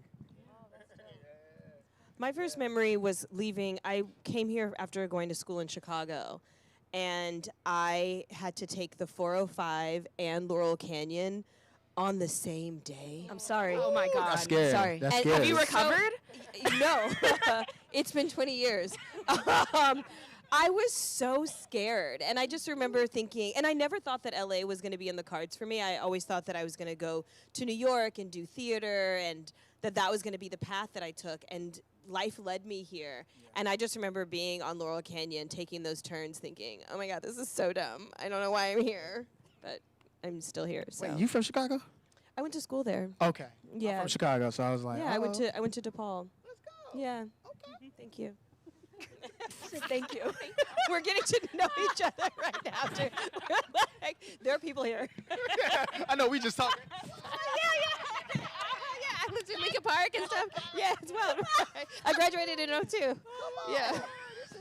Hi, love you. Oh my gosh, I'm KayCee, dying. first memory. Ooh, Los Angeles. okay. So I remember visiting LA when I was a part of vocal ensemble from Salt Lake City, Utah, and I remember walking down the Walk of Fame and looking at the stars, and I had this overwhelming feeling that someday I was going to come back here and it was going to be different, and I was going to chase this dream. And then I remember I had been here like a week, and we didn't even have a premiere for High School Musical, by the way. It wasn't like even a thing. And so they decided, after all the success, to do a DVD launch. Yay! Yay!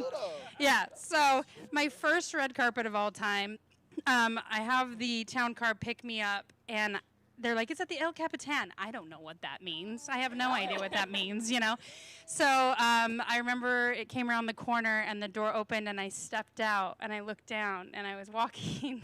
Don't have me all teary-eyed over here, too. Come on, girl. Come on. Walking, my dream. Yeah, Talk like it. walking on the Hall of Fame and walking up to do the red carpet. And I just remember, like having this beautiful full circle moment where I was like, you did it. And you did it against all odds. And you did it breaking the mold. You and sure did. And you did it, Come on. That was kind of Come special. on, girl. That is so beautiful. Thanks. When you think about it, we really are all in this together. All in this. Well, funny you start singing that, because I actually think we have a special surprise. I I think we need to do some dancing if we are here to talk about High School Musical. Are you guys ready? You ready? I think we gotta learn. Oh. Are you ready to learn? The iconic. I We're all know a lot of gonna it 'cause I dance have- together. What we learning? If you would like to get on up out of your seats and learn I'm this serious. dance Come on. together. I know you all have inner wildcat hearts, and you've just been dying to do this. We're all in there. Together. Hey. Okay, are you guys ready? Now, Uh-oh. this is very controversial and Oh, she know what's happening. all over the internet, right? Where everyone's like, is it a push or is it a pull? Thank you, Monique. It's a pull. So you're gonna pull up your rain boots, all right? That's how I think of it. So we're going pull, pull, step, clap, pull, pull, pull. What up? That, yeah. What up? Okay, from the top. Can we do it again? Focus, Char. Focus. Okay, so we're going to go pull, pull, step, clap, pull, pull, pull. What up? And then we're going to throw it backwards. Such intensity, right? We're very intense here. I'm happy you cleared. You're right. Disney. Sorry. I should. Amen, Monique. Amen. You're right, Char. Bad word choice. We're going to go this way.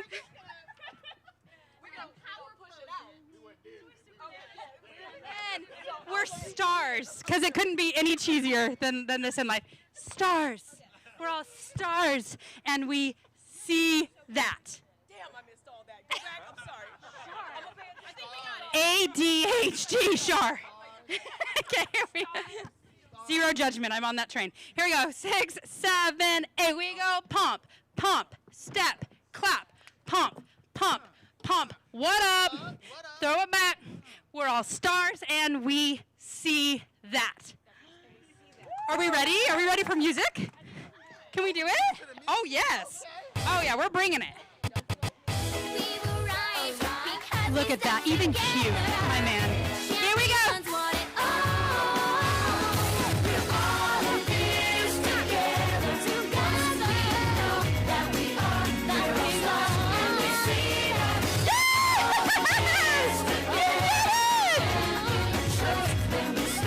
It's his moment. He has been waiting for this.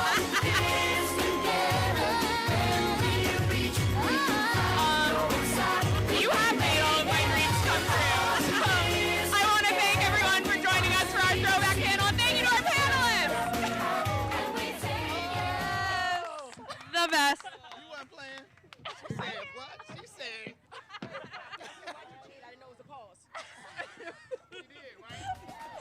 I should have said the pause. I should have said the pause.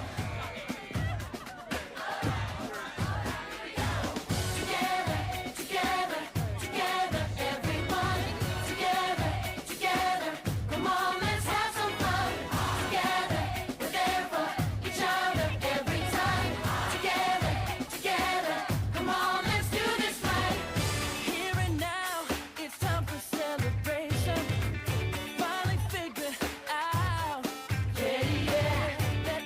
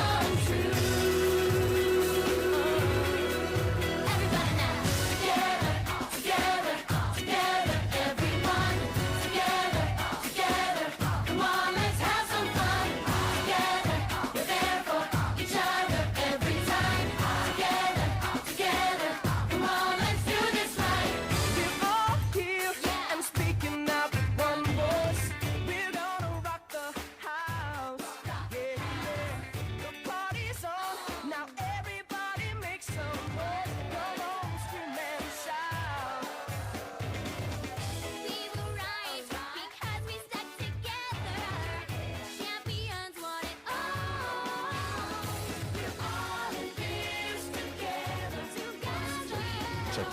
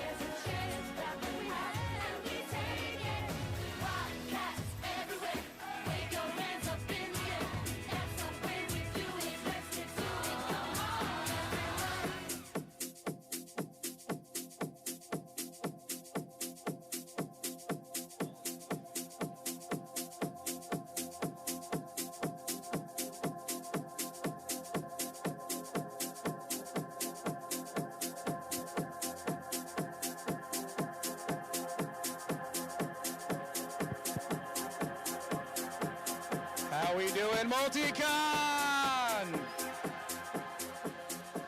I gotta say, bucket list item just was crossed off.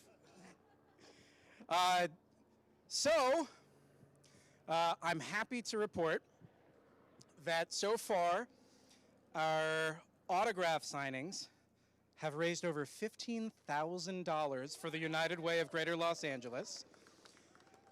And we're just getting started. There's still some amazing autographs to get. There's still amazing auction items. Any fans of The Walking Dead here? Great. Well, have I got... Oh, look at that Michonne. I love that. Well, we actually have an original series Walker mask designed by the one, the only, Greg Nicotero. But wait, we don't have just one. We don't have two. We have three of them. And the starting bid is only $350. Those things alone, just to make, cost significantly more than that. So, yeah. Any Beyonce fans here? I was going to say, the queen needs to be respected here. Well, we also have Beyonce tickets for two to see Beyonce. Any old Papa Roach fans out there? So this raffle item is crazy, guys. This one is crazy. Oh, don't worry, I'm getting there. Two tickets to see Papa Roach anywhere in the world. So that is an international flight, folks, with lodging included. So that is an amazing bid item. We also have Funko Pop signed by, well, one of my favorite fellas in the entire world, Conan O'Brien, and it's actually from his personal collection, an extraordinary item. On top of that, we also have 2 tickets, which are apparently very difficult to get now, to San Diego Comic-Con, which I hear is the second best convention here in California next to MultiCon. Additionally, what other items do we have there? David Dalsmashian, who unfortunately wasn't able to make it today, contributed some amazing prints, signed. They're extraordinary. You got to check them out. And of course, if you guys seen the Rob Liefeld print, the one-of-a-kind made for MultiCon, it is next level, and it's really something extraordinary. So, hey, can we give a big round of applause to our DJ, Dimmy over here? This guy, I told him, hey, we're going to need you to work like a 12-hour shift today and you don't get to see anybody. You just have to stay secluded in your little corner, and he's done an amazing job making sure that we keep the vibes fun here. So, hey, let me ask you a question. If you had to pick intro music for me, what do you think it would be?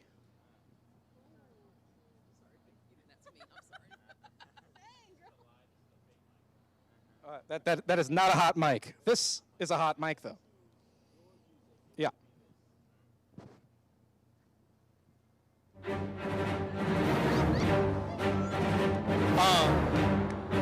We're at MultiCon. My friends, has everyone put in an auction bid yet? Raise your hand if you put an auction bid in. Nice, nice, nice, nice. Not nice. Not nice. We're getting there. That copy of Spider-Man 2. You waiting to get that signed by a certain Yuri Lowenthal? I gotta just have the Imperial march around all day. So, for those that don't know, our next panel, which is coming up here in just a little bit, this is actually the first real break that we've had. Our next panel, oh, I'm so jazzed. There any Robot Chicken fans out here? What about Family Guy? Well, we've got the one, the only Seth Green arriving shortly, which, Dr. Evil's favorite son. So excited for that. We also have Spider-Man himself, Yuri Lowenthal, joined by his incredible wife. Talk about a power couple. We have Tara Platt, who's going to be here. It's just the best of the best. Have you guys, you've seen them over in the courtyard? You guys get their autographs? Perri is the nicest human being, and he really is your friendly neighborhood Spider-Man.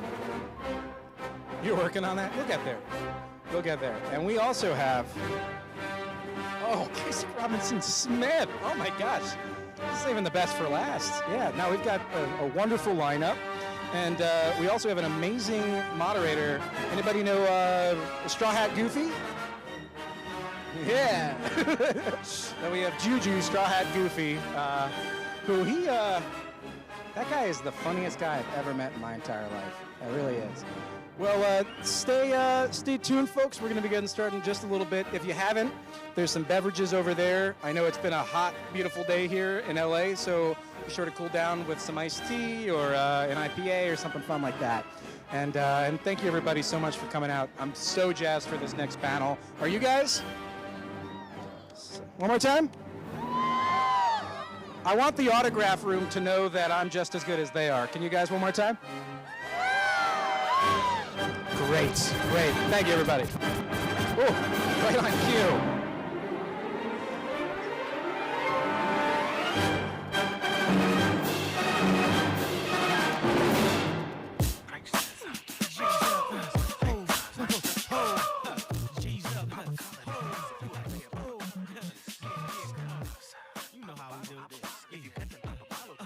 I'm the kind of brother who's been doing it my way, getting my way for years in my career.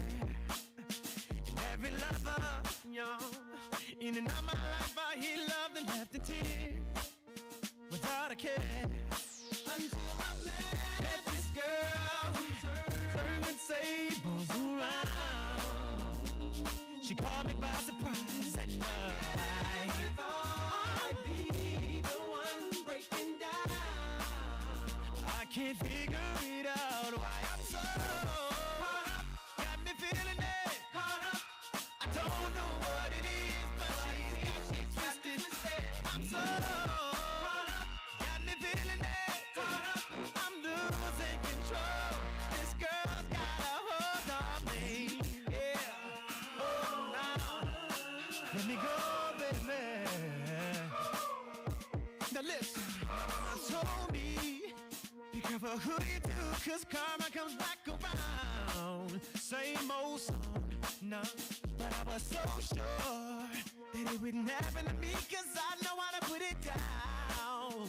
But I was so wrong. This girl knows me, so she really the daytime with the flashlight. Yeah. Oh, she's cramping my style. I can't figure it out. But got me feeling it. I don't know what it is, but it seems she's got it twisted. So got me feeling it. I'm losing control. This girl's got a hold. So really feeling it. Hey, I don't know what it is, but it seems she got me twisted. I'm so really feeling it. I'm losing control. This girl's got a hold on me. I think I like it, baby. Oh no, oh no.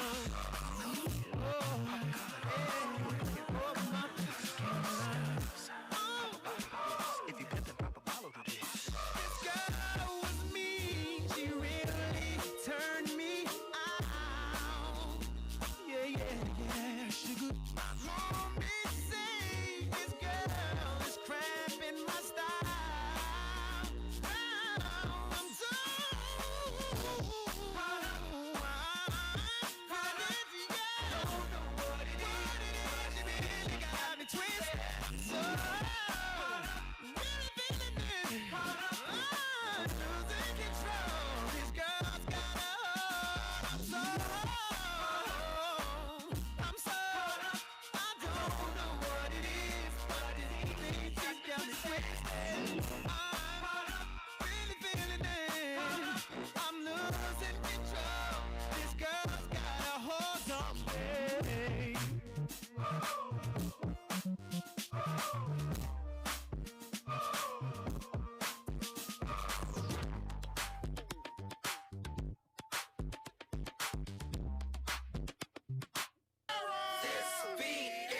automatic, supersonic, hypnotic, funky, fresh. With my body so melodic, this beat rolls right through my chest. Everybody, Martin, Poppy, came to party, grab somebody. Work your body, let me see you 1, 2, step. Don't stop it. Everybody get on the floor. Party up, get it on. Let me see you 1, 2, step. Reincarnated, I was stargazing. Life goes on, I need her, my babies. Woke up looking for the broccoli. Keep a horn ownership, the blueprint is by me. To get off, I get off.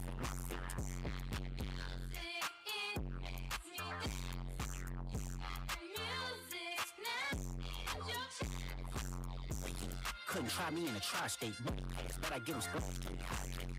When we spook town, eyes dilated. Money in the pot. Got my thighs. Look good, but she don't got no ties. He walked out with the size. Don't let me know what the prize. What the fuck? I hit, I got bucks, I got new paper cuts, I got friends, I got foes, but they all sitting ducks. Hit his turf, and cracking double back like the lumps.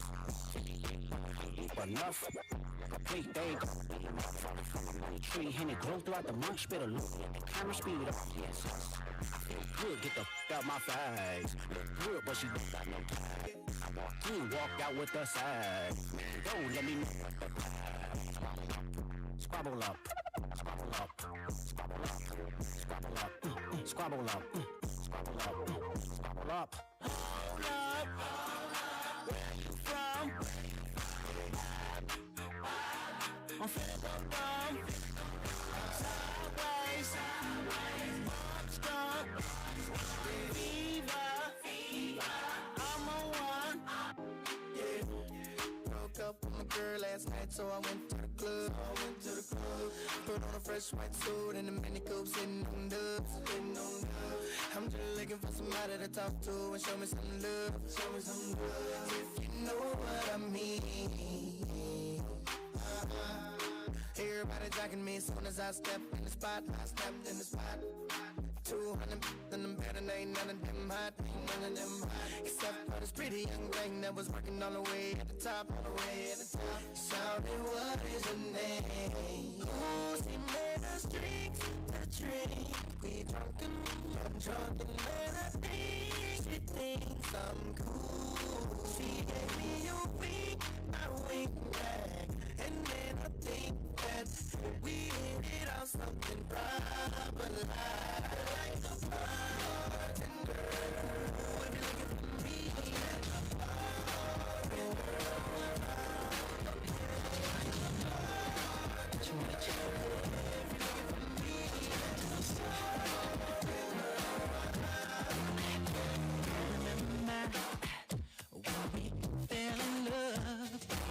young and innocent then. Remember how it all began. It just seemed like heaven, so I did. Do you remember back in the fall? We did again up in the road, do you remember us holding hands? We just up in those eyes we stand.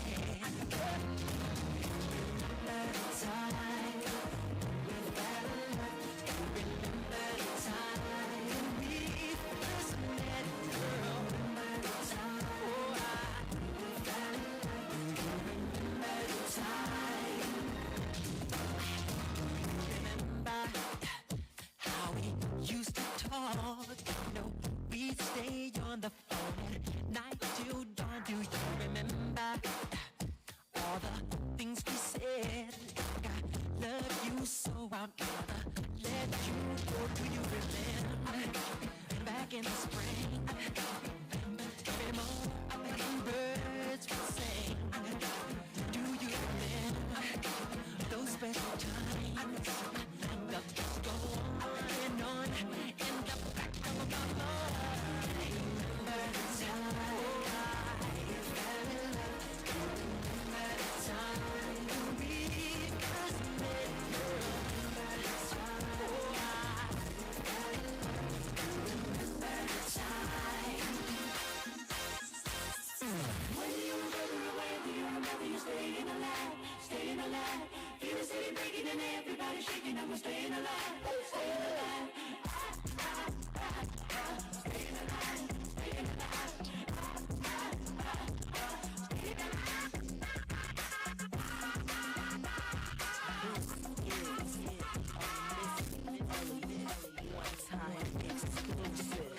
Is it worth it? Let me work it. I put my thing down, flip it and reverse it. It's your primitive is when yet.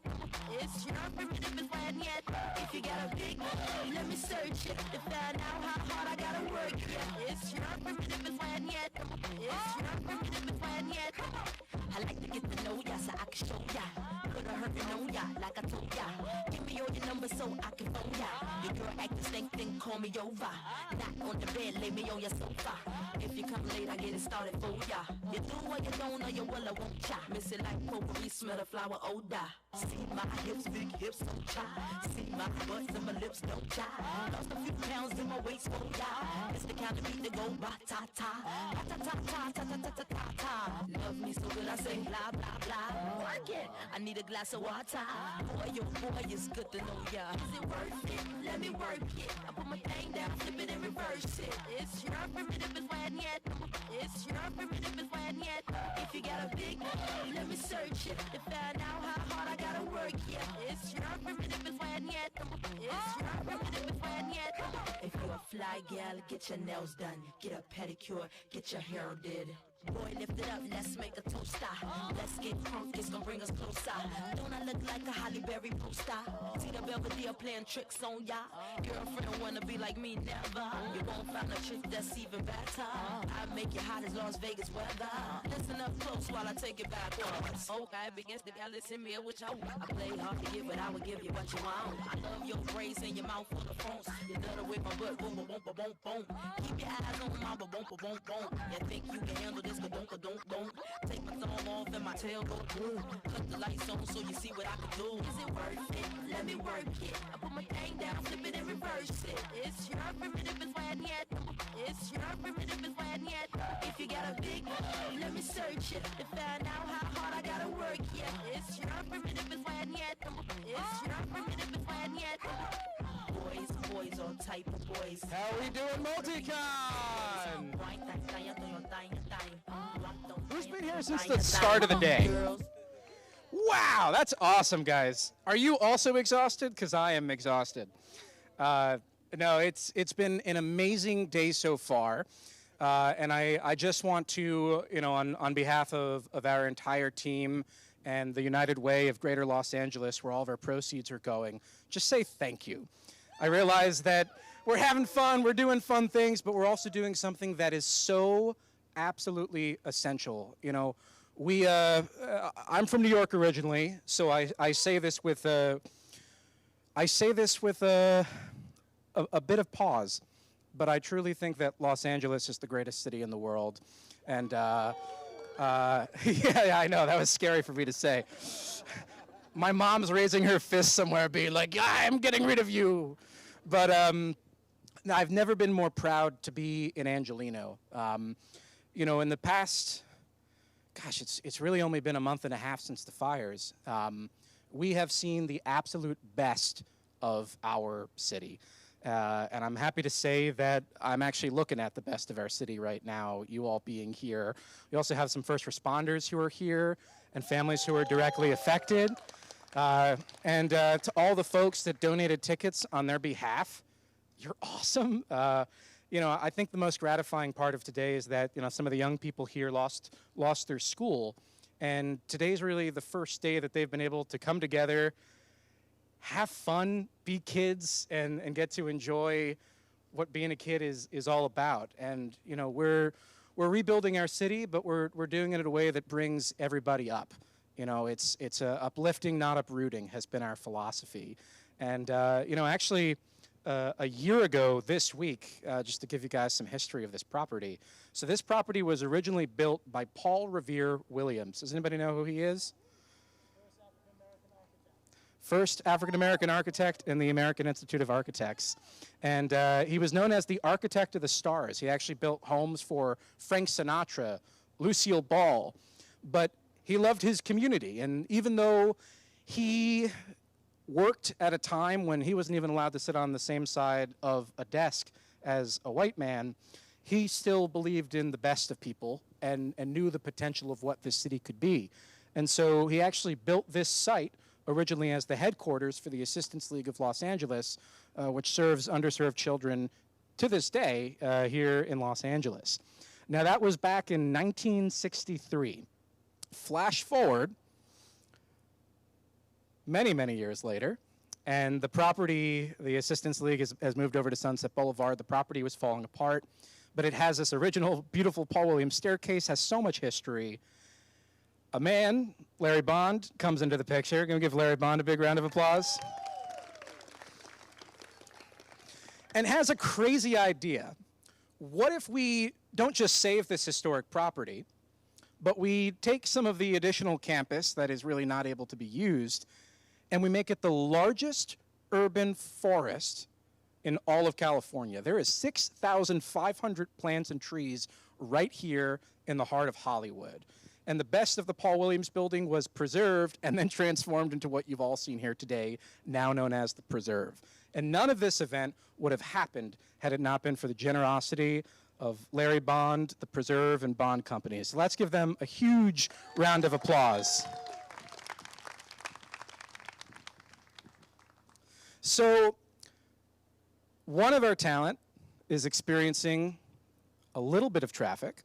So our panel is going to start at exactly 3:55. 3:55. So in the meantime, I know everyone's really excited for this one. This is a nice turnout for this panel. We have some drinks, beverages, and snacks. Feel free to get some concessions while we wait. If you want, I'll do my best to do some stand-up, but I think you'd probably prefer snacks over. Nope. That was a joke. That was a joke. I'm more of a sit-down comedian, so.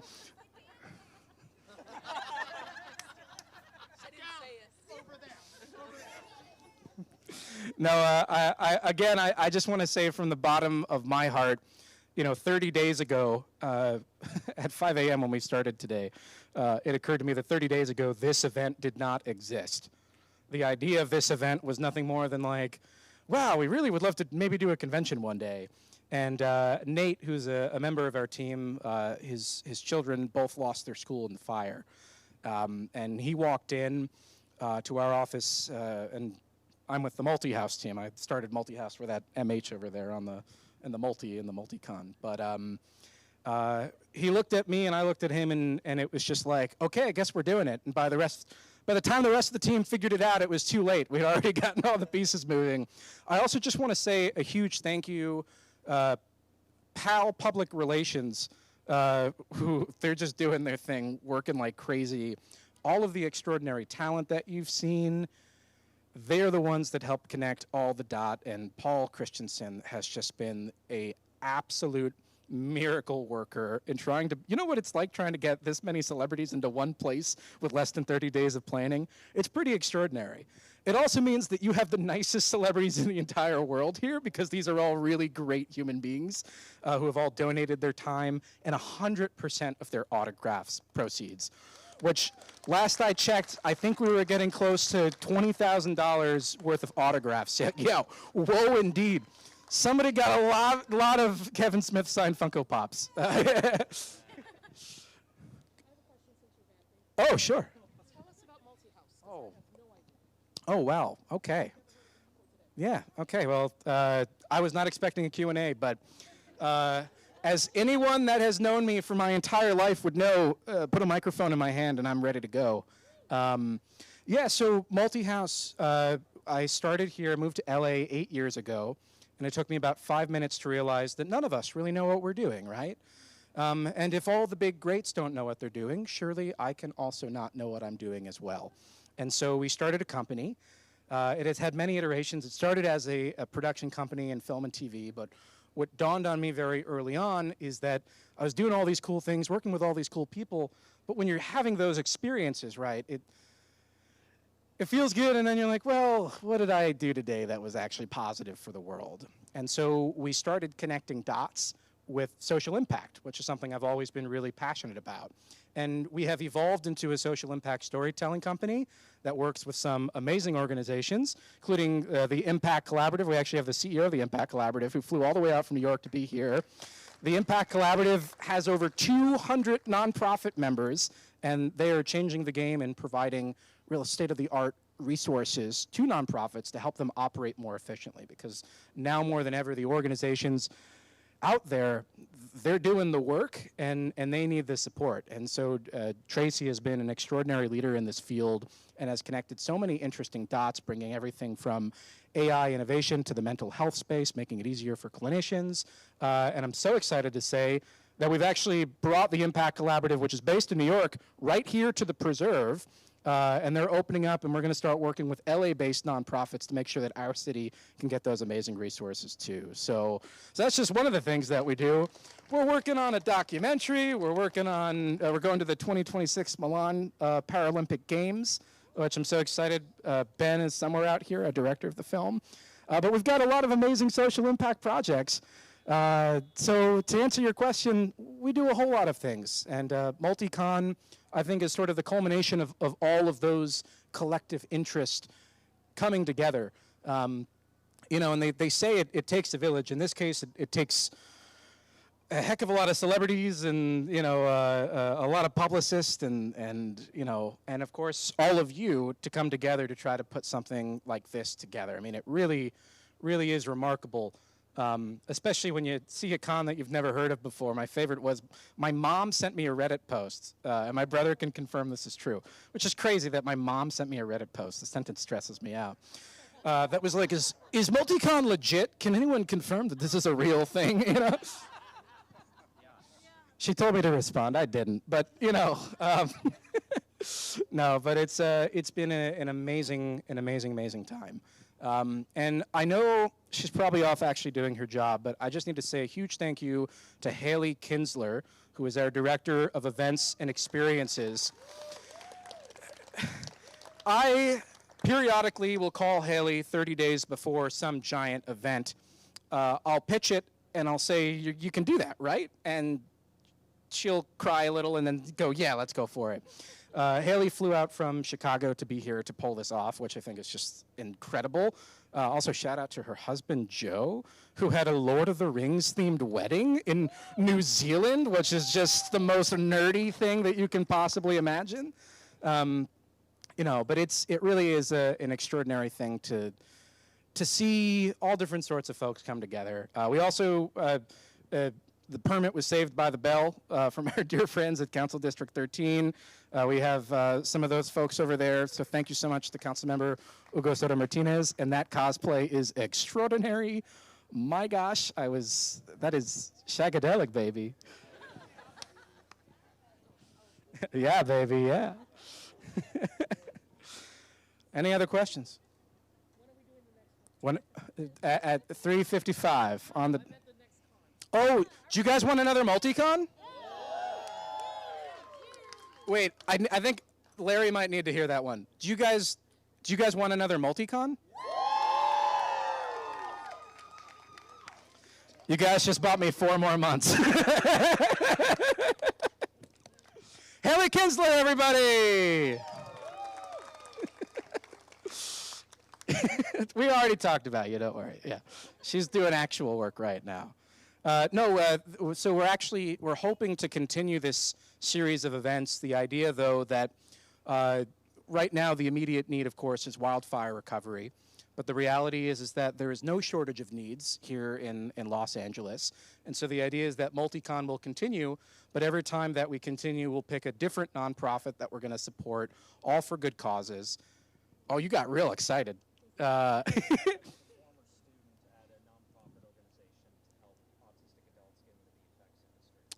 that's so... Is there any children around? Can I say badass? Exceptional Minds is the name of the program. I love that. No, and that's the sort of thing that we're really, really excited to do. You know, I think fandom, you know, I'm a Star Wars guy, if that's not self-evident. How many Wookiee Jedis? That are canon? No, I'm good. I got... Okay, well, if we're talking about the High Republic era, which, you know, so canonically in the High Republic era, I think I can count probably 3. And then if you add Gunji from Clone Wars, any Gunji fans out there? Also the Bad Batch, yeah. So that puts us around 4 or 5. Yoo-hoo! I still got it. That's a great question. But my favorite thing is Gunji's lightsaber. So every Jedi is unique, right? So Gunji's lightsaber. So he was born on, what's the Wookiee homeworld, everybody? Oh, I love this crowd. These are my people. So it was born on Kashyyyk, of course. And so his lightsaber hilt is actually made from wood from the forest of Kashyyyk, which I think is something extraordinary. So if you didn't know, now you know. So great question. Anybody else want to challenge me to Star Wars trivia? This is...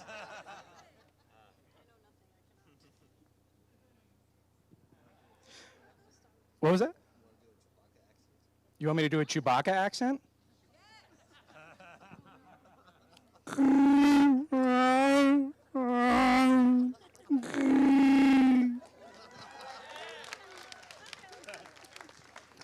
Good at impressions I am, yes. Yeah. I really have been waiting for this moment my whole life. So I feel bad because we're doing a live stream right now. All you guys are like, wait, I could have just watched this on my couch. We didn't want to publicize it until it was 100%. But our friends over at The Real Rejects. Any Real Rejects fans out here? Nice. You're a Real Rejects fan? Ah, sick. You know, I'm a Real Reject. Yeah. Yeah, they let me do the Star Wars videos, and that's just about it, which is great. But I got to do The Walking Dead. And if you keep commenting in the comment section, hey, why don't you let Michael do movies? We know he talks a lot and says between his thoughts, but we should really, you know. No, that's, what was that?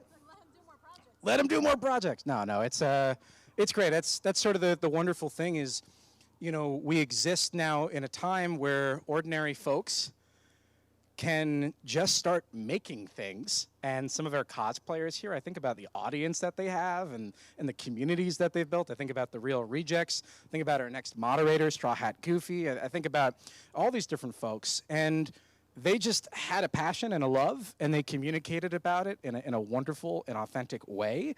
And, you know, I did a panel at WonderCon. Anybody was at WonderCon this past year? Nice. So I got, it was my first panel. It was really scary.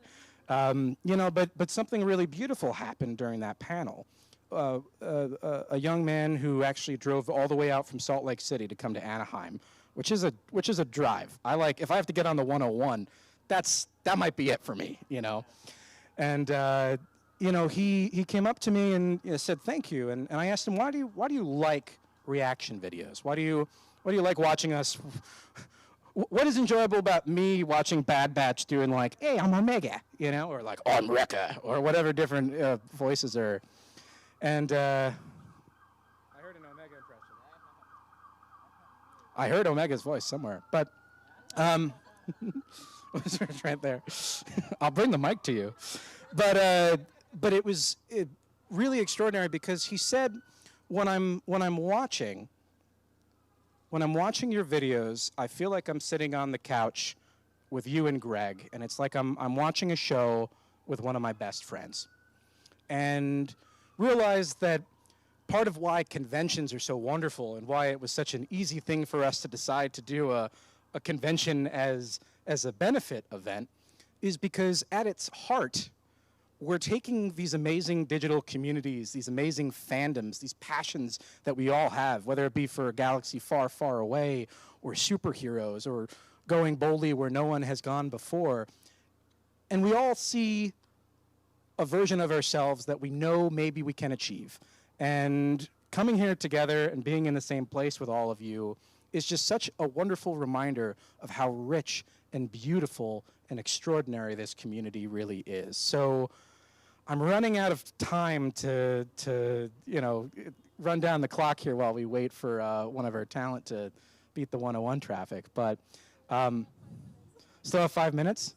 Oh, I'm killing it right now. That's great. That's great. One more time? What about him? Where's he at? Can't say, but no. Oh boy.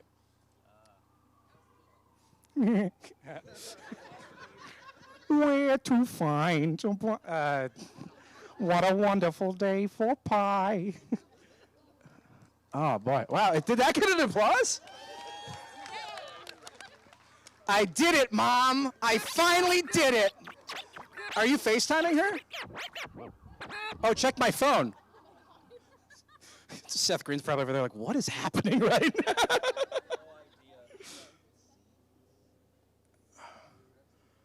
Oh! So far. No, I'm good. No, that was a good oh. Oh! Sorry. I realized I didn't want to keep you in suspense. Ever since I turned 30, it's really hard to read screens. I got LASIK. Guys, I just received a text message with an update on how much we have raised so far from just the autograph room alone. So not including tickets, not including auctions, not including any of that. We are officially, can I get a drum roll?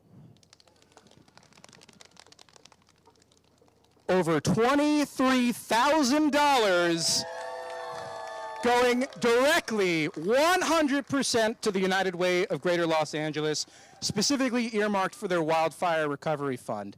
And part of what I love about what they're doing with the Wildfire Recovery Fund is that it isn't just about the short-term rebuilding. We understand that the impact of these fires are something that our communities are going to feel for years. You have families that have lived in homes for generations. And so we've got this really wonderful opportunity to ensure that those families and the legacy and the history that they have get to stay where they've always been, while also making sure that some of the infrastructure is built in a way that we can all be really proud of as we move forward. You guys did that, though. That's all you. That's $23,000. That's a lot of Funko Pops. Also, do you guys know you're getting free Thrill Joys? Did you guys not know that? Yeah, they're insane. They're so cool. I was like, can I have one of each? But I realized I have to pay for those. But yeah, well, guys, I think we're getting started here in just a few minutes. So thank you all. One more time?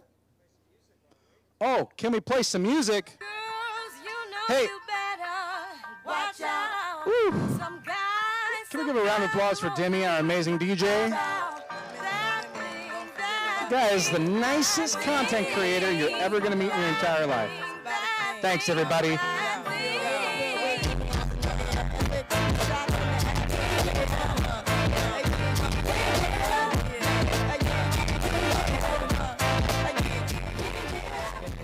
Since you were looking for your friend, the one you let hit and never called you again. Remember when he told you he was about to Benjamins? You act like you ain't him, to give him a little trim to begin. Now you think you really gon' pretend like you wasn't down, and you called him again. Plus when you give it up so easy, you ain't even fooling him. If you did it then you probably can. Talking out your neck saying you're a Christian, Muslim, sleeping with the gin. Now that was the sin that did Jezebel in. Who you gon' tell when the repercussions spin? Showing off your ass, cause you thinking it's a trend, girlfriend. Let me break it down for you again. You know I only said cause I'm truly genuine. Don't be a hard rock when you really are a gem, baby girl. Respect is just the minimum. You still defending them now. Lauren is only human. Don't think I haven't been through the same predicament. Let it sit inside your head like a million women in Philly pen. It's silly when girls sell their souls because it's sin. Look at where you be in. Hair weaves like Europeans. Fake nails done by Koreans. Come again. Come again.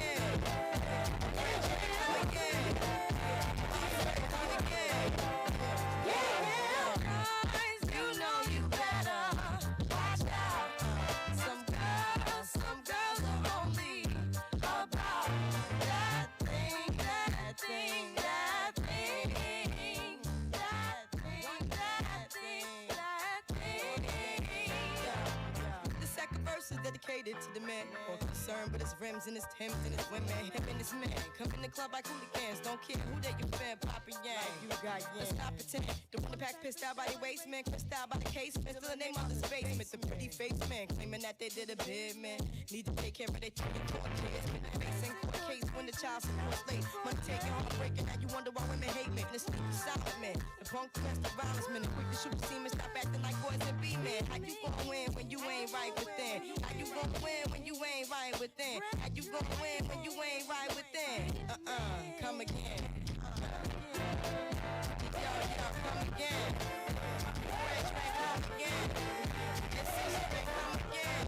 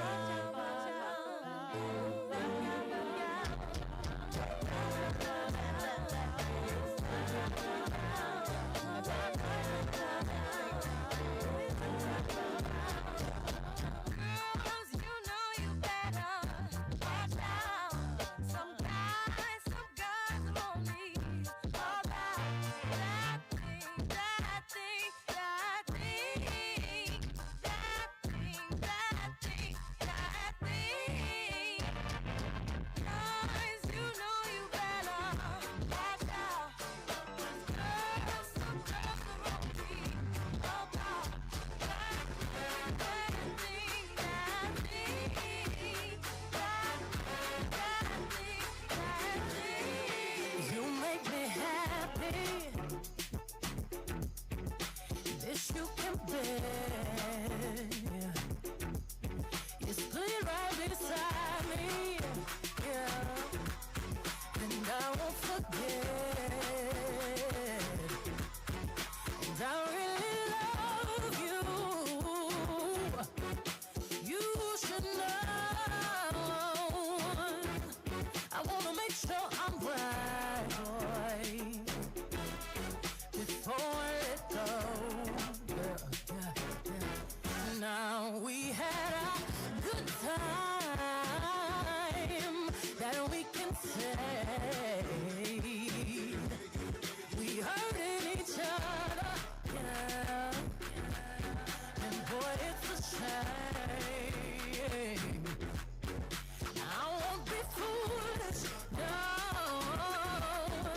I wanna know. I wanna make sure I'm right.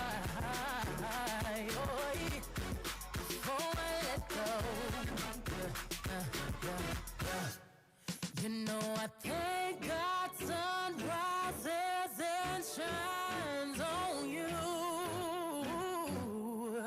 You know there's nothing I would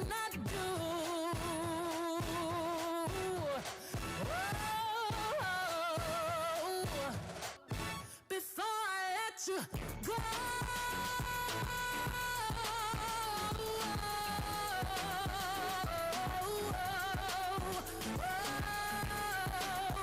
I would never, never, never, never, never, never, never, never let you go before I go.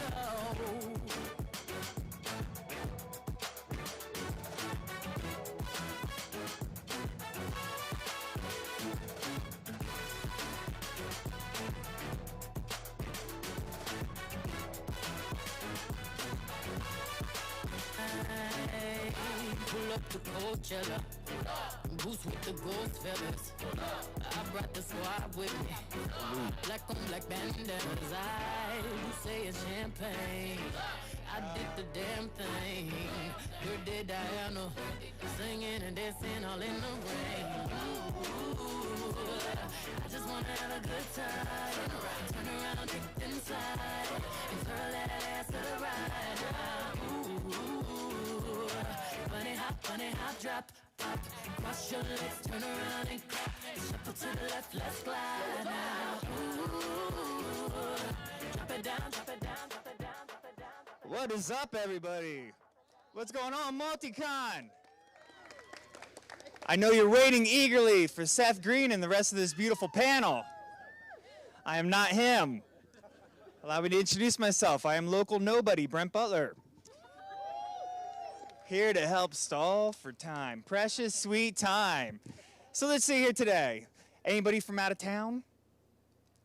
Oh, yeah? Where are you from? Near Fresno. Okay, no. What about you? What was that? Dallas? No. Yeah.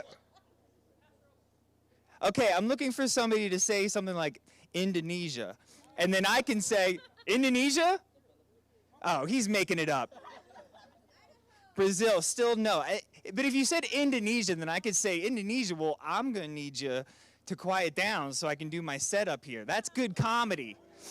No, that was good comedy. Nerd comedy. You're right. You're right.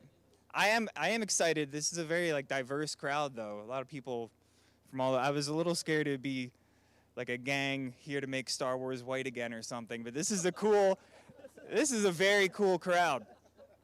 Anybody from the East Coast? Yeah? We're from on the East Coast. Now live in Boston. All right. Yeah, no, I moved here a couple years ago from New York. And it's taken me a few years, but I think I finally figured out why people from New York talk so much trash on people from LA. Does anybody know what that is? The reason? Here's what it is people that live out here are actually happy. And that is infuriating. It is February right now. Look at this weather. It is exhausting. See, the thing is, in New York City, nobody's happy. All right? They might seem like it. They are not. They are exhausted. You are underground or in the shadows all day, every day. All right? People here, you might think that you're depressed. You're not. You're bummed out. All right? You're having a weird week because Mercury's in Gatorade or whatever. Okay? It's not like that in New York. And people, before I moved out here, it's so funny, they told me not to, and I would ask them, okay, why? And they're like, well, everybody's fake. And I'm like, what do you mean fake? And they're like, bro, out there, they'll be nice to you even if they don't know you. And I'm like, ooh. I was like, for real, dude? That sounded scary at the time. And they're like, no, but they're like fake, like physically too, right? They're always getting surgeries. They're trying to look beautiful and young forever, which seems a little weird, right? But then you move out here and you're like, oh, they want to feel youth forever because they're enjoying being alive.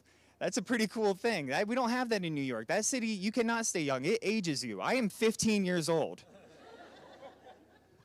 So that's my New York and LA bit. What else we got going on? What's been your favorite part of the convention so far today? Kevin Smith. Is he still here? I want to meet him. Is he still here? Let's get him up here. Oh, yeah, the autograph room. I don't know. I didn't see him. But I did just get an autograph from Sean Gunn. And, hey, we're raising money for good stuff. Here's the thing is my girlfriend's a huge Gilmore Girls fan. So she was going to be very angry if I did not get the Sean Gunn autograph. Anybody Gilmore heads? You got any Gilmore heads in the crowd? All right, great. They talk very fast on that show. I cannot keep up. The dialogue is very well written, though. Speaking of well written, how about all these great writers here today, right? Ooh, fun fact.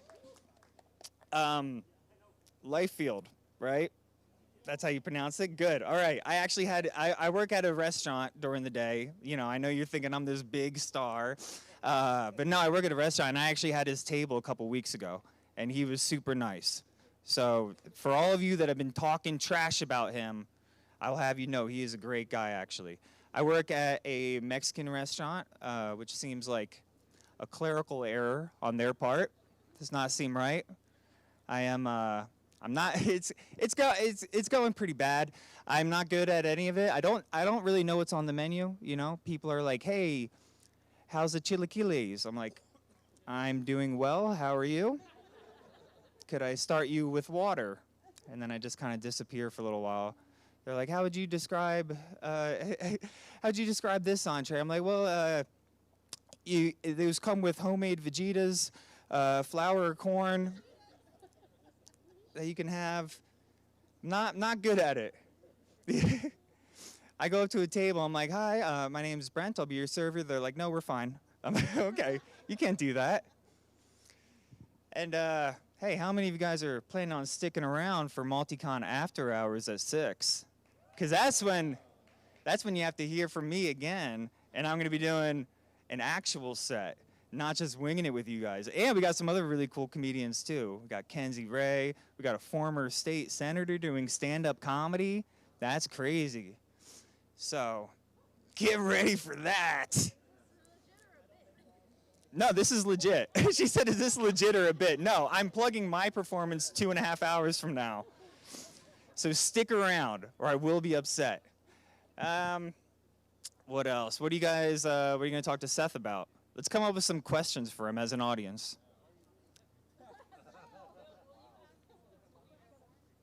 What was that? Well, I asked him about the movie Airborne. Mate, sure, I won't be here. Well, I'll be in the crowd with you guys probably. But what do you want to know about the movie? I will not be. There will be a much more competent person moderating it. It will not be me.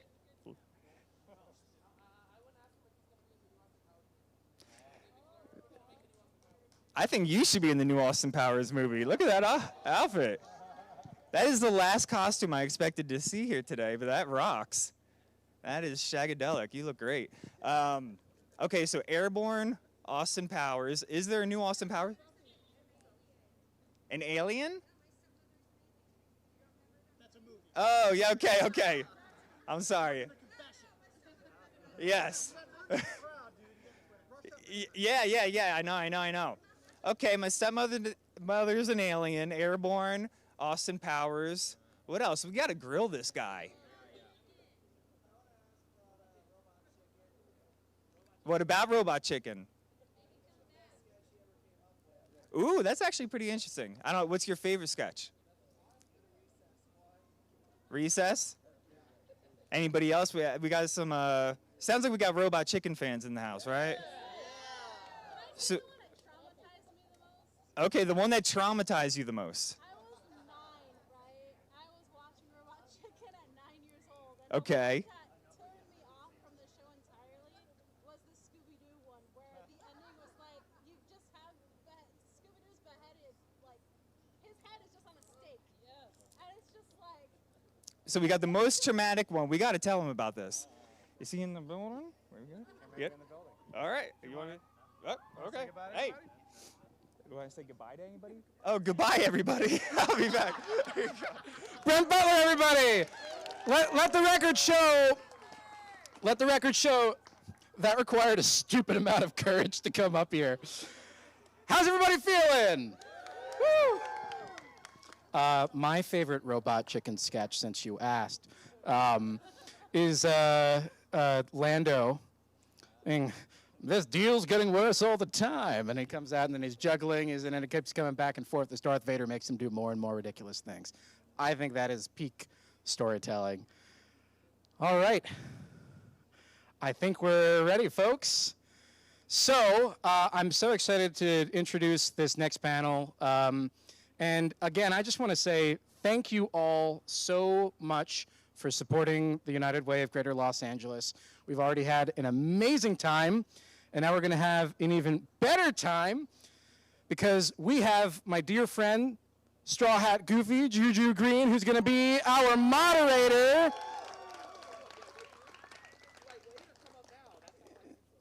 You start, yeah, no. Can get some music, Demi? Yeah, let's it's Juju we're talking about.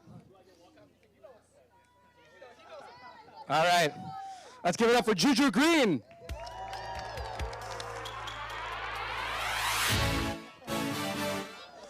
Oh yeah! The greatest film ever made. Of course I do. For life. All right, everybody, this is the Animation Nation panel hosted by Straw Hat Goofy. We've got some extraordinary talent. I'm going to let Juju take it from here. Thank you for your patience, everybody. This is going to be fun. Thank you. What's up, everybody? Do I get 2 mics today? This is cool. Okay. I don't know if I was supposed to keep this, but you know what? This is how we're rocking the show today. Hello? This one doesn't. Oh, it works.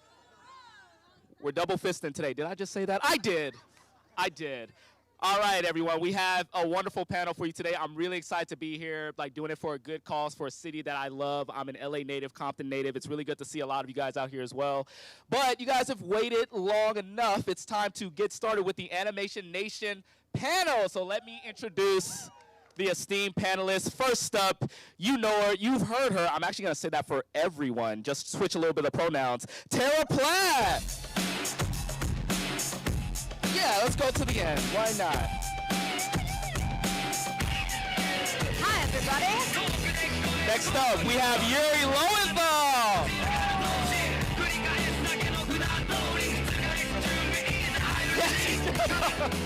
Absolutely. Isaac Robinson Smith.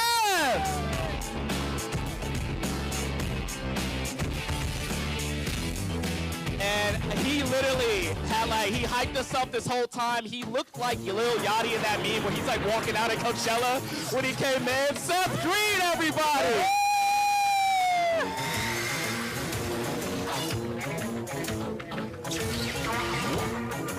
So thirsty, I get 2 bottles of water. What's up? All right. I'm so sorry to make everybody wait. You are the hero who shows up in the 3rd act and everyone cheers your name. So, sweet. That's what it felt like, What can I do for you? Everything, Seth, everything. So okay, we better get started. So I feel like that was a little threat. We better get started. Are you No. I meant if we're gonna do everything, it's probably gonna take quite some time, and the sooner you jump into it. Right, gang? Right. Yeah. We'll get to the end. Of course. Yeah. So more we better get started. Yay. Well, we do have a lot to talk about. This panel is 4 hours long. I hope everybody's strapped in. Okay. Yeah. All right, so we do have a lot to talk about, so I'll just get started with some of the questions. And we're going to go off on a lot of tangents, so y'all be prepared for that. Y'all be prepared for that. There's a lot, sure, you know? So I love tangents. So when it comes to animation, I feel like for a long time, animation has always been seen as the genre for kids, right? And over time, there's been kind of a realization from a lot of people from the studios, from a lot of audiences, that it's much more than that. It's a medium to tell stories, right? Can you guys talk to me as voice actors, kind of witnessing that from the beginning, whether it's watching or consuming these type of media, these films, these shows, and then kind of coming in as a voice actor today? Do you guys have any thoughts on that? Oh my gosh. So many thoughts. I grew up without a television, so I didn't consume any of the content. So I never got Saturday morning cartoons. Child abuse. It was child abuse. It was complete, flat out. And so I got into the industry as an adult, and that's when I started consuming the content. But I do believe that animation has the ability to transcend stereotypes, like the fact that it's only for kids or that it's only about light, fluffy butterfly content. You can tell really deep, really evocative stories and you can animate it and let the characters really live in a vividly aesthetic, powerful world. And I think that's exciting because there can be something for everyone in that. And I also believe that it allows there to be really great representation because we're a big magical rainbow world and there's a lot of people here with a lot of different experiences. And I think that's really exciting, which is why I think those stories being told in that medium are able to be received by so many people. It's not just kid content. Love that. And Tara, I know that there probably is a little girl whose mother won't let them watch TV either, and therefore they can't watch you. If you could say something to that parent to convince them to watch your show, what would that be? Oh man, I don't know if I'm up to giving parent advice. I'm a parent and I'm barely holding on by my fingernails. I'm sure you're doing great. But I don't know, because I think everybody parents the best way they can with what they can at that time do.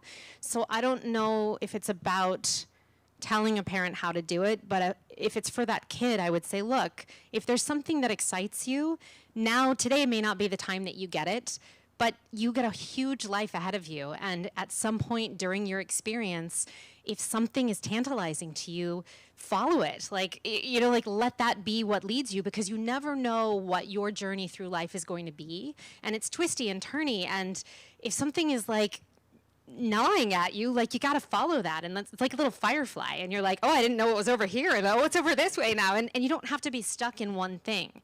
You don't have to be the you that you were at 10 or at 20 or at 30 or you get to keep reinventing yourself. So, let it be the future. Let it be something to look forward to. And I just used my kid, which is our kid. Yeah, we're married. If you didn't know that. For those of you who didn't know, that was going to be an interesting conversation on the way home. Yeah, right. What kid? Right. And I just use our kid. Phone numbers. I just use our kid as an excuse to watch more cartoons and play more video games now. It's true. That's great. Now, I want to, as we're on the subject of kind of looking at the state of animation going back in time, Seth, I've been watching you, or listening to you. I've been watching you for a long time as well. Yeah. Listening to you. I got cameras in all your shit, too. Oh, really? Yeah, buddy. But listen, man, I've been watching you since Airborne, buddy. How many people know Airborne? Has anybody ever... That's 7 people. It's 7 impressive, people. Yeah. We're one of the It 7. just means that they were either living on in the Midwest or had cable. God, what was that? 92? It had to be 90, 93 is probably when it came out. Oh And my we shot it in gosh. 92. Look at this. See, that says a lot because I was only 1 when that came out, but I still watched it.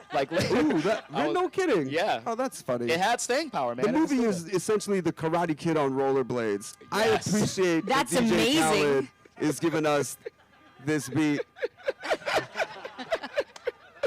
There's another one. Well, the wave is mine, my friend. The wave is mine. Only 7 people got that reference. But we did it. In that decade, though, you were in Family Guy, obviously, it's Chris. And, can you talk to me about being in something like that, which was kind of, one of the, next to The Simpsons, one of the first adult-oriented on-cable animation shows, and then kind of seeing how it's still going, and, how that evolved, and how, being a part of that, what does that mean to you? There's a lot of things to cover there. The truth is that adult animation has existed as long as animation has existed.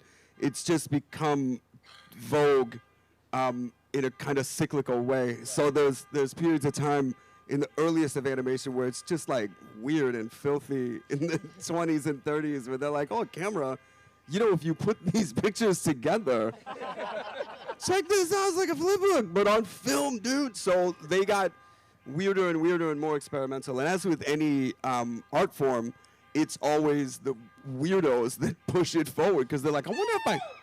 Yes! Everybody knows that. Because you see something that exists and you're like, oh, I wonder if I could make this exist, but this way. And that usually promotes innovation. So you've seen it. I got... When I grew up on animation, I got turned on to stuff like Ralph Bakshi. Yep. Weird movies like Heavy Metal. Heavy Metal, yeah. Heavy Metal was a popular magazine when I was growing up, and my parents, that plus National Lampoon, my parents didn't figure out how dirty any of those publications were. So my mom was like, yeah, you can buy this. It's intellectual humor. These guys that went to Harvard. And I was like, yeah, I don't know if you know this, but there's naked, topless women on almost every page. Harvard, ladies and gentlemen. That's Harvard. Yeah. So Oh, gee, why are you announcing that? The CIA is crawling all around this place. We found her, guys. Listen, I don't know if it's like having a couple of drinks, but I'm a W Queen weirdo, because because you were the loudest one. Where like it's for the weirdos. Yeah, but you kind of got like Ahsoka vibes. You got that honking guy to stop. Thank you. Amazing. Got you. The dude honking said, "Let her cook real quick. Let her cook." Amazing. Well, Isaac, I want to put this back onto you because I never asked you your age, nor did I look it up because I'm bad at my job. But we seem like we're the same age. How old are you, my friend? 35. 33. So, you know. Yeah, okay, yeah. So child of the 90s. Yeah, see, exactly. look at that. Yeah, So we connected. I think we connect on a lot of things. We were both Disney cast members as well. Yes, which is how we were. you Yeah, got exactly, into voice. You know, it's great, Yeah, right? exactly, yeah. But talk to me about kind of like, you know, being in my age group and consuming like this type of media, and like what has that meant for you, and how did you step in? Was that a reason why you stepped into your career? Was because of the things that you watched? It is, and I like the way you say our age group, like it was so esteemed. That was so great. Yes, our age group in the 90s. Yes. Powerful generation. Yes. Don't even pretend. Yeah. Well, I mean, it was because of cartoons that I watched growing up was why I was in this. And what's great about this is being a child of the 90s, I feel like we had some of the greatest cartoons ever to watch. 100%. Like, yeah. Fight me. And so I got very personal. And so, you know, I have to thank my mom for bearing through years of me imitating Baby Gonzo and like Disney movies and Ursula from The Little Mermaid and like running around the living room in my underwear and stuff, just like saying stuff. And like, I never knew that it was a job until later on, that I was like these things that I was doing, and my love of music and singing, and but it was because of being inspired by these things that I was watching that were so magical and took me away to somewhere that was really fun and really exciting to see. And what's great is being part of shows and things now that I was a fan of growing up is like the coolest full circle. And I talked to a father and son who were talking about the new X-Men 97 and saying, I watched the old show as a... Yeah, right? Yep. I watched the old... the dad said, I watched the show in the 90s, and I'm watching the new show with my son. And I'm like, that's it. That's what we're here to do. You know, so that's what it is for me. It's great. That's incredible, man. Listen, I need. Oh shit, they found me. That one siren. I got to run, guys. Whoever's honking. They're gonna need more than one car to drag you away. This is all part of the show. The honking, the sirens. It's all time. Thank you so much. It's actually DJ Demi over there just doing the sounds. Thanks, man. Skills. I'll give him all the credit he deserves. So I have a big question for all of you. Are you fans of each other? Right? Like, yeah, I mean, I can say, I love this stuff. Yeah. That's kind of, I don't know, that's what drew me to it, is I've always loved this stuff. And there's people that I know who were at my first San Diego Comic-Con in 1994. Yes. Back when there was only about 200 men. There was 200 adult men. There was zero security. You were able to purchase your ticket on Saturday. You could walk up and say, I would like one of these day passes, and they would say, we've got plenty. And then you'd wander around your quarter of the portion of the convention hall that was required for this absolutely embarrassing gathering of paper enthusiasts. And then about 2007, it just completely changed. They put Optimus Prime on the floor and they were like, Hollywood's at Comic-Con. Y'all want to buy some shit? And ever since then, that's what it's been. It's crazy now. It's crazy. Do you ever get like a little salty being like, I've been here in the dark ages with those 200 men? I absolutely understand that kind of bitterness. And I saw it when guys who saw Green Day at Berkeley had to wait in line to... There we go, see weirdos. Yeah.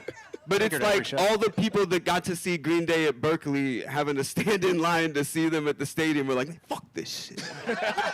Man, I like these guys when I had to like fight a guy about it. And I was like, yeah, but your kids will never have to. So we solved that. My kid's never gonna get beat about the head and body with their own Fantastic Four metal lunchbox. I used to have Pedro Pascal is here to save the day. I used to like playing Dungeons and Dragons when I was in high school was something that you did not talk about. And now, Just did it in the basement in now, secret. yeah. Yeah, now that movie made $100 million. The story's a little different now. Yeah. It changed everything. I used to be so, because I've been an actor since I'm a kid, and when you're on set with other actors, nobody thought this shit was cool. So I'm like, y'all want to see my OG 9-back straight on G.I. Joes? And they're like, no. Now they coming to you like, hey, can we see those 9-backs G.I. Joes right They're now? still not, but when they get cast as like, they're like, tell me, what does Odin's son mean exactly? I'm like, all right. It's sort of like a slang, yeah. That's a slang. You know what I mean? I feel it. It's a different shape now. But to what you were saying, Juju, you know, us being fans of each other, that's one of the things, you know, I mean, I came out here to be a movie star like everybody does and found voice acting. And one of the things that I immediately keyed into and was so happy about was that the voice acting community is so supportive of each other, which was not the case when I was, more on camera I got you on my shirt, dude. Oh, look at you! Yo, get that on camera. Get that on camera. Show that. Is it right? And it's the Japanese supaidama. Sugoi desu ne. That's the best. That's the Peter Paku. Spider-Man anime coming soon, folks. Yeah, but I mean, everybody's so supportive of each other in a way that in any other community, it just seems to be unheard of out here. So yeah, it almost feels like in the voice acting community, because we're all actors, and many of us do stage and television and film and voiceover, but it's like when you're behind the mic, there's this extra freedom to play, and I'm not saying that people on camera don't play and that people on stage don't play, but there's this freedom that I think that group of people kind of are like, hey, check this out. I'm going to just try to see something. Like, they're willing to play in a way that people on camera, when you're the lead of a movie, is a little more like, oh, God, this is all on my shoulders sort of a thing. And that play is exciting, and that's where you find these, like, nuggets and these jewels.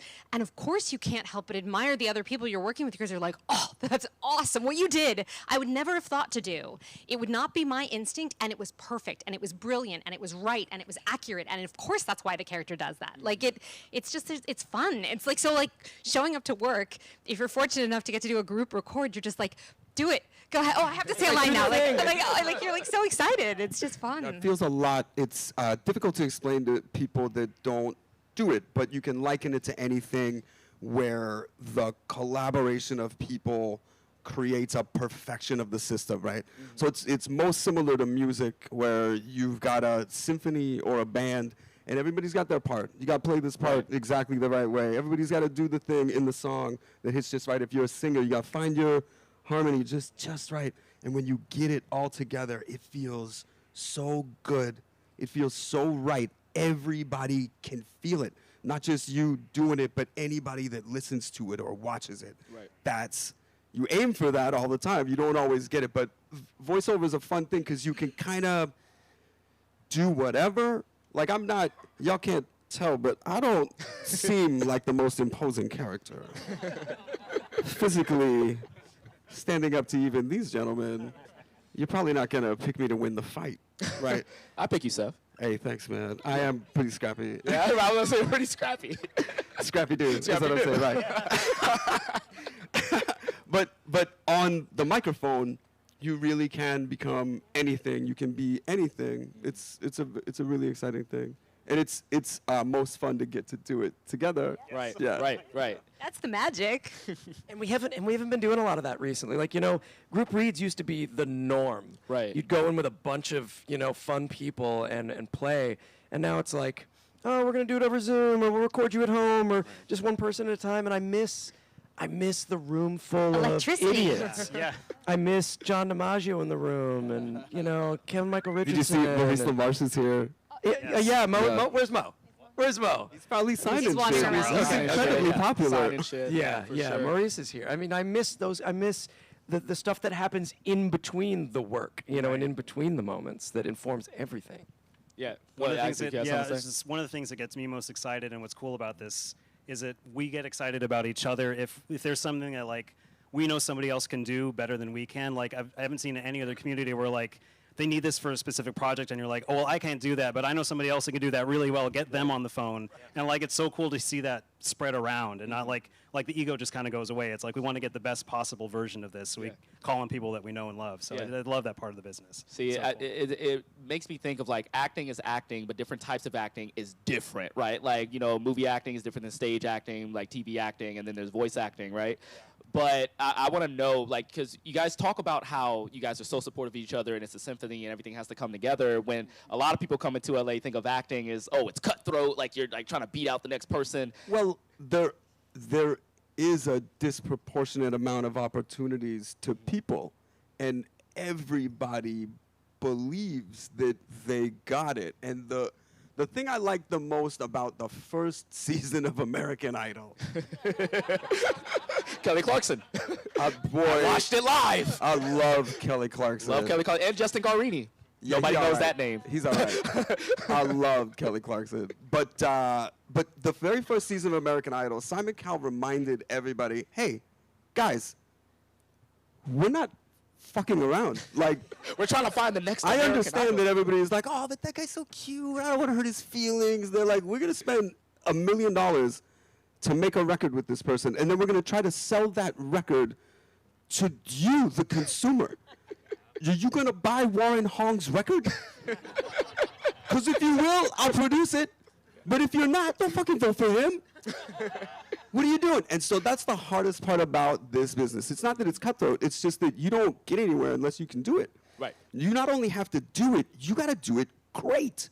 You got to do it so great that they're like, fuck, I got to put that on camera. You know what I mean? Right. You got to do it so great that they're like, Jesus Christ, people will pay to hear that shit or play that game or whatever version of it there is. And so, look, everybody works as hard as they work. Everybody has whatever expectations they have. But by the time you get into a room with one of us, we know you're good at this shit. And we can just relax and all do our best job. Yeah. Also, somebody needs to. I am waiting to see the TikTok edits on that speech you just gave, man. Like, I forgot people filmed this. They're gonna go crazy right now. Man, I'm just talking. But in that same vein, like, you know, this was the lead to my question. Was there a role where you went in and you gave it your all, and you felt like you auditioned, you killed that shit, and then you walk out, and then you find out, oh, this other person got it, but they brought it even more. Can you like point to a role where that happened? Yeah, well, I got to audition for Nightcrawler in the X-Men movie, and Alan Cumming got that job, and I was like, God, Alan, though. Listen. And then you see the movie, you're like, yeah, Alan. People often ask me that. They'll be like, is there a part you didn't get that somebody did out there that you wish you could have done? And it's hard because if I liked that the way that was, it's because that person did it. Right. And I could not have done it that way. So it's, but yeah, no, I always, and I grew up, reading comic books and watching movies and cartoons and like, I love all this stuff. Like, I want, obviously you want every audition you go on, but. Of course. But like there are certain ones, like you want when every that, time I audition for Batman, and look, I'll never get cast as Batman. I'll get cast as Robin a million times. Listen to my voice. I'm never gonna get cast as Batman. But like those mean more. Like when I get to play a role that was a comic book I grew up on, or something like that, or I thought my chances at Robotech were done when I came out here because I was like that show was over, and then they did Robotech: The Shadow Chronicles, and I got on that, and I was like, red check mark, like the nerdy stuff always gets like special attention from me. I always want those more. Speaking of nerdy, like I hear this in my dreams at night. I've played Spider-Man quite a few times, and I wake up to the sounds of my own brain going, "You were everything I wanted to be."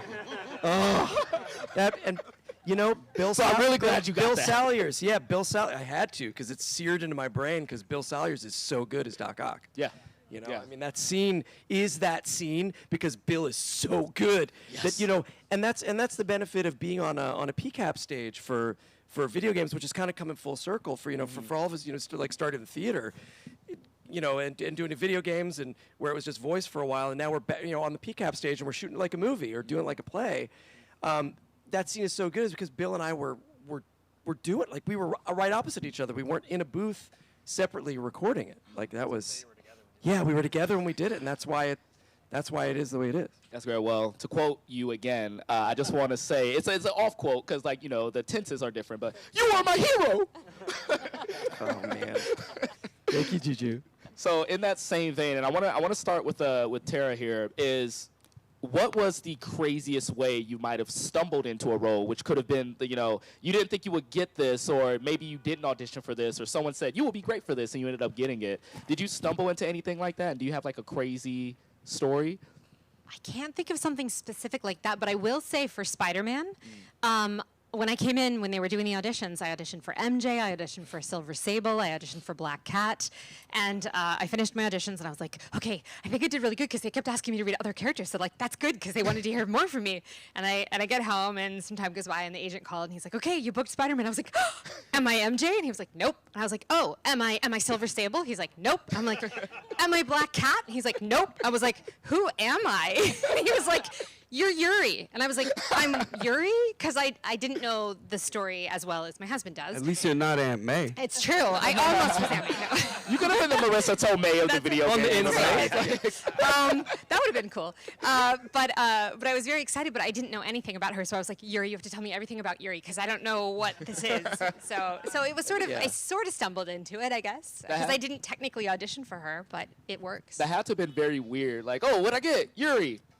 Stop fucking with me. I've had that guy for 23 years. Yeah. Well, now 23 years, but yeah.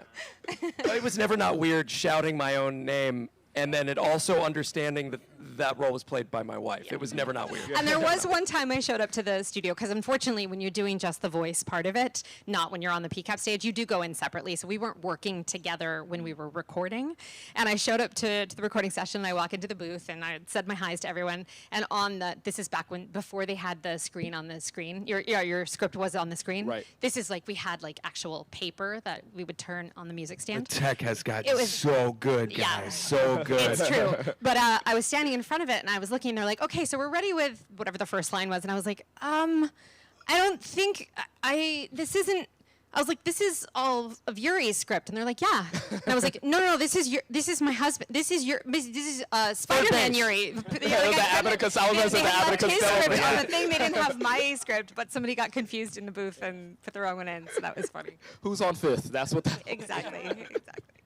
All right, so now I've always wanted to know this, because I find, when it comes to voice acting, I always have these moments, especially when you look at things like the Lego movie. If you look at the cast of the Lego movie and figure out who voiced who, it's always a fun game. If you guys haven't done that, look at the cast of the Lego movie, look at who voiced who. There's a lot of what you're not considering, though, is when they're putting the Lego movie together, whoever directed the Lego movie, especially when they have like one line, there's a character with one line, they're like, I'm gonna call Charlie Day and see if he wants to be this banana.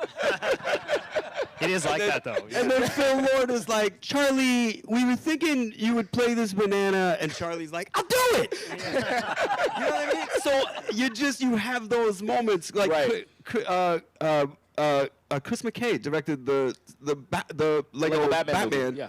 And he was like, hey, there's a King Kong role in the Batman movie. There's got 3 lines. I'm like, yeah, I'm in. I think that's just how it happens, right? They don't. I didn't know that. Like, how do you get all of these crazy people? They're just like, I just called him. Yeah, and I remember looking that up. I said, Seth's in this? It was just a big mind blow moment. The weirdest thing. And Chris was like, would you do it? I'm like, of course I do. Of course. To play King Kong in the Lego movie? It's only 3 lines. It's like, so what? So, to get into my question, what has been the most surprising moment of notoriety that a line that you have said, something that has stuck with people, that you were like, you like that? Or you're quoting that back at me? Anytime somebody asks me to sign Howard the Duck stuff, they want me to sign you're out of luck till you've gone duck. Which James and when I went to the record for that, Gunn is like, I don't know. We lip synced this, and I was like, do you want me to try to beat it? He's like, can you put something else in that lip sync? And I was like, I don't know. Let's mess around. And we tried so with nothing. It's so clearly you're out of luck till you've gone duck. And I was just like, anything I put in there is worse, really. So now it's a line, and everybody's like, you're out of luck till you got duck, dude. And I'm like, I guess so. And I'll sign it on your pop. That's cool. What's that? It is iconic. Iconic, right? This is how it happens, guys. You're like, I don't even think this is a good line, and then a couple years later, people are like, that's some words to live by. That's That's my motto, though. I have that stitched on a pillow. I might have said that on a first date. It's a good way to start. Yeah. Did it work? I'll let you figure that out. I really want to know, was there a second date? Surprisingly, yes. Whoa. Yeah. Because she's into ducks. She's into ducks. So that wasn't a red flag? Are you into ducks now? There was no third date because she realized I was, in fact, not a duck. Oh. I got her. She thought I was a duck when I said it. Then the second day, she said, wait a minute. This is like a deeper, furry kind of conversation. Isaac, say something first. Get us out of here. Get us out of this one. Get us out of here. Yeah. Yeah. No, I don't know if there's anything super obscure that people like said back to me, but like there is like an obscure character experience that I have that I didn't think I would ever get. But not for very many things, like just a couple of commercials, but I never thought that this would happen, but I'm the voice currently of Jean Lafoot, who's Captain Crunch's nemesis and has been. And so I got this monologue of like this monologue of this French guy for like a minute straight, and it was only like 3 lines in the commercial, but it was a lot of this for about a minute and a half, and they were like, yeah, you got the gig, cool. And I was like, wow, I was like, this is the craziest world. Like, so this is something I would never expect, but that's like, I'm so envious. Serial villain. Yeah, it's pretty cool. Like, I went to the store the next day and turned over the boxes. I was like, that's me. That's pretty cool.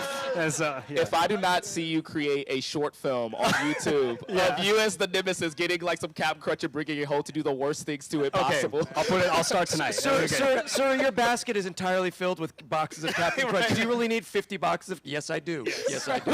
I do. Yes. I'll kill them all. Yeah, exactly. Yuri, tell me about you. You got some lines that you were like, wow, I didn't know you guys would gravitate towards that. I mean, I would say it's a video game one. Yeah, like the video game trees, right? Yeah, like it's all that little stuff. You record all this stuff, and you're like, there's no way that, like, I don't even remember it. And then all of a sudden it starts coming, bubbling up. There was a little character. He's got one line over and over again in Dragon Age, Sandal, and he just says, enchantment, enchantment, and I was like, nobody's gonna, it was one of like 300 characters that I voiced. There's one. There's like one. There it is. Yeah. And people would come up and they'd say it to me, and I was like, oh my God, you just never know what's gonna punch through. And in the same way, there have been times when I've gone in to record something, and I get the script, and I'm like, who wrote, like, this is terrible, or whatever, and then it's like a big hit, and it's just, I just didn't get it, you know. And that's why I say yes to everything now, because I'm like, yeah, this is great, let's do it. Because sometimes I just don't get it. The regular show, on an early episode of the regular show, I got that script. I had like played 2 small characters on or something, and I wrote them like, who wrote this? Like 2, high college kids? Which, I mean, turns out, it's not that far from. But I'm like, well, but it's a job. I'll go in. Like, I just didn't get it on paper. It's also, so much stuff is execution dependent, and you just don't know.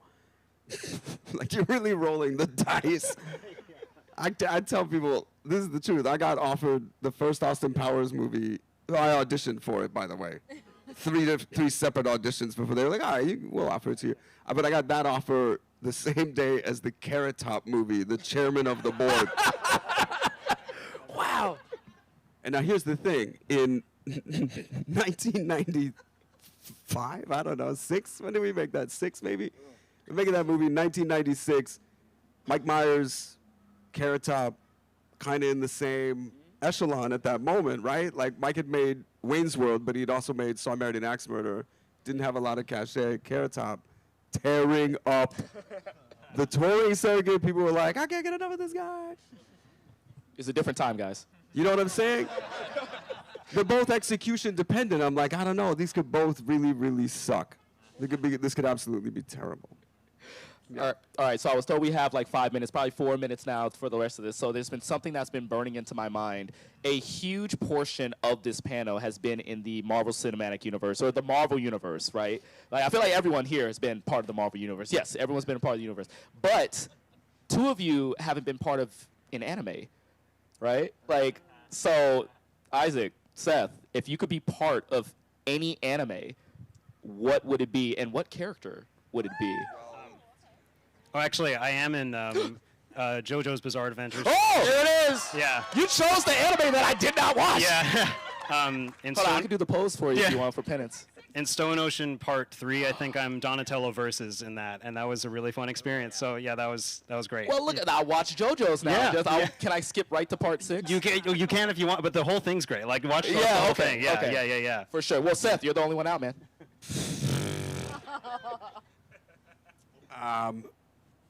Yeah. Well, I love.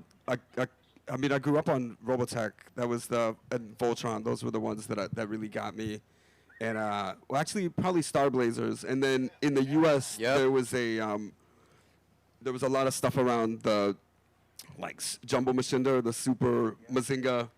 They made a Tranzor Z cartoon. I liked all that stuff. And then I got into Akira. But Robotech was probably the thing that hit me the hardest. This is really embarrassing. It was on at like 7 a.m. and so I could get about a half hour of it before I had to run to school. And the episode where Roy Fokker dies. I mean, spoiler alert if you haven't watched this. I was devastated. I was like 7 years old. I go to school. I'm just like, oh my God, they killed my favorite pilot. I don't think he's coming back. Like I was a wreck, and this is so hilarious. I vividly remember this at 7 years old. One of my friends is like, hey man, are you all right? And I go, hey, my friend died.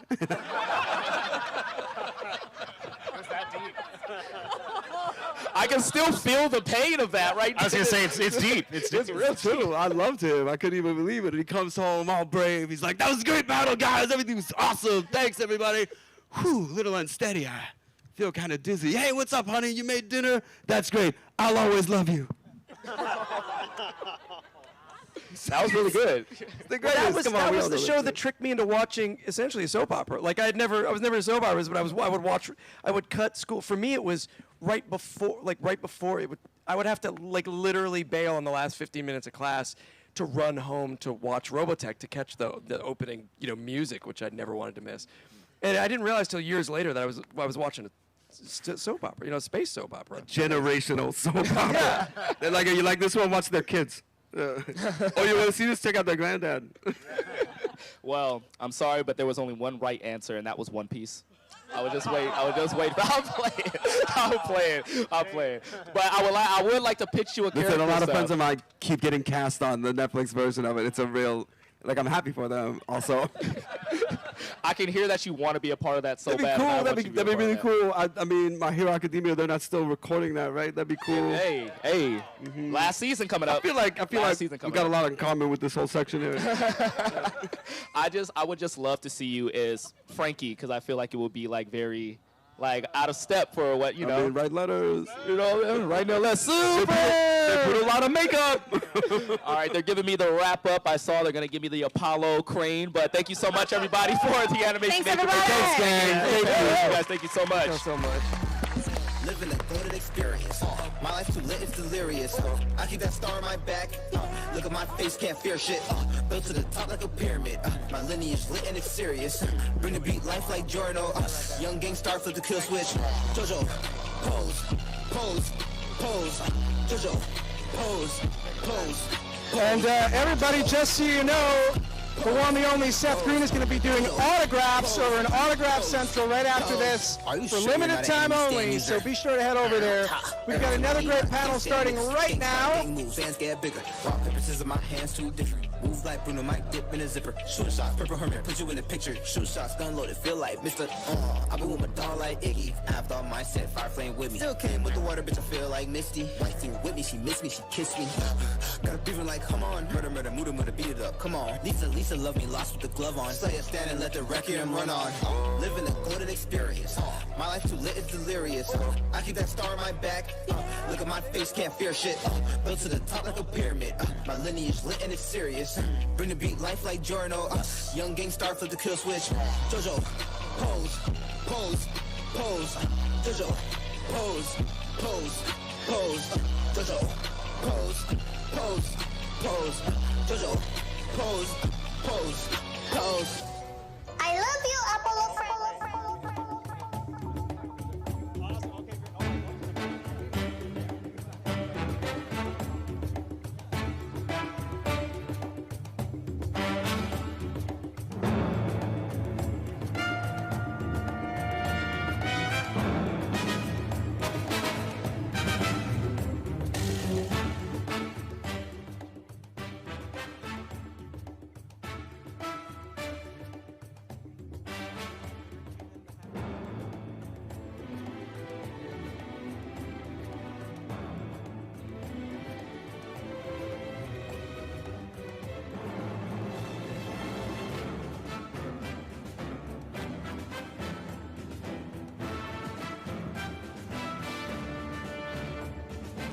All right, who's ready for our next panel?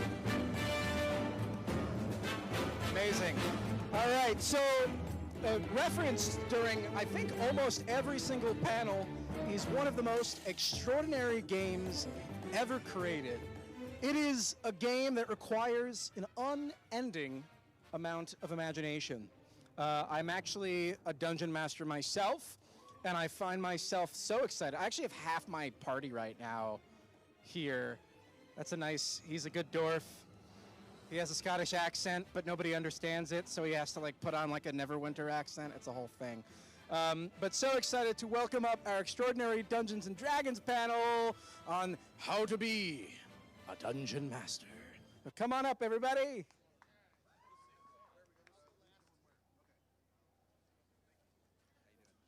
These guys are awesome.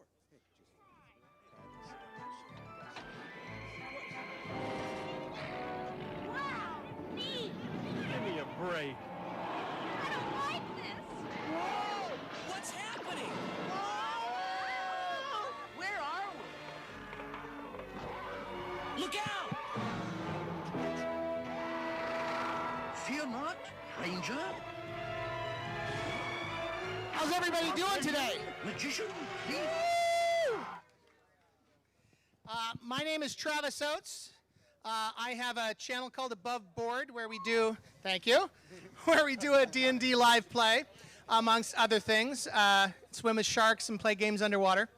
I'm also the voice of a few famous voices from Disney, such as Piglet and Kermit the Frog, occasionally. Now, I've got with me a couple amazing dungeon masters. I have Amy Vorpahl, who's a writer and musical creator with 2 music albums, Song in the Key of D&D, and Behold Her Dreams. I get what you did there. Like it.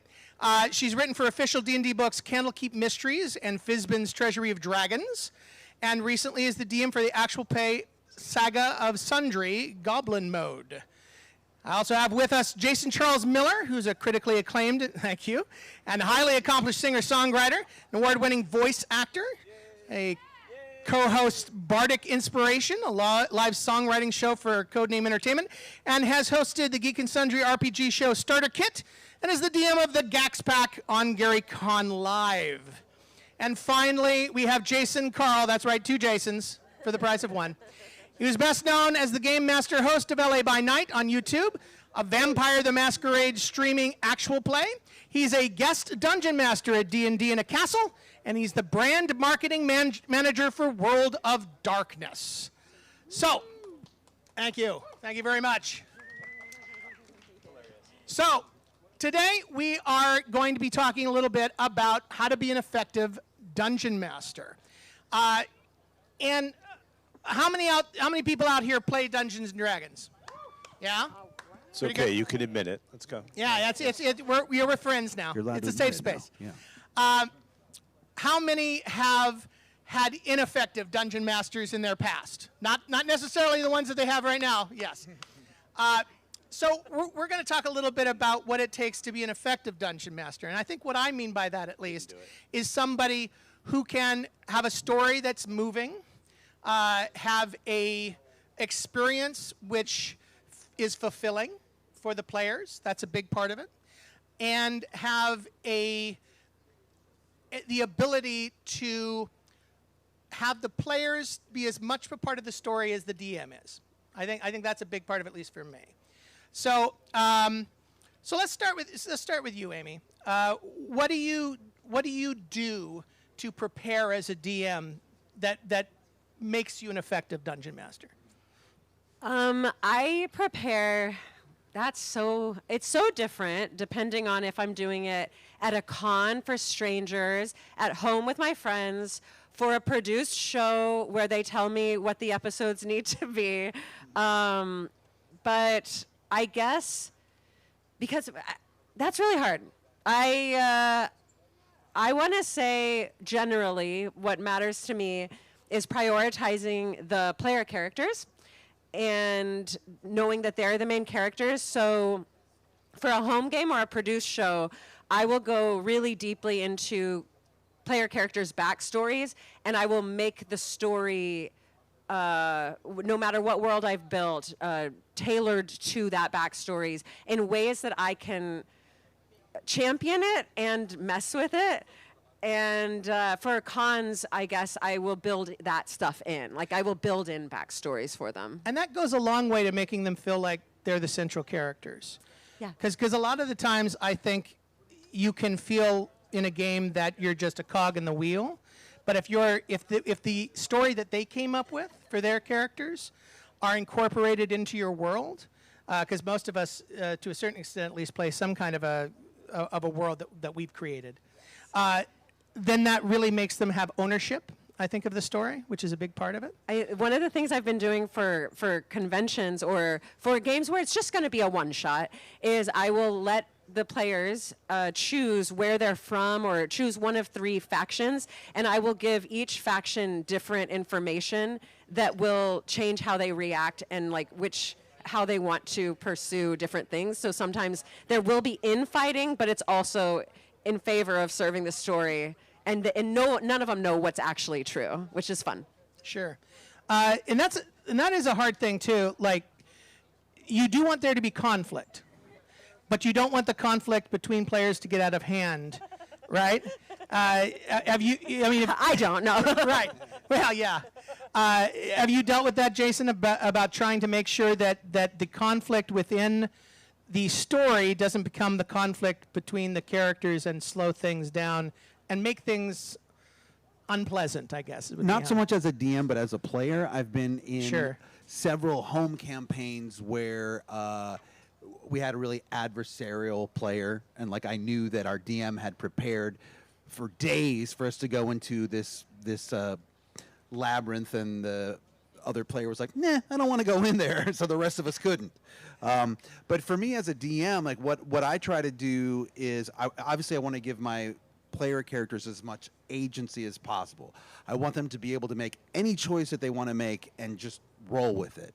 And preparation for the environment that I'm going to put them in, I think is really important, so that they have those options, and I can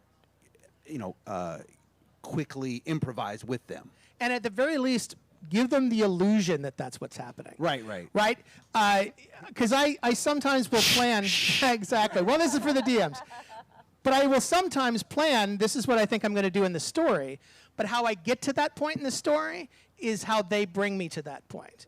You know, so it does feel like organically they're making the decisions that leads to that, even though that's the place where I felt that we were going, and so they feel like they're the ones that got them there. Now you play a very you run a very story driven, emotionally driven game. I don't know what gave you that idea, but sure. I do run Dungeons and Dragons. Dungeons and Dragons. Sure. Even in this economy, you get both. Sure. Dungeons and Dragons. Exactly. Like rock and roll, gin and tonic, both. I run a lot of Vampire the Masquerade, obviously, because that's been my passion for a long time. But regardless of what I'm running, I always try to bring emotion to the forefront. And that includes player emotion.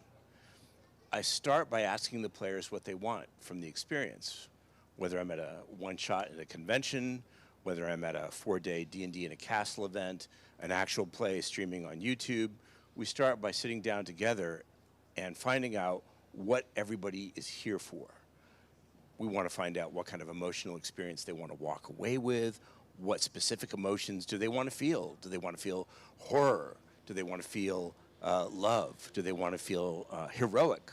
And I start building my story around their responses to try to deliver the emotional impact that they've asked for. And that's a really, really good point.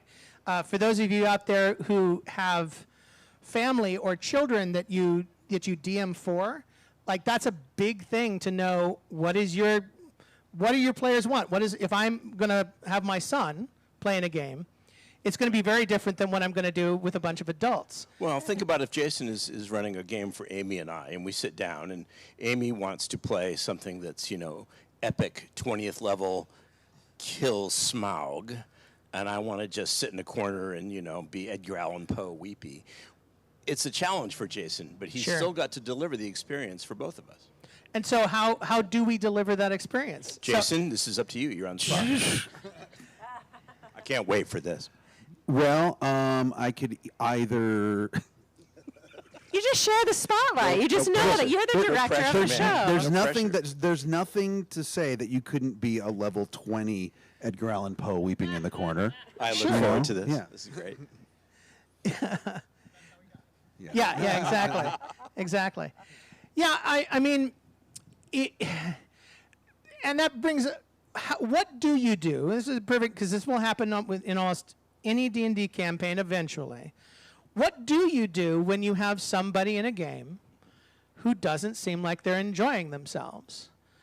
Like, how do you combat that, especially within the game itself? Let's say they'd stop enjoying themselves at hour 1 of the 4-hour game. Like, how do we combat that? Jump ball. God, Anyone? I haven't run into that in so long. You haven't? No. Oh, you're lucky. Yeah, I know.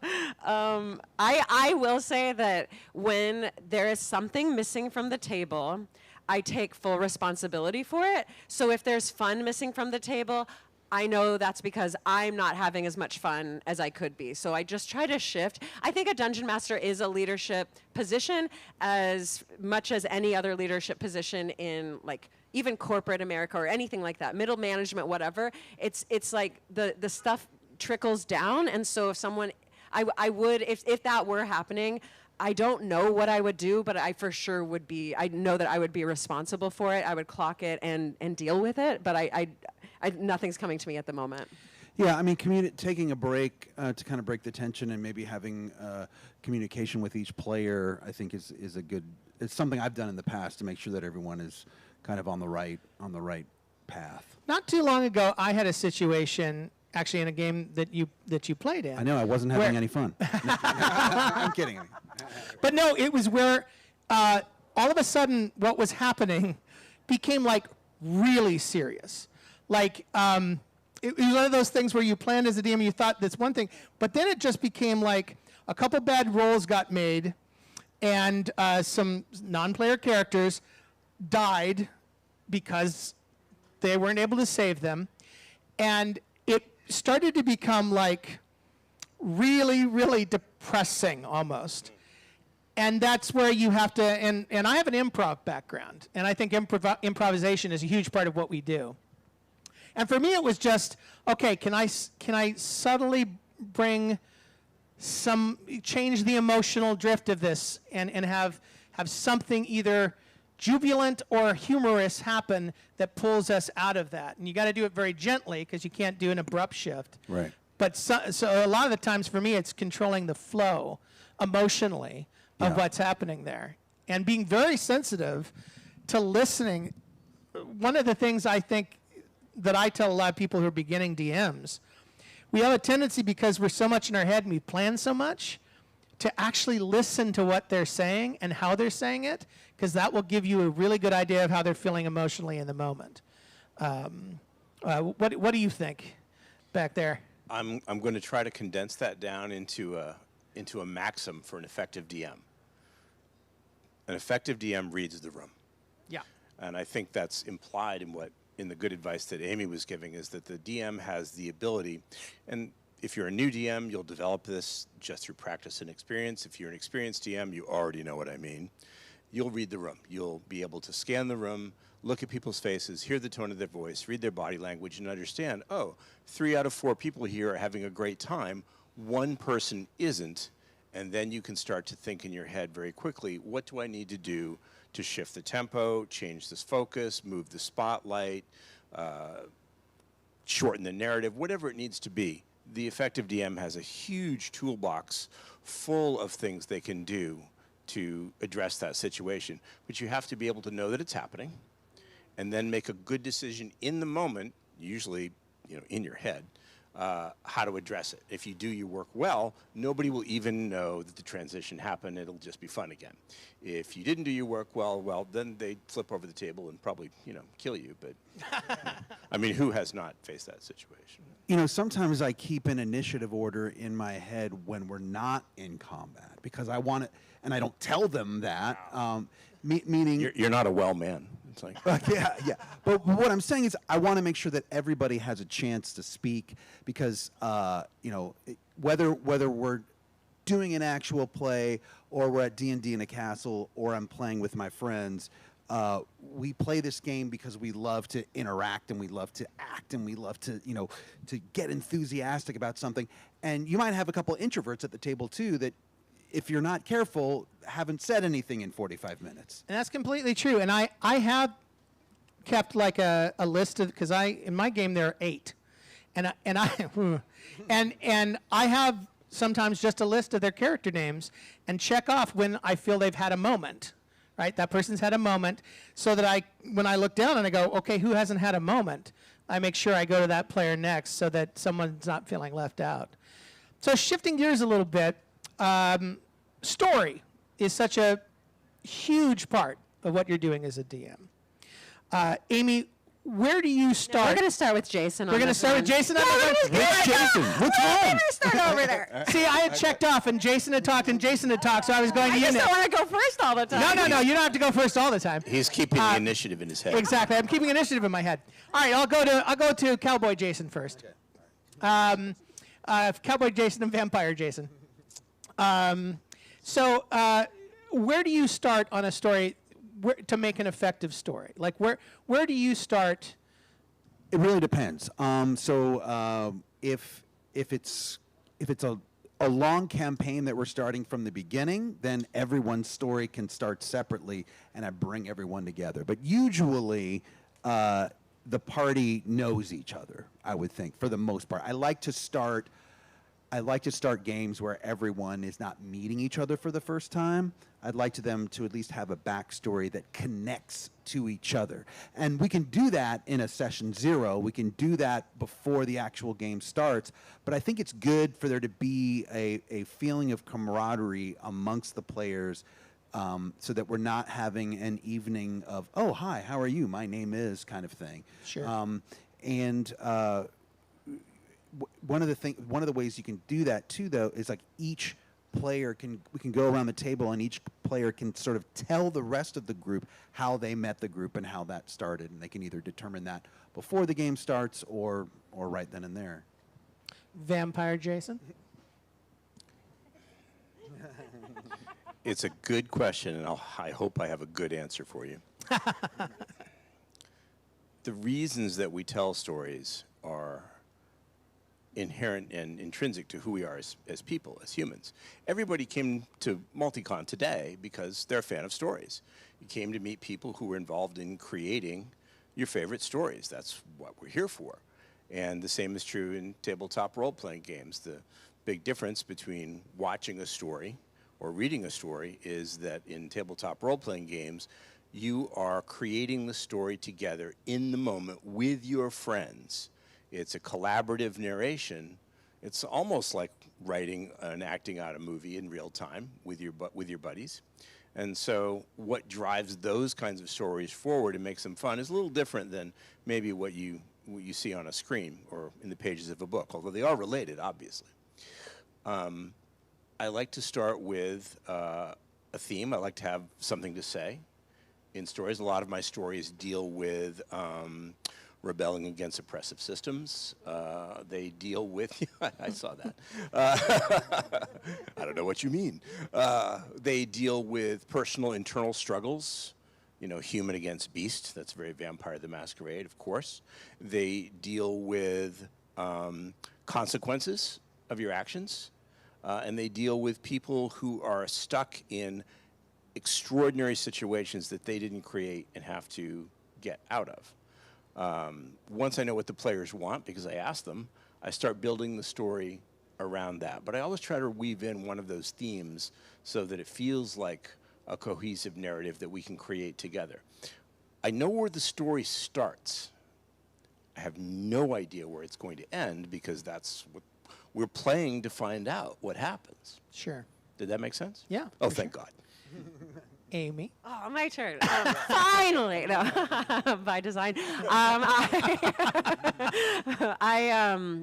I will say, whether I play a one-shot or a big campaign, what I start with is just what's going on in the world, and then I also prep what's really going on, and I tell the players what's going on, and they can fill out where they stand in that. So if there's like, a big famine or a big loss of knowledge or whatever, they can be like, I'm seeking knowledge, or I'm the bookkeeper over here, or like the keeper of books or whatever. And then I have my what's really going on that is cruel. What's really going on is always some level of cruel/evil, and for those reasons, very secret too. So it's always like they're only at the beginning getting the symptoms, and then I've got control over the disease. And I will say, usually I actually do, if it's a show, I actually do have an idea of how that might culminate. Again, it might not, but I need that for my brain to know, okay, we've got 20 episodes or 30 or 6 episodes. I do need to have that thing that we're driving towards, at least in my brain. But the act 2 of it is I don't want to say it's completely a question mark, but it's very environment based is what I can control. And then, and for that, I just mean that I know different cool places that would be fun to have set piece and cinematic based encounters.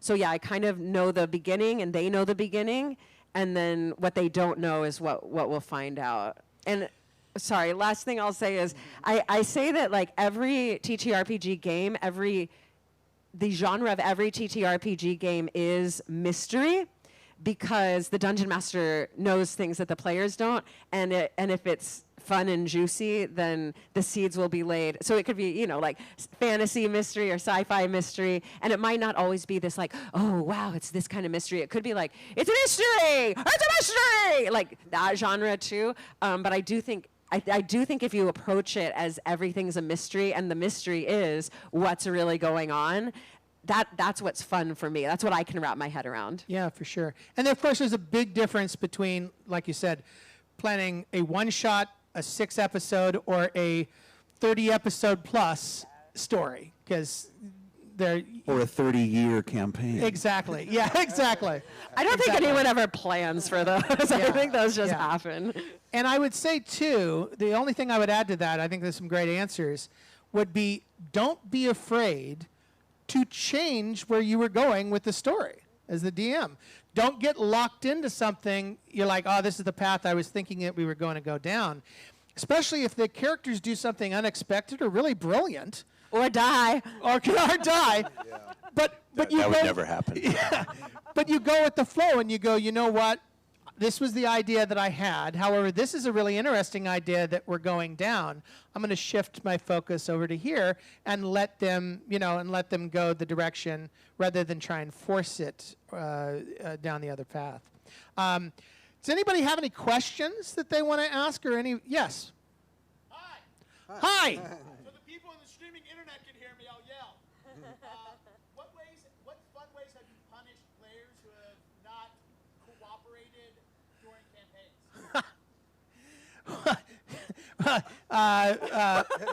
Someone's looking Do you want to away. say your name? Do you want anyone to know who you are?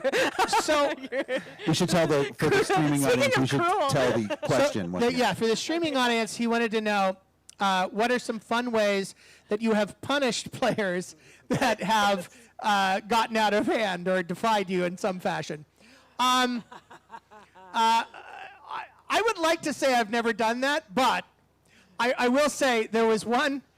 Every once in a while as a dungeon master, you get, and I'm sure you guys have experienced this at some point, probably during a private game. It doesn't happen so much when it's planned in front of a camera.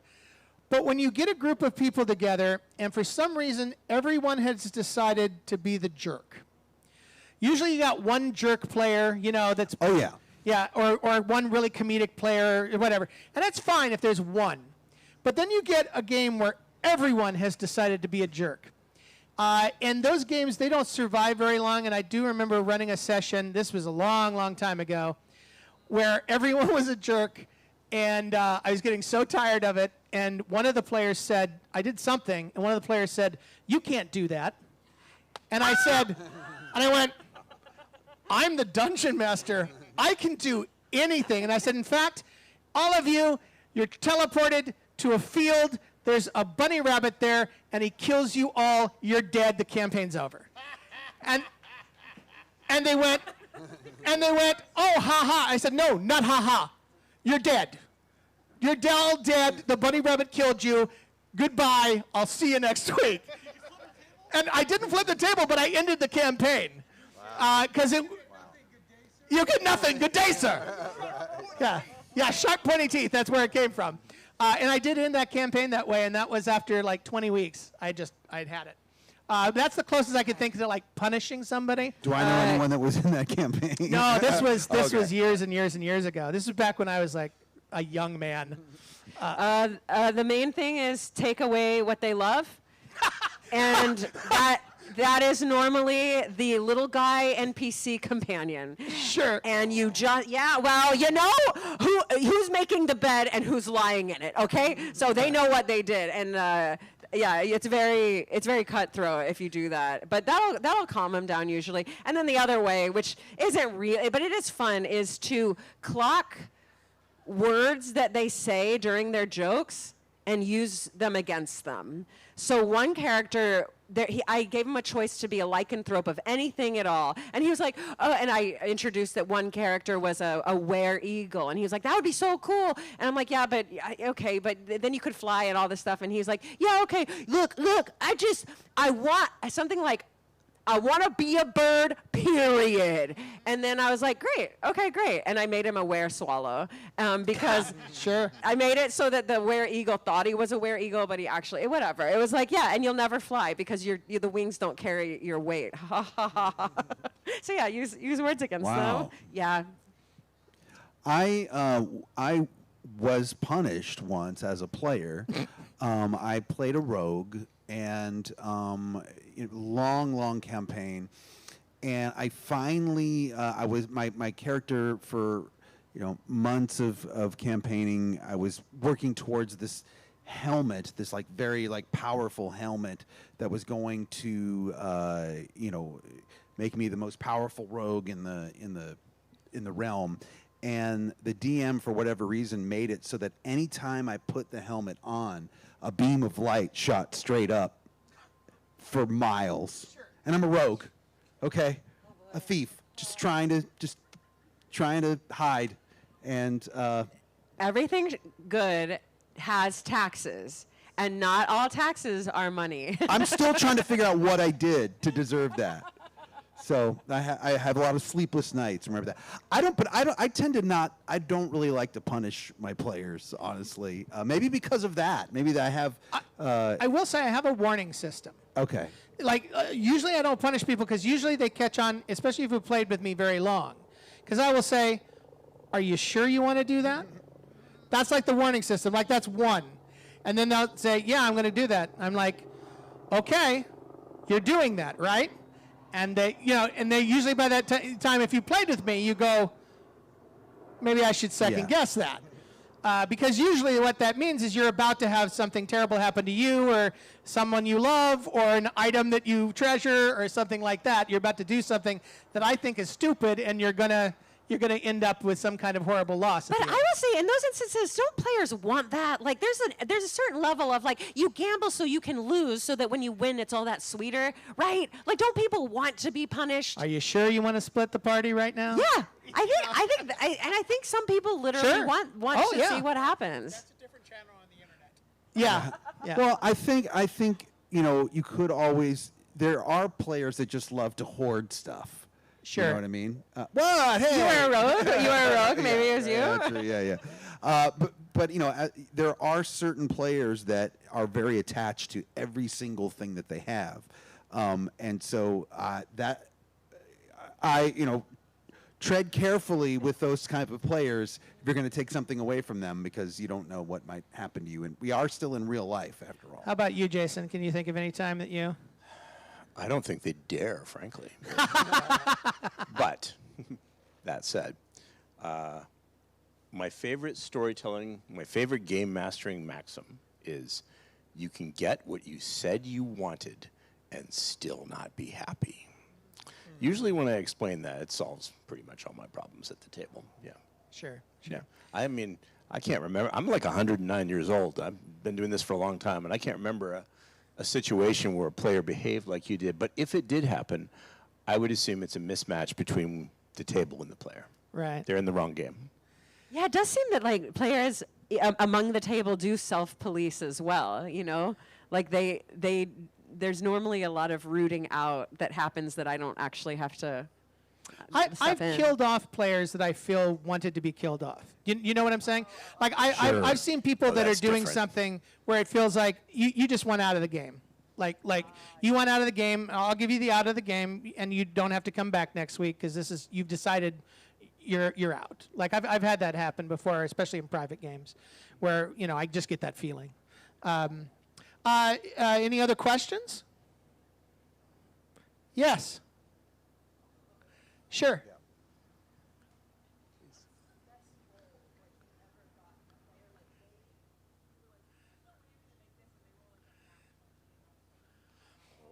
Oh, I do have an answer to that. So I will repeat the question.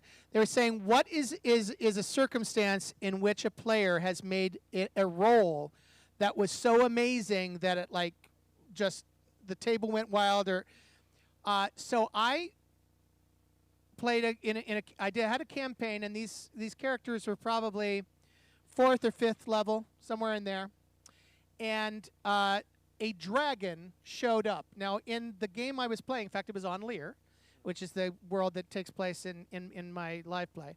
And dragons in that world are like gods. They're not something you battle. They're not a creature you battle, really. And all the dragon was supposed to do was come in and blow this huge gulp of fire and leave. Well, did we lose the PA? Are you hearing me? Okay. Okay. Test. You turned me down. Maybe I'm. All right. I talk loud. I'm a loud talker. So, and I had given them this ring to fix a different problem that I knew was going to come up, that could stop time for a very short brief of time, very short. And so, the guy who was a fighter in the party used the ring and stopped time. He had this fairly magical sword for that campaign, at least. He got up on the dragon. He says, I'm going to attack the dragon. And I'm going to, on his head, I'm going to wedge the sword in between the scales, and I'm going to kill this dragon. And I said, good luck, buddy. I said, I mean, you can. It's roll. And he rolled a natural 20. And I said, okay, roll again. I said, if you roll another natural 20, you can kill this. You can do, this will work. And he rolled another natural 20. You shouldn't have said anything. Yeah, I know. But what are the odds? And so he killed the dragon, and I literally had the god that he worshipped come down and give him a new character class. Because I was like, this is the most amazing thing I've ever seen. So he became a Dragon Slayer class that didn't exist in my game. I gave him the stats later. But I was like, I got to do something. I've never seen this before. And he was a really nice guy, but everybody went completely nuts over that. Mine is that they met the evil person. They were supposed to fight her. They decided instead I want to change her mind about humanity. And I didn't know what to do with that information. So I had them, I like mathed out a difficult number to reach, and I had them all roll all of their stats, all their ability modifiers. And they didn't make it. And then they reminded me, they were like, wait, what about this NPC who's been with us this whole time that I forgot about? And they rolled her stats too, and that was the clincher. So they were able to change an entire deity's mind as opposed to fighting her, which was very satisfying for the story, but it had nothing to do with, like a D20. It was more like they remembered something that I'll always forget the NPCs that are with them. Actually, one that comes to mind was I was running a one-shot at Gen Con a couple years ago, and Travis McElroy, who you might know from the Adventure Zone, he sort of joined the party at the last minute. Like, he wasn't on the panel, and but he's a good friend of mine. He's like, hey, can I jump on the game? I'm like, sure. So the party battles their way. It was a very linear game because it was a game in front of a crowd. They had to, the party had to retrieve a magical sphere that I called the psychedelic sphere. But for the final battle, they were going to battle like a bunch of Githyanki guards, and through either like a performance, I think it was a performance roll. He rolled a natural 20 and basically convinced them all to just go home. That's how it felt. Yes, that's how it felt. It's like, oh, no more combat. Yeah, he just, because it was just so, it was just the perfect roll and the perfect. The guys were like, you know what? Yeah, why are we even guarding this? Let's just leave. If anyone could charisma their way out of a situation, it would be Travis McElroy. Yeah. I'm going to try to answer the question I think you're asking.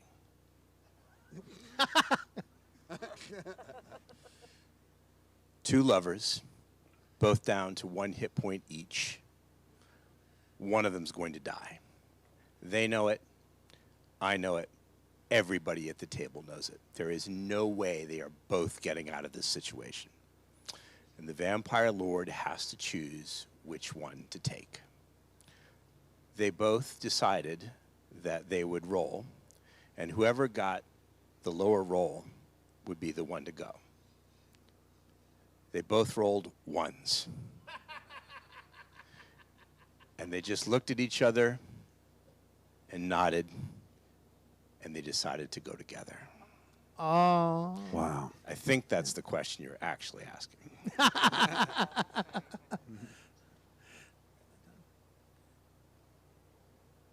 We good?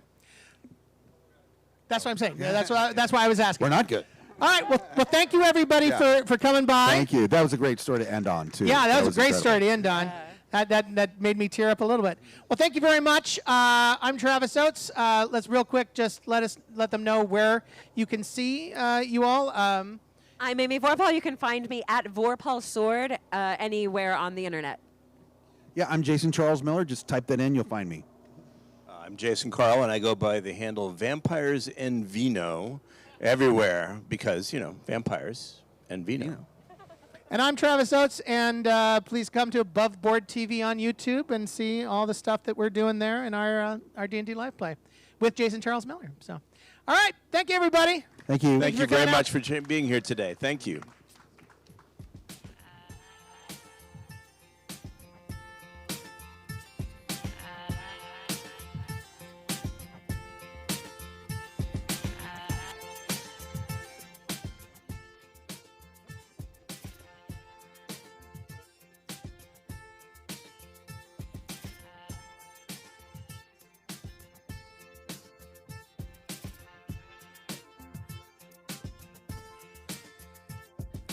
Staring at the blank page before you, open up the dirty window, let the sun illuminate the words that you could not find. Reaching for something in the distance, so close you can almost taste it. Release your inhibitions.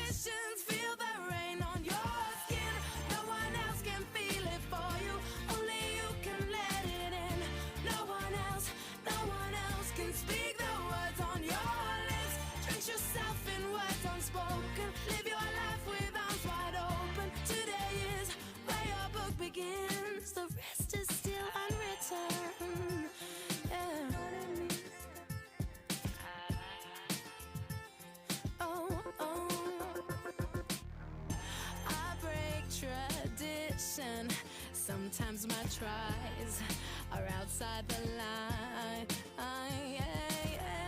We've been conditioned to not make mistakes, but I can't live that way. Oh.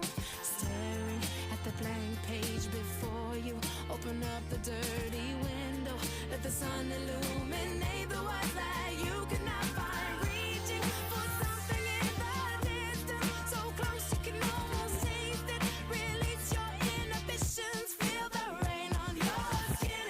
No one else can feel it for you, only you can let it in. No one else can speak the words on your lips. Treat yourself in words unspoken. Live your life with arms wide open. Today is where your book begins. The rain on your Uptown, baby.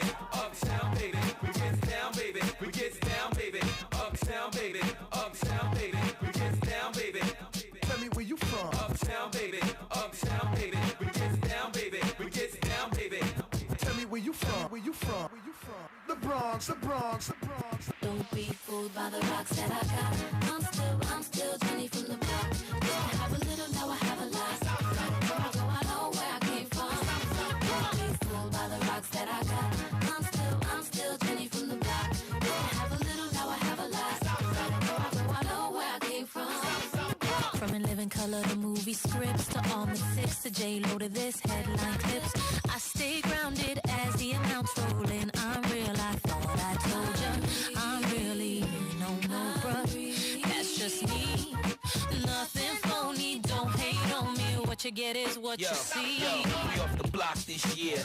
Went from a low to a lot this year. Everybody mad at the rocks that I wear. I know where I'm going and I know where I'm from. You hear locks in the air. Yeah, we at the airport out. D-block from the block where everybody Air Forced out. With a new white tee, you fresh. Nothing phony with us. Make the money, get the mansion, bring the homies with us. By the rocks that I got, I'm still Jenny from the block. Used to have a little, now I have a lot. No matter where I go, I know where I came from. Won't be fooled by the rocks that I got. I'm still Jenny from the block. Used to have a little, now I have a lot. No matter where I go, I know where I came from. Ooh, how you doing, baby? No, not you. You, the bow-legged one. Yeah. What's your name? Damn, baby. That sounds sexy. Here I go, here I go, here I go again, girls. What's my weakness? Okay, then chillin', minding my business. You saw I looked around and I couldn't believe this. I swear, I stared, my niece no witness. The brother had it going on with something kinda wicked. Had to kick it. I'm not shy, so I asked for the digits. I hope no, that don't make me see what I want. Slip slide to it swiftly. Felt it in my hips, so I dip back to my bag of tricks. Then I flip forward tip, made me wanna do tricks on them, lick them like a lollipop should be lit. Came to my senses and I chill for a bit. Don't know how you do the voodoo that you do so well. It's a spell, hell makes me wanna shoot. Shoot bad, shoot bad, shoot bad, bad, shoot bad, shoot bad, shoot bad. Then you stack, especially in the back. Brother, wanna thank your mother for a butt like that. Can I get some fries with that shake, booby? If looks could kill you with beat and easy or a shotgun bang. What's up with that thing? I wanna know, how does it hang? Straight up, wait up, hold up, Mr. Lover. Like Prince said, you're a sexy mother. Well, I like them real wild. B-boy style by the mile. Smooth black skin with a smile. Bright as the sun, I wanna have some fun. Come and give me some of that yum chocolate chip honey dip. Can I get a scoop? Baby, take a ride in my coupe. You make me wanna.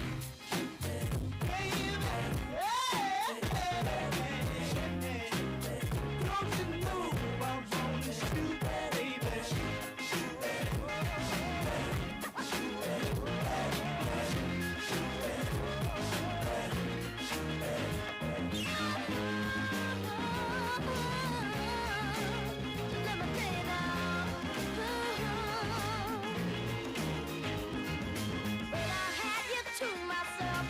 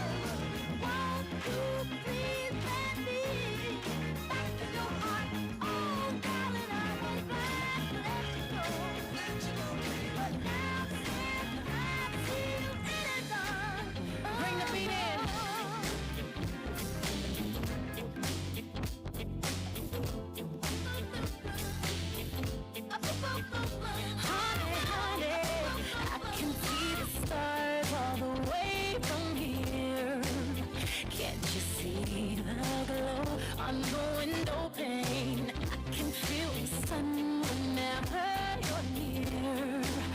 Every time you touch me, I just melt away. Now everybody asks me why I'm falling out from ear to ear. But I know nothing's perfect, but it's perfect after fighting through my tears. And finally you put me first. Tell me it's true. You're the one I love. You're the one I need. You're the only thing I see.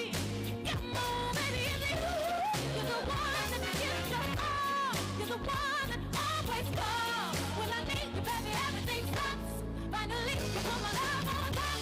Baby, you're the one that I love. Baby, you're all I need. You're the only one I see. Come on, baby, you're the one that gives your all. You're the one I always call. When I need you, everything stops. I'm packed and I'm holding. I'm smiling, she living, she golden, she lives for me. Says she lives for me, ovation. Who want motivation? She comes round and she goes down on me. And I make you smile like a drug for you. Do ever what you wanna do, coming over you. Keep on smiling what we go through. One stop to the rhythm that defines you. Can I speak to you like the chorus to the verse? Drop another line like a coda with the curse.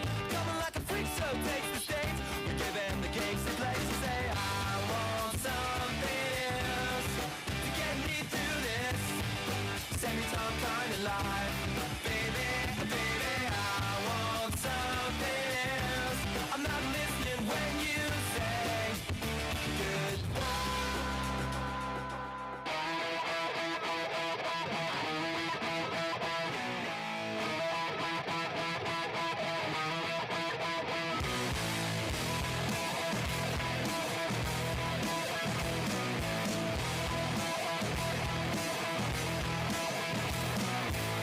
Can we forget about the things I said when I was drunk? I didn't mean to call you that. I can't remember what was said or what you threw at me. Please tell me why. The car's in the front yard and I'm sleeping with the clothes on. Came through the window last night and you're gone, gone.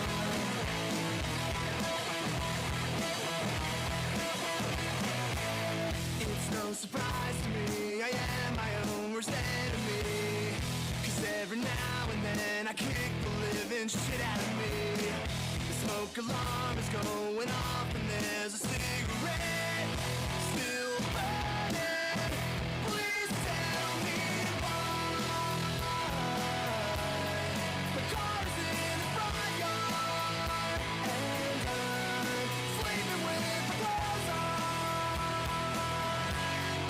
Came through the window last night and you're gone, gone.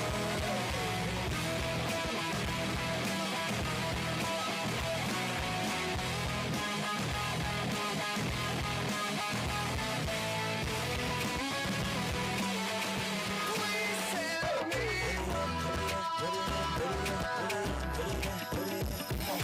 if you wanna go and take a ride with me, we'll be rolling in the phone with the ghosties. Oh, how do I live this way? If you wanna go and get high with me, smoke a L in the back of the Bitsie. Oh, how must I feel this way? In the club on a late night, feeling right, looking, trying to spot something real nice. Looking for a little shorty, I know they so that I can take home. I can take home, she could be 18. 18 with an attitude, 19, kinda snotty, acting real rude. But as long as you a diggy, diggy, thick girl, you know this song. You know that this song. I keep something coming towards me on the dance floor. Sexy and real, hey, she been peeping and I dig the last video. Someone that a week ago. How could I tell her no? Measurements was 36, 25, 34. I like the way you brush your hair, and I like those stylish clothes you wear. I like the way the light hit the ice and glint. I can see you moving way over there. If you wanna go and take a ride with me, we'll be willing to go with the ghosties. Oh, ride this way. If you wanna go and get high with me, smoke a L in the back of the Bitsie. Oh, ride this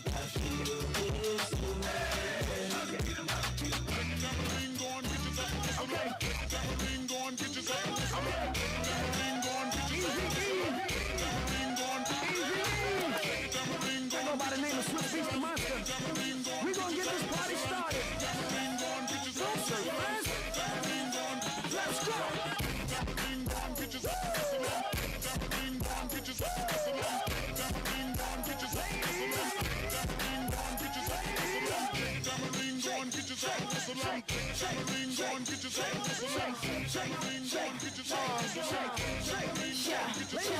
EVD come through in the miles of pride. On it big like I live in the Taj Mahal.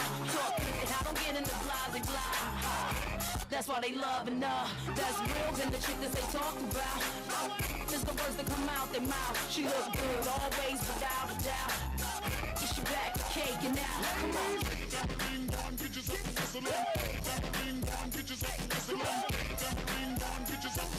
Jimmy, how you holding up? Hello, MultiCon! Guys, we almost did it. I gotta say, 30 days, pretty extraordinary what was pulled off here. Just want to give a big round of applause to all the amazing volunteers who've been working their butts off today. And also, thank you for the grace. Like, everyone has been so nice. I think I got like 2 complaints and that was it, which I feel like for a con is pretty swell. So, everybody have a great day so far? Hell yeah. So, excited. Some of you may have heard we have MultiCon After Dark. Ooh, spooky. So, right after our last panel here, we actually have 3 extraordinary comics who are here. It is not a family-friendly set, which is why it is MultiCon After Dark. The way that stroller turned around, that was beautiful. But we have the incredibly talented Mackenzie Ray, who is both internet sensation, incredible research producer as well in a previous life. We also have Brent Butler, who saved us while we were waiting for Seth Green to arrive. His actual set, because his bit was good, but his actual set is remarkable. And we also have retired, this is so cool, we have retired State Senator Anthony Portantino, who is now broken into stand-up comedy. And I love that so much. He was already funny, but I've heard a little bit of his act, and I gotta say, guys, you are in for a treat. And of course, he historically represented a lot of the communities that were directly affected, and was so generous in donating a lot of tickets to make sure that those families would be able to attend here today. So thank you to retired State Senator Portantino. Now, there is really only one government body that is more dysfunctional than Congress, and that is the Real Rejects. We have the Real Rejects here, guys, and you know, for those who know, the Real Rejects was founded, I believe, in 1847 by Gregory Jebediah Alba, who was reacting to newspapers. He's really evolved the business since. No, Greg is an extraordinary mind. He was a pioneer in the reaction space. And so long before people were watching things and expressing emotions while doing so, Greg was out there watching things and expressing themselves while doing so. Is that not what you do? Sure. I have a direct quote of Greg saying that I have on video. So Greg brought along, I really don't, it must be John, right? In the mask. Oh. I was like, who is that good at dancing? He brought along his dear childhood friend, Dat John Humphrey. And John Humphrey, as we all know, is just the epitome of an empath. He is able to feel everything and make people watching feel everything with him. And slowly and surely, like a conqueror, a colonizing monster, Greg began to grow his Reject Nation, adding the likes of Aaron, the poet, Andrew, the stoic, Tara, the magic and whimsy, Roxy, the wit, and Coy.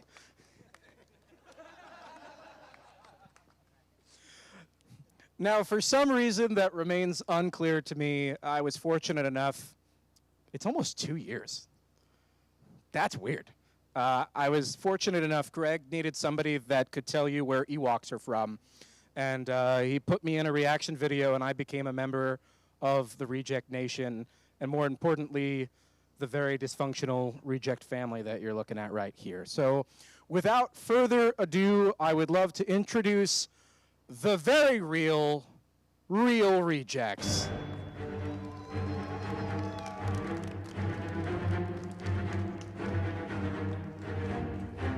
This music is what we need every day.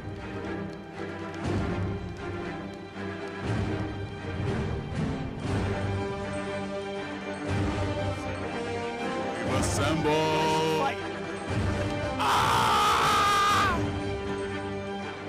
All right, guys. I gave Greg the Star Wars panel, so this is mine now. Oh. Ooh. All right. The real Rejects.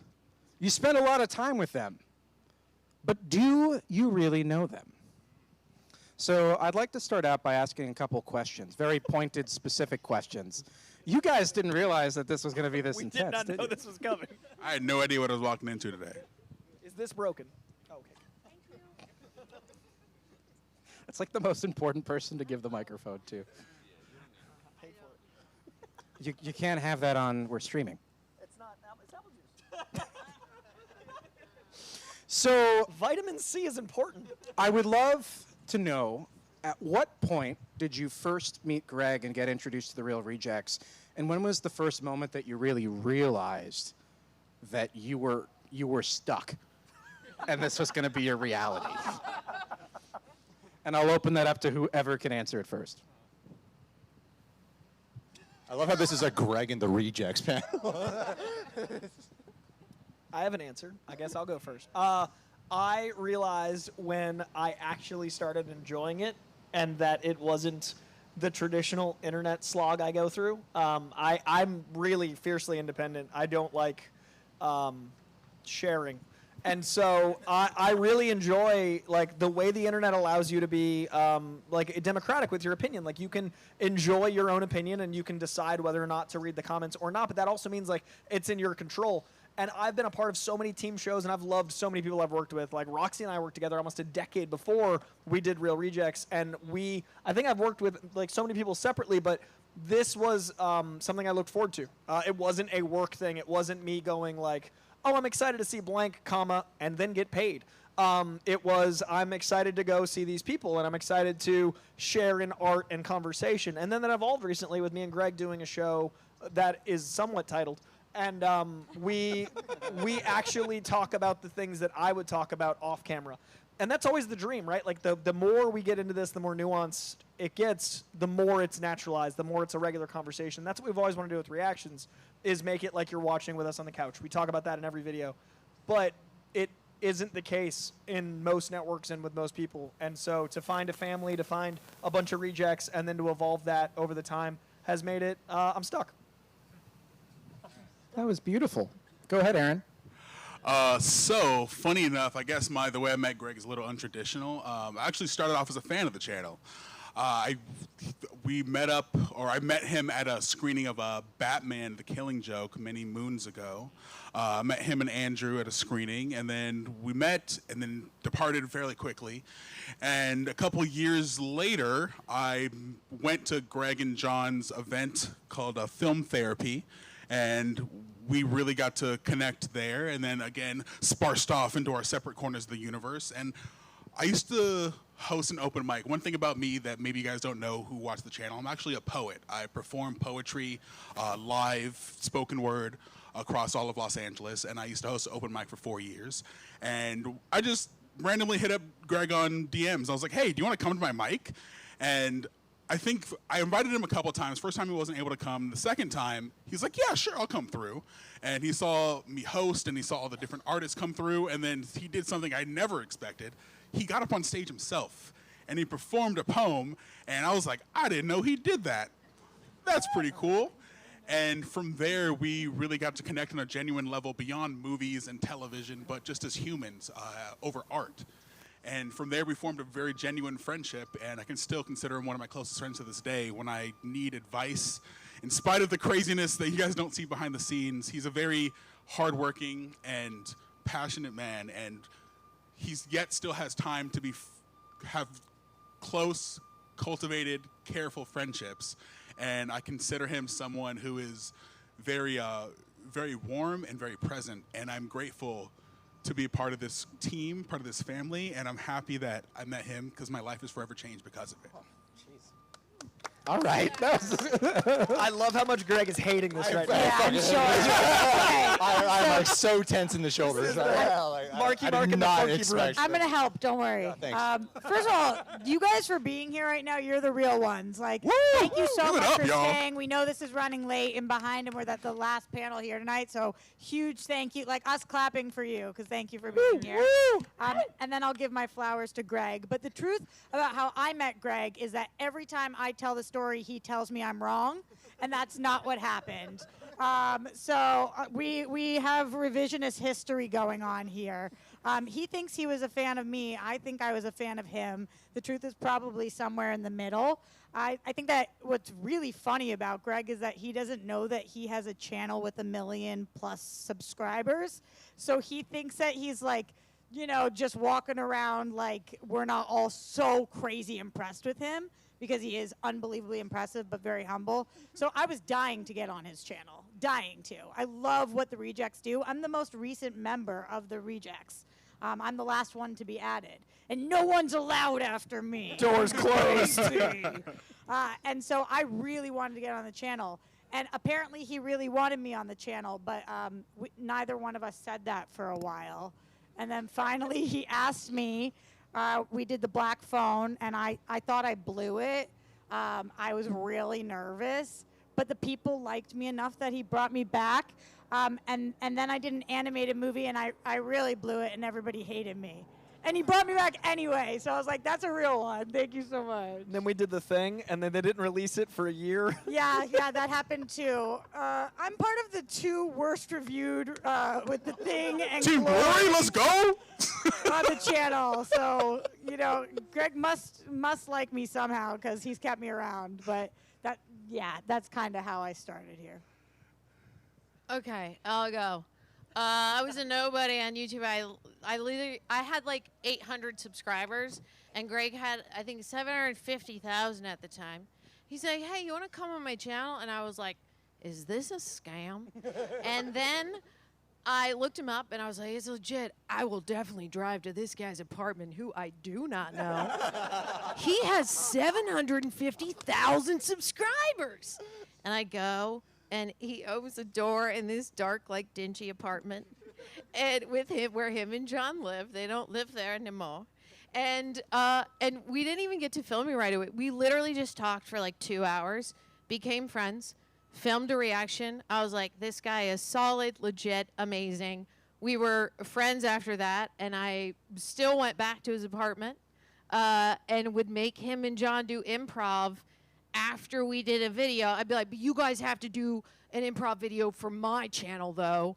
I don't remember what it was. We would pick like an item out of the house, and I was like, you guys got to just we got to make something fun about it. And I don't even know if it was funny, but they did it for me anyway. And so that's how we met 9 years ago. How do I turn this into a movie reference? So how I met Greg, we were at a pool party, and I don't even think I've told Greg this before. I actually recognized him when I saw him, but I didn't know how I knew him because I had actually only seen him on one video. It was a Batman Arkham Knight reaction, and I had watched everything Batman Arkham Knight at the time because I was so anticipating that game. And I wanted to play it cool with him. I was like, I don't want to let him on to the fact that I know who he is, so... we engaged in conversation after an hour of trying to figure out how I'm going to talk to this human being. Well, I didn't want to let him know onto the fact that I give him status, you know. But anyways, so we engage in conversation. He's like, you know a lot about movies and TV shows. I was like, yeah, a little bit. And he's like, would you like to come on my channel sometime? I'm like, yeah, that'd be great. So we exchanged what was known as Twitter back then. And yeah, he actually mistakenly called me by the name Aaron, which is funny because that's my roommate's name now. Hi. Yes, great poet, by the way. But yeah, so then I started coming onto his channel. I was a little bit nervous going on because I'd always engaged in movie conversations, which I love doing. It's a passion of mine, but yeah, I was a little bit nervous about it. Never been spoken in front of a camera doing it, but Greg, you know, was really cool about it. He made sure I, you know, calmed me down. Said, "Dude, just act natural, be yourself, have fun." And yeah, in regards to Michael's question, how did you know you were stuck with him? I'd say it was either one of two different ways. It was later that year on Christmas Day when he messaged me and said, "I need you to come over and do a Deadpool trailer reaction with me on Christmas Day." You're Jewish. Yeah, but still, it's Christmas Day, That's okay? how I started. I said, you're a Jew, right? I'm allowed 1 day off a year, okay? So it was either that day or it was either the day he asked me to officiate his wedding. One of those two days, I was like, kind of stuck with this guy, but it's okay because he's one of the most genuine, kindest, empathetic human beings I've ever known, and even more so than just a great friend. I love working with the guy too. He just makes life so easy around there. Even when times get crazy around there, he's such a joy to work with. The whole team is a joy to work with. But yeah, that's how we met, and that's when I knew I was stuck with him. And this is... Can I say something really quick? Is it cool? And what about John? No. Well, I wanted to say something about John. Because John and I were talking about, like, what was it, last week? We were trying to compartmentalize some chapters of Real Rejects history. And as kind as all you guys are on the stage right now and off stage too, John and I, this originally did start off with the plan of like, John and I were going to do this together. And there were just things that happened in the middle of the trajectory where we weren't able to keep doing it as partners on it in the beginning. But to this day, I'm like, that shouldn't be discounted. We wouldn't be here today if it wasn't for John. And like John and I were like, we did the first album together. Yeah, that's how we put it. We did the first album. John and Paul. Yeah, and then I carried on and then eventually we came back again for like a third album, and now here we are. I don't know, it's like our fourth album, and this is the best album it's ever been. Yeah, the band's only grown. It's better ever since then. So yeah, I just want. Who's Ringo? Probably you. Yeah.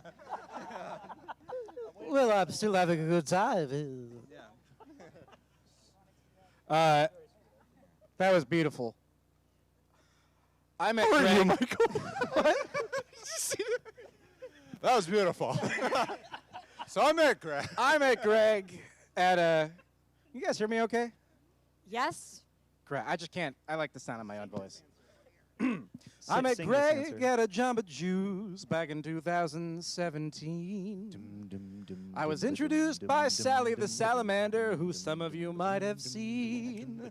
And I really liked the conversation, and I offered him 12 Bitcoin. And I said, Greg, make me a star, and you'll be my bestest boy. Woo! And that's Give it up for Michael! Cheer for Michael! Give it a hand for Michael. Give it up for him too! Holding it down, Michael! arranging so many of the things, not yelling at us when we ask you questions that aren't your department. I don't know the answers to the questions. So Listen, guys, I think one of the more interesting things about all of you is that like Roxy's panicked face as I said that. Like, where is this going? Well, I've heard you sing multiple times tonight. I've heard multiple impressions of yours. I don't know where this could go from here. Who knows? You have us on our toes, man. What could be more interesting? But you're sitting. So everyone knows you as personalities online. Everyone does. Everyone. Every But single I human. think what's amazing is that somehow in real life you're even more funny, hilarious, interesting. What is something that you wish the Reject Nation and the general public knew about you that may not necessarily be conveyed in your reactions? I was a dolphin trainer when I was 21. This is not a lie. I lived in Hawaii on the Who big... are you, dude? I know. I lived on the big island of Hawaii on the Kona side, and I worked at Dolphin Quest. And I was there, and I was an intern. And then they bumped me up to assistant trainer. And then I was like, I'm going to go to SeaWorld. And I passed, like, the test at SeaWorld, and then I was like, I can't. I got to go back to L.A. I'm meant to be an actor. And then I moved back here. That's it. I think we're good. That was None of us are going to top that. I'm 3 kids in a trench coat. I think people don't know. Like, I talk about comics a lot, and I talk about movies a lot now. It took a long time for people to see me as anything but comics. Also, shout out to Troy, who brought me on a comic. That's crazy, dude. Thank you. I got to sign my face on a comic. Thank you, Troy. But I love music almost as much as I love comics and movies. Like, I'm such a music guy, and I don't get to talk about it as much. But music is like, I think the amount of time I spend reading or watching, I also spend listening. When did you, Coy, realize that Drake was really the pinnacle inspiration for you musically? Was that... So there's this show, The Big Bang Theory, and I think The Big Bang Theory hurt my culture more than anything else ever has, and I think that Drake is the equivalent for cultures that I can't speak on nearly as much, and as someone who doesn't appropriate, thanks, Drake. Say, Drake. I hear you like 'em dumb. Dolphins and Drake. The beef continues. Damn. That's it. Nice, subtle Kendrick Lamar reference. That's good. Yeah. No one else has fun fact. You're like, I am all I am. Andrew can do the whole Quint monologue from Jaws. Oh, man. Okay, I'll go next. I said it in my previous thing, but I am a poet. I do poetry outside of doing television and movie reactions. There's a very different side of being an artist. I'm also an actor.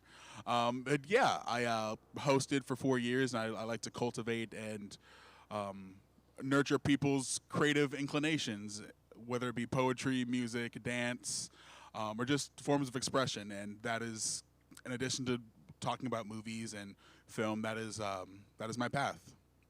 Yeah, that's it.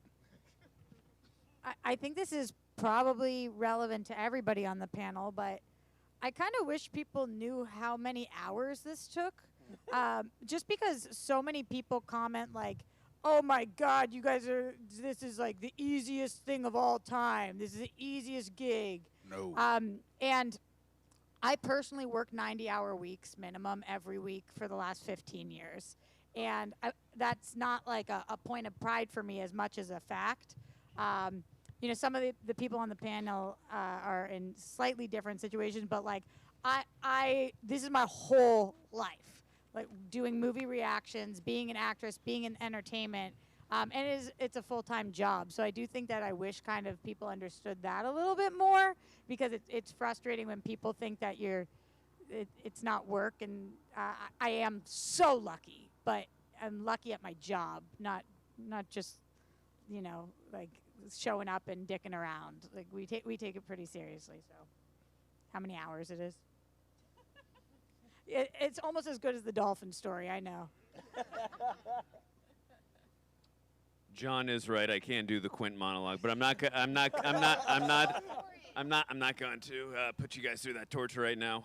But I've mentioned it in a few videos, if not more. I teach baseball when I'm not doing movie reactions. I played basically my whole life since I could walk. Baseball is such a passion of mine. Teaching younger generations, nurturing. I think that's why I gravitate towards the Karate Kid franchise so much. It's something that is like, it's so endeavored into my blood. That franchise really speaks to me because it's what I do on a daily basis. Not karate, obviously, but baseball. Secret alter ego. But yes, it is. I'm Johnny Lawrence in disguise. But seriously, I like making sure the next generation that they are properly attended to, making sure they get proper life lessons, and hopefully succeeding not only in baseball but in life in general. It's a very big passion of mine. And I love doing it. Like when I'm out there, if I know I have 3, 4, 5 hours of lessons, or if I'm doing this with this incredible team I have here, if I know I have a 4, 5, 6, 7 hour shoot day, I'm not bothered by it because I love what I do, and I'm very fortunate, and I know that, and I'm so grateful for that fact. I would also say, too, I've probably mentioned it in a few videos, but I'll mention it again. I love movie music so much because my fellow Geek Jack mentioned he loves music, which I do as well, but movie music is, like, so engraved in my blood. When I'm at the gym, that's all I will listen to. Even sometimes when I'm at home, I will just listen to straight-up movie music. Because what it allows me to do when I hear that music, I can put myself vicariously through these characters and put myself in that scene. So I think movie music is so damn important to films. I mean, I could top off some movies right now. Jaws and other films would not be the same. I had a quick question for you. Yes, sir. What's your favorite color? My favorite color? Yeah. What's yours? Yeah. Oh. Today, it's blue. That's mine. No, seriously, blue. Luciano Dolphin. Pavarotti. Do you know who he is? The opera singer? Is this your segue? What's happening? Yeah. No, I was answering the question. Actually, I think I do know. These who that are is. written on He the was cue one of the card, 3 actually. tenors. He once wrote a letter that said I was the future of opera. That's a fun fact about me. That's amazing. That was my answer to the question. Who would like to answer the question next? If you ever hear me in a video say the words, "I'm pretty good with a bow staff," that is based on real facts because I did once win a gold medal for bow staff at a taekwondo tournament. And What? I've held on to it Who for are you, all dude? of my validation ever since. That's so, yeah. Dolphins and bow Like, this staffs. is crazy. Am I the best moderator today? You Is are. that- What? And you're the These are future really good of opera. questions, to be honest, though. Like, I'm really impressed. Give it up for Michael, you guys. Michael. Can we please? Thank you. I will live off of that for 2 months. So we're running Ahead. out We're of running time. cold. No, we got so much time. So I'm gonna ask one more question. I'm gonna ask one more question. I'm gonna stand up for this one. Oh, should we all stand up? I'm standing up. Uh-oh. Yeah, do you remember WonderCon? Greg can't sit for that long. I think it's weird. I feel like we should be on the same. I feel like sitting. You wanna above- be I don't even want. I feel like I don't want to further feel like we're above- sitting above above the people. people. I don't know. I want. She's sitting I on want the to ground, move to too. this chair. That's Yeah. why Greg is like, we all talk of his kindness. I enjoy sitting up, and Greg's like, amongst people. And I'm like, I like this. We're on stage. I think Shakespeare it's was like, this is right. Really good that we're running out of time and we talk about where we're sitting. Should we keep doing that until we finish? How do you like sitting? Yeah, Legs should we crossed? stand? Should we sit? It's actually a great segue because our next bit are stand-up comedians. Ah, waka waka. All right, so final question for my rejects. Guys, And this girls. past year has been a big one for the Real Rejects in that you've tried a lot of new things. Who has seen some of the amazing social media sketches that Roxy's put together? My favorite people here. I like them best. They're so good. And also now there's like certain themed things and it's just a lot easier to find stuff and there's all these cool new ideas. If Greg didn't give you any pushback whatsoever, what is one thing that you would love for the Real Rejects to be doing? And then Greg, after they've all answered, you have to say yes, no,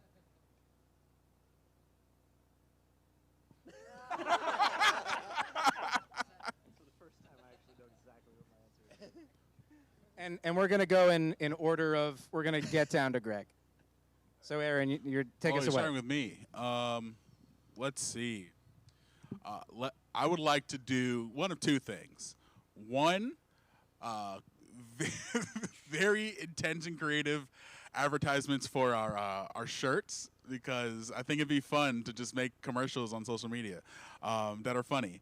And two, do reenactments of movie scenes, because I think that'd be hilarious. I'm for that, what he just said, because I love doing impressions. Right, Greg? Right. I mean, we ain't hungry no more. So you want to do reenactments of movie scenes? Yeah, that should only take like a couple minutes. Yeah, we can go ahead and do that. Yeah, that'd be fun. I love the movie reenactment thing because that's how Gregory found me. I used to reenact movie trailers, just me and toys in my house. Yeah, that's a thing I did. I'm not making a joke. I would like to watch every A24 film, whether it performs well or not. That's just how we roll. We stick to it. Yeah, that sounds great. I think that Aaron and I both pitched this 2 years in a row, but I wanted to do all award show coverage, watching every TV show that was Emmy nominated and then doing coverage of the Emmys, and then same thing with the Oscars. It got shut down, but for a very good reason. Right, Greg? Yes, Roxy. I likewise have two, like Aaron. One of them would be rewatching my favorite movies, but with someone that hasn't seen them. So John had never seen Fight Club, and I love Fight Club. Greg and I are both huge fans of The Matrix, and I think that is actually cooking. But my first one would be to watch stuff we have seen and like to experience our personalities a bit more, not just like reacting to something new, but like reacting to something we know really well, and then with something that doesn't know it as well. And then the second thing would be music stuff. I want to talk about music. I want, like, guys, I love music so much. So music and rewatches.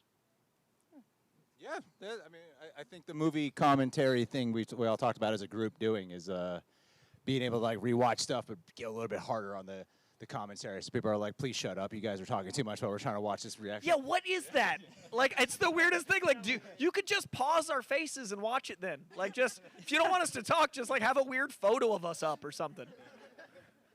Rewind, let's go. There you go. That's a good name. He didn't acknowledge music. Note it. I love the idea of doing music. So I'll just throw a secondary onto the music. But we talk about it on every Patreon intro. I was going to say, if you want a music podcast featuring John and Coy, just sign up for the Patreon. Or a live stream about Kendrick. If it was me, I would pitch. We have a genre-based schedule that includes a wild card Wednesday. And what I would do is I would like throw all the weirdo cult movies at that, to make that like the truly experimental slot of the week, which probably wouldn't garner like a whole lot of views up at the top, but like that's where you put your Samurai Cop, that's where you put your Troll 2, or your like Tetsuo the Iron Man. It doesn't even have to be like terrible, so to speak, just like weird off the beaten path stuff, because that's what I love the most. So that would be my pitch. What are you gonna pitch? I would like to see Greg do reactions to major shakeups in the precious metal industry. I'm concerned that we as a Reject Nation are not a gold-based. We need a fiat currency. No, live reactions to the stock market. Yeah. I want to watch paint dry. No, I would love to see video game reactions being taken a little bit further. We did like a little bit of trailer reactions for the Jedi Survivor game, which was extraordinary. Greg is like a super incredible gamer, and by that I mean he really likes The Last of Us. But, you know, especially as the threshold between film, television, and video games gets thinner and thinner, and these stories just become more intricate and narrative-based, I feel like they do such a beautiful job at capturing so many of the emotions that everyone here on this stage is so good at expressing in an authentic way. And it would be a non-Star Wars thing that Greg would probably let me do. That sounds like a lot of fun. I want Coy to cry on camera.